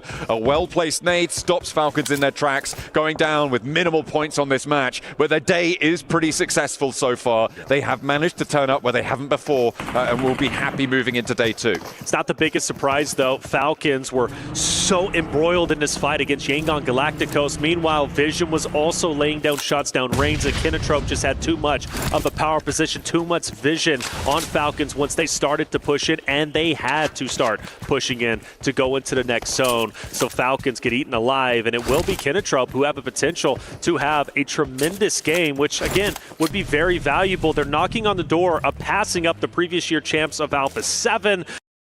Top 8 is a possibility. They need a lot of points to get there, but finishing the final game of day number 1 of survival stage is so impactful for Kinotrope. They have a chance to do it. This is also a big chance for Regnum Karya to put themselves back in and amongst the top dogs of this lobby. Making sure that they can end over 40 points would be fantastic. Getting up towards 50 would be brilliant. It will take it still quite a long way to go for them. They'd need a 26-point match to be able to get up towards that 60-point mark. It's doable. There's still plenty of points left going. We'll see what they can find here on the northern side. They've got a solid spot. Fireflux, so spread out, mind you. You've got Scarface all the way in the north, Solus way down to the south, along with Mapcap and Catch are going to be the closest together, but even them are quite separated. And Scarface is feeling the pressure as Loxy takes him down. John, do you think that spread is a bit too much from Fireflux's perspective? I think that you could definitely argue that, yes. I think it's fair enough to say that it was way too bold for Fireflux there to keep that one going. Perhaps they didn't have the rotational capacity, perhaps they'd run out of vehicles, not entirely too sure, but it looks like they're going to try and re-establish this split. I mean, there's no one really challenging them here. At this point, everyone's pushing in south or north or west, so they are trying to just cover this ground, but I think leaving someone on the far side of the on the far side of the road may be a bridge too far. Yeah, it's a bit weird for me. Granted, gaining insight, maybe scouting the horizons, but your scouts get taken down, and now it's time to get back together. Solus looks to be joining where Catch is currently at. Matcap will also join into the mix. Maybe they were trying to establish individual zones, so when the stages did start to collapse, they had real estate already there and the information needed in order to set up quite nicely to gatekeep, but it's just a bit too much. But with 3 members still remaining, the chance is still there. Now for Doc, well, his chances are gone, and well, that's going to be the end of Red Force. They get taken out, and their final game of the day is over with. Now, for Hora Esports, though, all eyes on them. 4 strong, dead end of the zone. They can make a deep run. Yeah, with the hills that they have to play around here, they can definitely get quite close to the center. We're going to be seeing the next circle in about 5 seconds as well, so it's going to dictate the pace. Vision, they've been slinking their way down this western edge and towards Kinotrope, who now find themselves in a little bit of a ditch. A huge nade comes through from Noir, finding 2, and immediately they can descend on this one. They should be at the very least. There's only 1 player close by to try and handle this one. Ozzy-san at a distance. I don't think he's going to be able to say anything about this. I don't think he has a chance to chime in if Vision just pour over the top. Yeah, Plur, I mean, maybe, just maybe he can make something happen. He throws the nade, but it's a bit too short. Plur is going to be the last-ditch effort for Kinotrope to try and be the hero to shut down Team Vision, but I don't know if he's going to have what it takes in order to do so. But he does get the off angle, but the shots are going to be missed. He's going to be snipped out and taken down, and Team Vision, who was opposite of Kinotrope for the longest time, puts almost the final nail in the coffin, I should say. Ozizon is gone, and now it's survival mode for him. Where has this Team Vision been up until now, right? These guys, off that last Miramar, they got a healthy elim count, and now they're back up to 5 with a western point position. They have a chance to push towards E-Arena, sure. It is a difficult one, a lot of open, quite flat terrain as well, but they do have a chance here to put another big number game on the cards. They started this Miramar set really down on their luck, but they have started to pull their socks up. Zon goes Moves into a hot and ready Lil Boy as well as Influence Rage. Doesn't have the health needed. Influence Rage start to encompass where Ozizon is currently at, and he won't even get a shot up, unfortunately.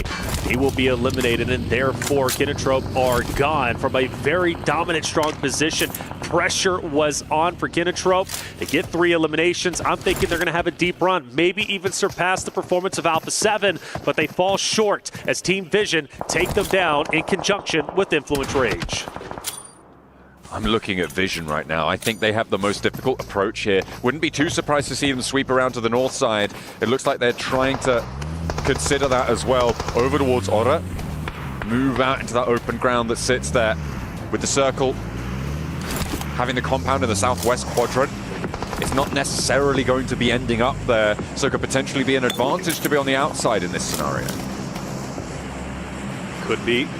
Regnum Karya disengaging from E-Arena earlier, right? You talked about it, you said that's a favorable play. I think maybe there's going to be another contest for the hardcover POI, but no.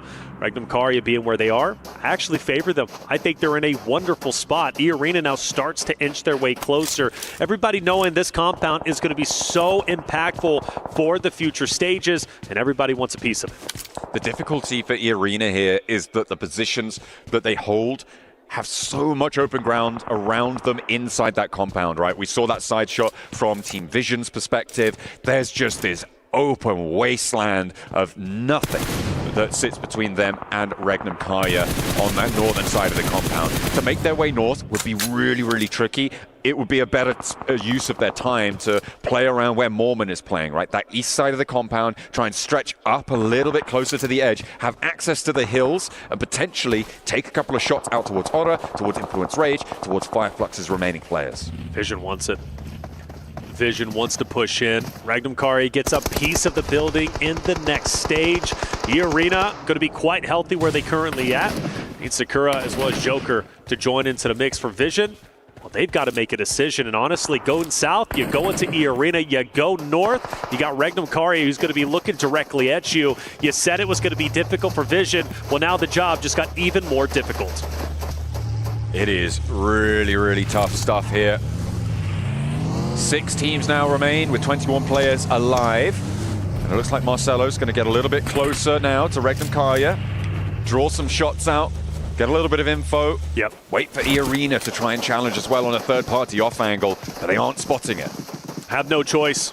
Vision, they've got the man advantage, but they've got to break into the cover. It's not going to be easy, but it's their only go at it. They focus on the Loxy first. Right. Loxy, though, does a good job taking down a couple. In fact, he's going to get the full finish onto Alone. Marcelo off to the right will also be taken down. Volt, the last chance, the last dance for Team Vision to make anything happen in the final game of day number 1 of the survival stage will end in a wonderful hold. But here comes the third party, E-Arena. They're out for blood, and they want to finish off Regnum Karya. They've heard this fight popping off. This is the only team that was holding them from moving north, and Regnum Karya's sightlines get pushed off the angles. They don't have time to heal because they've got more players descending upon them. Tony K, nade in hand, Wild desperately popping that first aid. The Molotov on high keeps Loxy back off the window, and Tony K plays forwards, and he opens the door, potentially to his demise, but Silas not going to go down just yet. Tony K hopping up, trying to challenge on the high ground, and might be able to do it, but slips low, and in the meantime, E-Arena have lost a player on the off angle. Fireflux are moving in.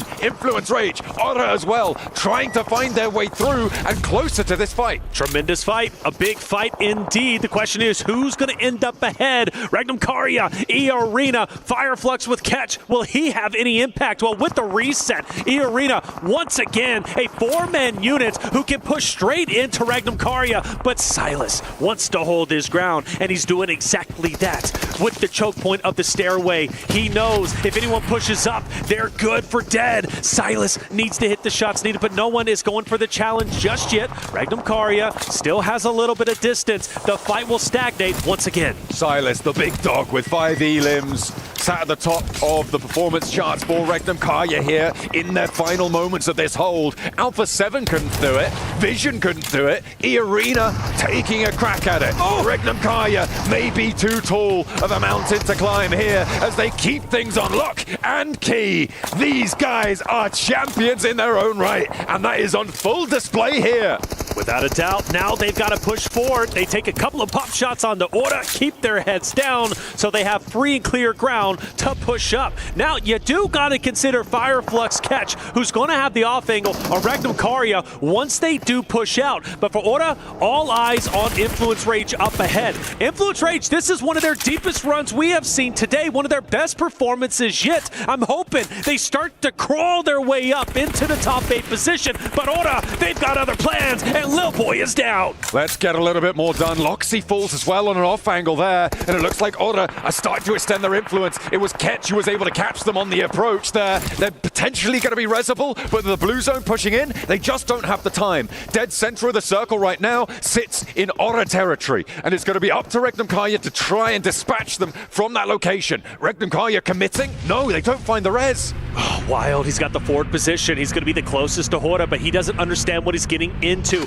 You've got Influence Rage who's been fighting against Horta. Wild's going for the off angle. Sleepy has taken a lot of damage. Sky's going to be cooking an ace. Silence is going in. The tip of the spear looking to turn the tides. Regnum Karya is full committed. They know they have to, but Wild, he's the only one who's going to be standing currently. Orta is going for gold, but Influence Rage, I've got to favor them. I think they got this. Orta, they are running on fumes, and Influence Rage is tightening the vice grip. Law with an nade cooking now. Over the top needs to find the shots, but Lorison goes down to the back line, and no answer is found with a nade. Sky looking to try and take up the mantle of the peak, but again, he is rebuffed. It's all up to Jiggle now for Orta to keep them linchpinned into this match, but Ketch is there. He finds it, and that's Law as well, taking the shots out wide. Nobody's going out of this desert unscathed now, and Law can't find the first, looks for the second challenge, and he just dips behind it. Stays alive for a moment longer, a breath allowed for the time being. Sleepy's the one to watch out for. Catch as well. Look, Fireflux can still very well win this with a solo, and it could in fact happen. Sleepy's going to take down Law. He's going to be gone. No Fears once again dropped. Diego's going to be pushing up onto Orta. The nade's going to be cooking. Orta's actually out, and now it comes down to a 1v1. It's going to be Catch versus Diego. Catch, the madman from Fireflux. They've been playing on dribs and drabs for so long, and they managed to find it right at the end. What a crazy turnaround for Fireflux. They play in the shadow of Team Vision and Regnum Karya on the compound. They play split, they play snake, and they bite. Fireflux, a dominating performance, the solo playing spoiler, and you gotta respect Catch in that moment. We knew he was in a power spot watching Regnum Karya start to rotate over after they win 2 dominating fights, but at the end of the day, it was Catch overlooking his competition, overlooking the battlefield, the battleground, and knowing he had what it takes in order to take over the victory. Fireflux, a tremendous win, and a night and day difference from their group play performance to where they currently stand, just behind Power Esports. What a rotational set at the end there. I mean, Fireflux, by all rights, should not have won that one. And I think that for me, Regnum Karya put on a real classy display in that match. That hold on the north side, that regroup up to the north edge as well. That is a team of discipline. So for Regnum Karya, they close down strong. The top 8 here looking pretty healthy. We'll see if they can maintain that spot, because Alpha 7, they're going to be trying to batter down the door. We're going to head back over to the desk. Kalaris, what do you guys make of that one? An unreal ending with chaos abound all over the place, but somehow Fireflux gets themselves the victory here, despite Influence Rage and Orta being able to position themselves as best they can. Joining me, everybody is joining me. We got Seven, we got Neptura. They're hyped, they are ready to go here for the survival stage, and also Maxman's here as well. Oh, thank you. No problem. I was so impressed by how they were reacting to that game, Max. Yeah, they were very hyped about it. Yes. I was not looking at them. I was looking at Horta. I was looking at the side of Influence. Understandable. And I was also looking at Regnum Karya, but no, stay next to the fence, being really silent. Works out every once in a while, and for here, Fireflux, they actually get themselves a good old win. Good to see it. Yes. Sometimes it happens, Seven. Yeah, sometimes it happens. It finally happened to actually, what is that? 2 wins for them now? Yes. Yeah. Nice. Good performance out of them. 22 points total, 12 eliminations. Really super top heavy, I feel like, for this match. Influence Rage too, 13 points. I was impressed. It was good to see Hora being able to actually perform here. I felt like so far today they were really quiet. This at least will put them closer up to the top 8 to contend tomorrow to make it to the grand finals. I agree. I think it's going to be interesting to see who can actually try and beat them coming into tomorrow, right? Because we have seen, as we said earlier, not many teams just go for it. We haven't seen another alter ego. We haven't seen that domination from any one team. So everything is very close. So this match in particular has been super interesting points-wise to see how that leaderboard has been shaken up. Yeah, it's a lot more even going around the board here for the survival stage. You just don't have one big team dominating everyone. Even though Power had a really good day too, looking at this one. Oh, Alpha 7. Oh, I knew you were going to do it. I knew it. Go on. Sorry. Winston Payne, do it. Oh my God, they got me. Not quite like that. It's like, do something, please. Means by Kainet. Shout out to you. Yeah, understandable, right? Obviously, there's a lot of expectations on them to be able to perform a little bit better than this, but another single-point game, Neptura. We need to see Alpha 7 have a massive day tomorrow, which we know they're capable of doing, but will it happen? I wish. You wish? I wish. I wish. I wish. I wish. I really wish. I really wish it happens tomorrow, because otherwise we're not going to see much from them in the finals, like, at all. No. So, what do you do in just another 6 games? They're going to have to do an alter ego all over again if they want to actually make the top 8. And the way they're playing now, it's not happening. The thing is, they also... That was very British, by the way. There's been a lot of that today. Yeah, a lot of that. They also fixed the hot drop issue. They did not fight Falcons in El Porto, so they actually left. I was like, okay, that's the biggest issue for them on Miramar. It's been fixed. And then they go to another team that also fixed the hot drop. That was Regnum Caria, and instantly get wrecked over there. So, as you said, we need to see some alter ego level results if we want to see Alpha 7 make it to the finals. Well, let's talk about the overall rankings then, and I'll get your thoughts on it in a moment, Seven, as, of course, we have ourselves up towards the top. It's a fire flux fight against Power. Of course, Power came into the last game at number 1, but Fireflux with these 2 wins, that sneaky, cheeky win here, Seven. They're at number 1. Honestly, if you're Fireflux, you're coming in confident tomorrow. You have what is that, 29-point lead up to 8th place. You're going to be able to maybe even think about doing some stuff to those teams towards the bottom to try to stop them to make it to the grand final. So yeah, Alpha 7, it's going to be scary for you tomorrow. I was going to say, Alpha 7, you go down in the leaderboard. We don't want to see. Like, you could genuinely do that at some point, because I think we were talking about it earlier, Kalaris, right, about what the point threshold could be. We were like, maybe 60, maybe towards the 70. Like, they are pretty much there. So they could just relax, because really, you're just getting extra prize pool, which is always nice, but you could target teams to ruin their chance of making it into the finals. That said, Neptura, looking at how this plays out as well, Power, I think I've been very impressed by how they've been playing things out today. Second place, they were first up until that last game, of course, here. 56 points for them. It's a fantastic result for Power. It is. I really, like I said at the beginning of the day, I really liked how they played in day 2 of their group stage. I wanted to see that continue in through to survival stage, and it has. The one thing that I'm surprised at, though, is how elimination heavy their result actually is, because 16 placement points is all we see out of them. Compare that to Fireflux, who kind of have been a lot quieter.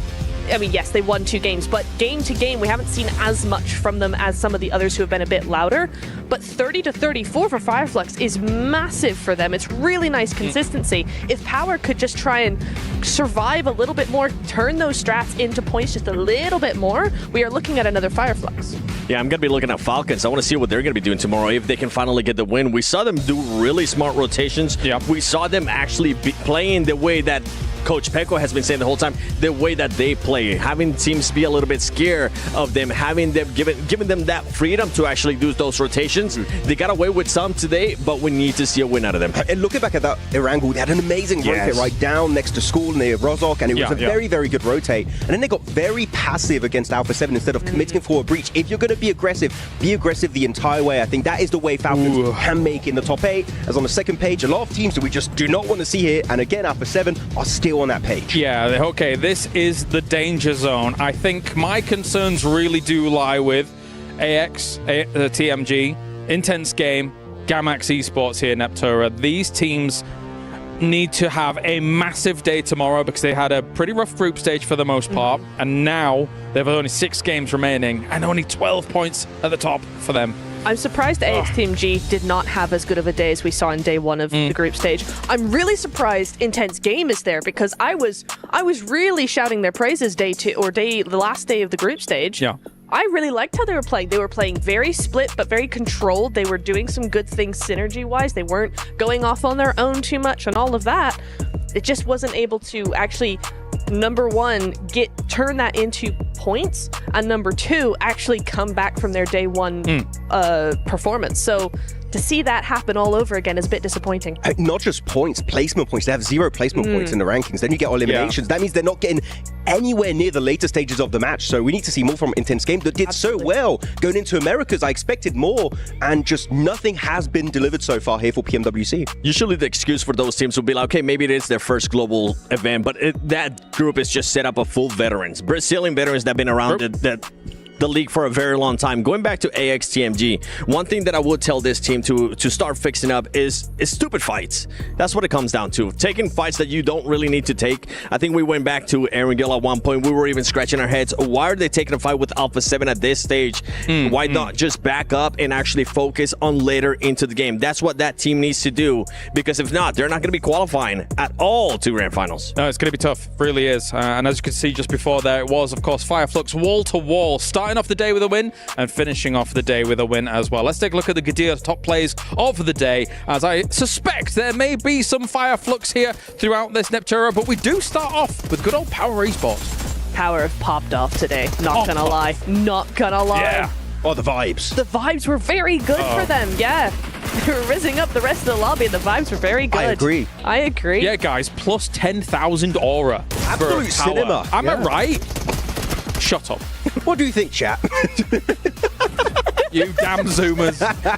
You've done this on purpose to me. We got him. Save me. You. I'm going to go sit with you next on that little couch. Yeah, you can sit on the old man chair over here. The over 30 gang over there. Yeah. Come along. He's joining up. This is the host's We got chair. top plays. I'll probably go talk about the top plays that we had. Yeah. A lot of field finishes on Erangel, actually, in particular around this area, and a lot of big crashes. Influence Rage were one of those few teams who just sent it on the buildings. And Yangon also getting a great finish on Erangel against the side of Regnum Karya. I mean, I loved how that entire last end of this game went. I mean, this is the nades. Every single nade is a highlight to me, so I'm glad we see it in the top plays here. Yeah, when we look at the top players here, Seven, which team do you think was mewing the best? What are you... No, you don't want that? You got me. No, you got me.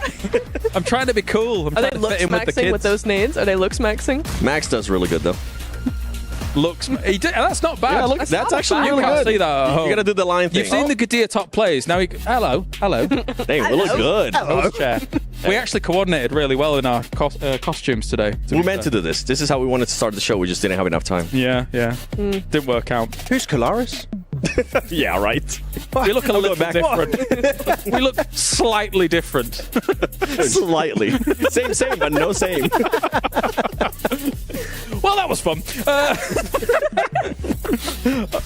All right, let's take a look at something far more important than me and Seven. It's the Sony hero of the day as well. Ooh. What are you guessing? Are you taking a guess? All right, we're doing some predictions to get this going. They seemed very keen. So, Max Man, do something. I had Koa. Koa? Pick, yeah. It's a pretty decent pick. However, they did fall off a little bit throughout the day. So yes, yeah, true. It was unfortunate. So I'm shutting you down straight away. Al-Haji. Ragnar. Oh, you said Al-Haji? Yes. Okay, well you skipped the queue. So Yeah, shush. You're Ragnar. eliminated. Yeah. Ragnar. Okay, Ragnar. Okay, sorry. Ragnar. What about you? Me? Yeah, you. No, I abstain from this vote. He's pulling a 7, man. That's the best part of being So the host. annoying. I know. Yeah, I'm going to tell you to shut up again. All right, let's find out who is going to be our Sony. Oh, wait. Daily winner, MVP, Scarface. Okay, to be fair, even like after the second game or something like that, I think he had 9 limbs already. Never mind anything else that was coming in here, Max. Actually, wait, does he have to be from the from the top team of the day? Not necessarily. Why are you asking these questions, Max? Existential crisis. Yeah, I don't exactly. know. Yeah, you're having a problem now. 14 eliminations on the day. Scarface, when you look at Fireflux, you're looking at Solus, you're looking at Ketch, right? Yep. Very experienced players, but Scarface right out from the Sanok. Here, going on to Sanok, actually very controlling against the duo here from Falcons, able to claim that chicken dinner. So Scarface making a name for himself here, right out of the Turkish players. Scarface and Fireflux kind of set the pace, right? Throughout since the beginning at Sanhok, they kind of just followed that same gameplay, being able to just be passive and strike when they needed to. let the other teams fight too. Honestly, I think if they would have played a little bit different on that Erangel when they ended up getting third party, when they were just so focused on Kinotrope and Alpha 7, then we might have had a team that ended up with 3 wins. Any final thoughts on that, Namatura? I think he's right. Well, I know I say that a lot, but these guys know what they're talking about. But no, I do agree. I think Regnum could have played a couple of those games Fireflux could have played those just a little bit better. There's a couple of games where it's like, oh, maybe that wasn't the play. But stop laughing at me. But I do think that, yeah, we've seen a very strong performance and not one we necessarily expected from them. Seeing the group stage, how they performed there, it was a very different team. So to have them be at the top of the leaderboards day one with actually a really good performance under their belt is really nice to see. Yeah, Seven's laughing. I mean, they were not existent in group stage. Yeah, they weren't. They were in group stage. It was tough. It was tough. All right, let's move on then as well and see who's able to take our honor domination here for this one, and it will of course have the triple limbs, and this is understandable why Scarface may take that #1 spot, but he was also followed up by Ketch as well here, Max. So again, it was really Fireflux wall to wall. Yeah, I'm waiting for Soulless to be showing up next, maybe tomorrow, but then there's been 2 players of Fireflux. Al-Hajj from Power. If you're going to ever play from Power, it is going to be Al-Hajj, followed up by Nofe from Hora and Koa77 from the side of Falcons. That also is a very steady player here going into it. I'm happy to see No Fear there from Hora Esports. Yeah. Remember, Sleepy during group stages, he was the one that was able to get an MVP. It's good to see now another player starting to step up, and I feel like this might be a bit of a turn here going into tomorrow for Hora Esports. It is quite interesting to not see Sky instead of Nofe, because normally Sky is like the MVP contender always on the side of Hora out of Nepal in general. So I'm very, very happy to see Nofe actually step up ever since PMSL CSA. We did see him fight a little bit earlier on. Maybe it could have been that they adjusted their playing style. We've seen teams being able to do that in the past too, from group stages to now. I think that might be the case. We'll just have to verify with Sky. Maybe. All right, well, that is our teams obviously performing extremely well here for our survival stage to get things rolling. I mean, hopefully we see the fight back from some of the bigger names like Alpha. I think that really is the topic that's on a lot of people's lips here, Neptura, because it would be rough to lose our current defending title holders here in Riyadh at PMWC. If I'm looking at Seven, he looks very sad. Bad for him. But losing them would be a bit devastating in the survival stage. It really would. I think we would lose something as well, though, because they've been a part of every final, every global final for so long. They're always part of the conversation all the time. Yeah. We would lose something by having them not be there for one of those events, for one of the finals. And so it would be weird, I think, and maybe even weird to a lot of the teams, you know, having to try and adjust to having this powerhouse, this aggressive team who splits all over the place and does what they want, basically, not there at all. It's kind of like, wait, where are they? What do we do now? It'll be difficult. Max, you were unboxing whilst all of this was going on. Did you get anything?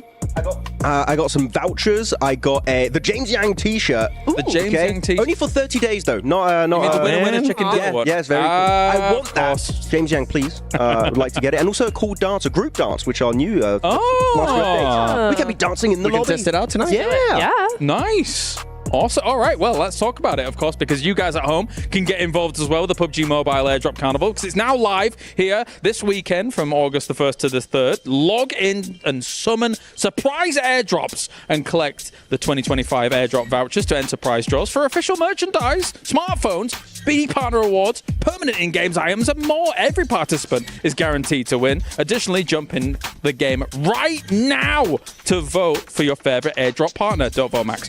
You might even score some awesome surprise gifts from them. Don't miss this year's Airdrop Carnival. And you could unlock some surprises, Neptura. That's pretty awesome. I would love a surprise. Yeah? I always like surprises. Yes, Fantastic. please. I'm going to do that after show. I'm going to go in right now. We need to prepare a surprise for Neptura for tomorrow. What do you think, Max? Uh-oh. No eyebrows. I have to find the idea. It's got nothing to do with dropping chocolate cake on people. Don't worry. We don't talk about I don't like surprises now. You dropped chocolate cake on Veracity. Do not ask Veracity. It did not happen. Okay. There is no. Is there video? No, there is video. There is video proof. Oh, there is video proof. It's coming to an Instagram near you very soon. We'll yeah. All right. I do like cake a lot, though. He loves cake. It's his favorite thing. All right. Well, thank you very much, guys. We've had too much fun here throughout the day. We are done here at the desk. I believe we can head on down towards the stage now as well and check in with good old Barney. Thank you very much, Sevens Worlds Gaming. Thank you very much, Neptura. Thank you very much, Maxman. I would get all your thoughts, but it would take about 10 minutes before we actually finish this up. There's so much to talk about from the survival stage. I have been Kalaris, your desk host here for day number 1 of the survival stage. We can now head down to the stage with good old Barney to wrap up day number 1. Fireflux had an impressive day today, and so of course I'm chatting here with Scarface. What a brilliant day. You opened it up with a chicken dinner as well, which was great to see. I kind of want to know how that motivated you guys going forward. Did that impact your strategies for the rest of the day? Bugün ilk map win aldıktan sonra bu sizi motive etti mi ya da stratejinize bir değişiklik oldu mu günün devamında?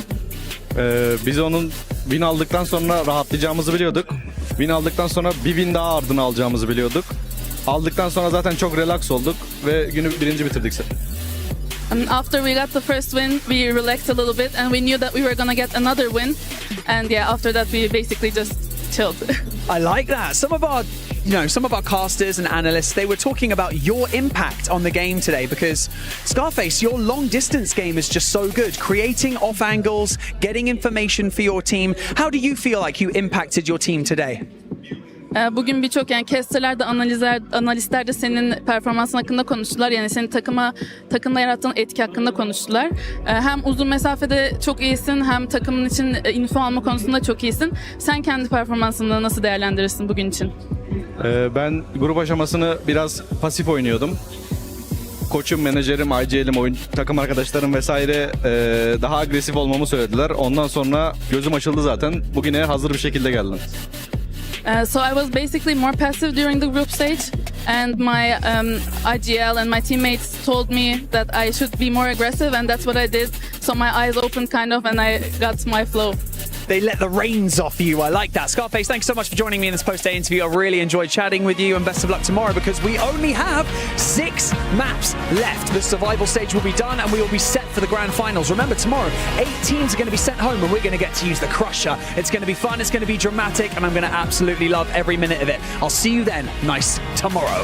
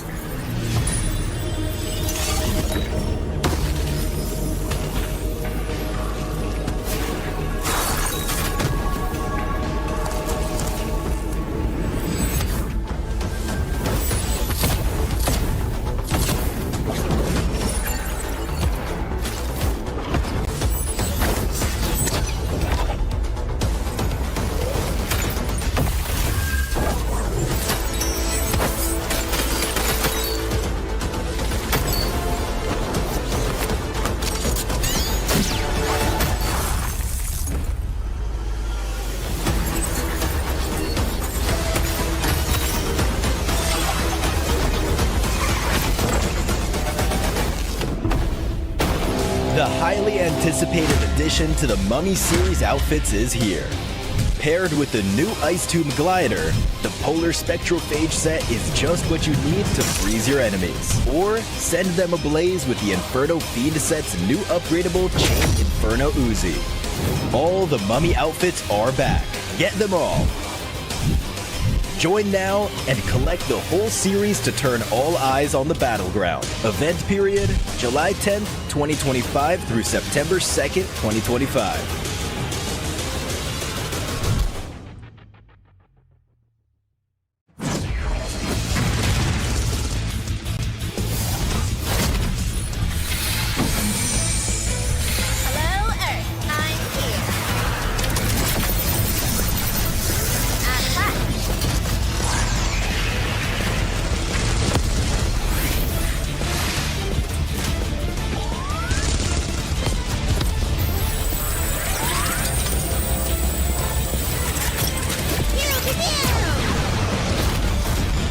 Pulsar Legionnaire available now. First outfit with special head animations and voice lines. The Pulsar Legionnaire set comes with its own super cute voice lines that can be toggled on or off. What happened? Bye, friend. Hello, Earth. I'm here. It also features the upgradable Hyperion ship DSR and Jet Reaver glider with special animations. Experience parachuting like never before. That's not all. Even more rewards await. Event period, July 25th, 2025 through August 26th, 2025. What are you waiting for? Get the new Guild set now.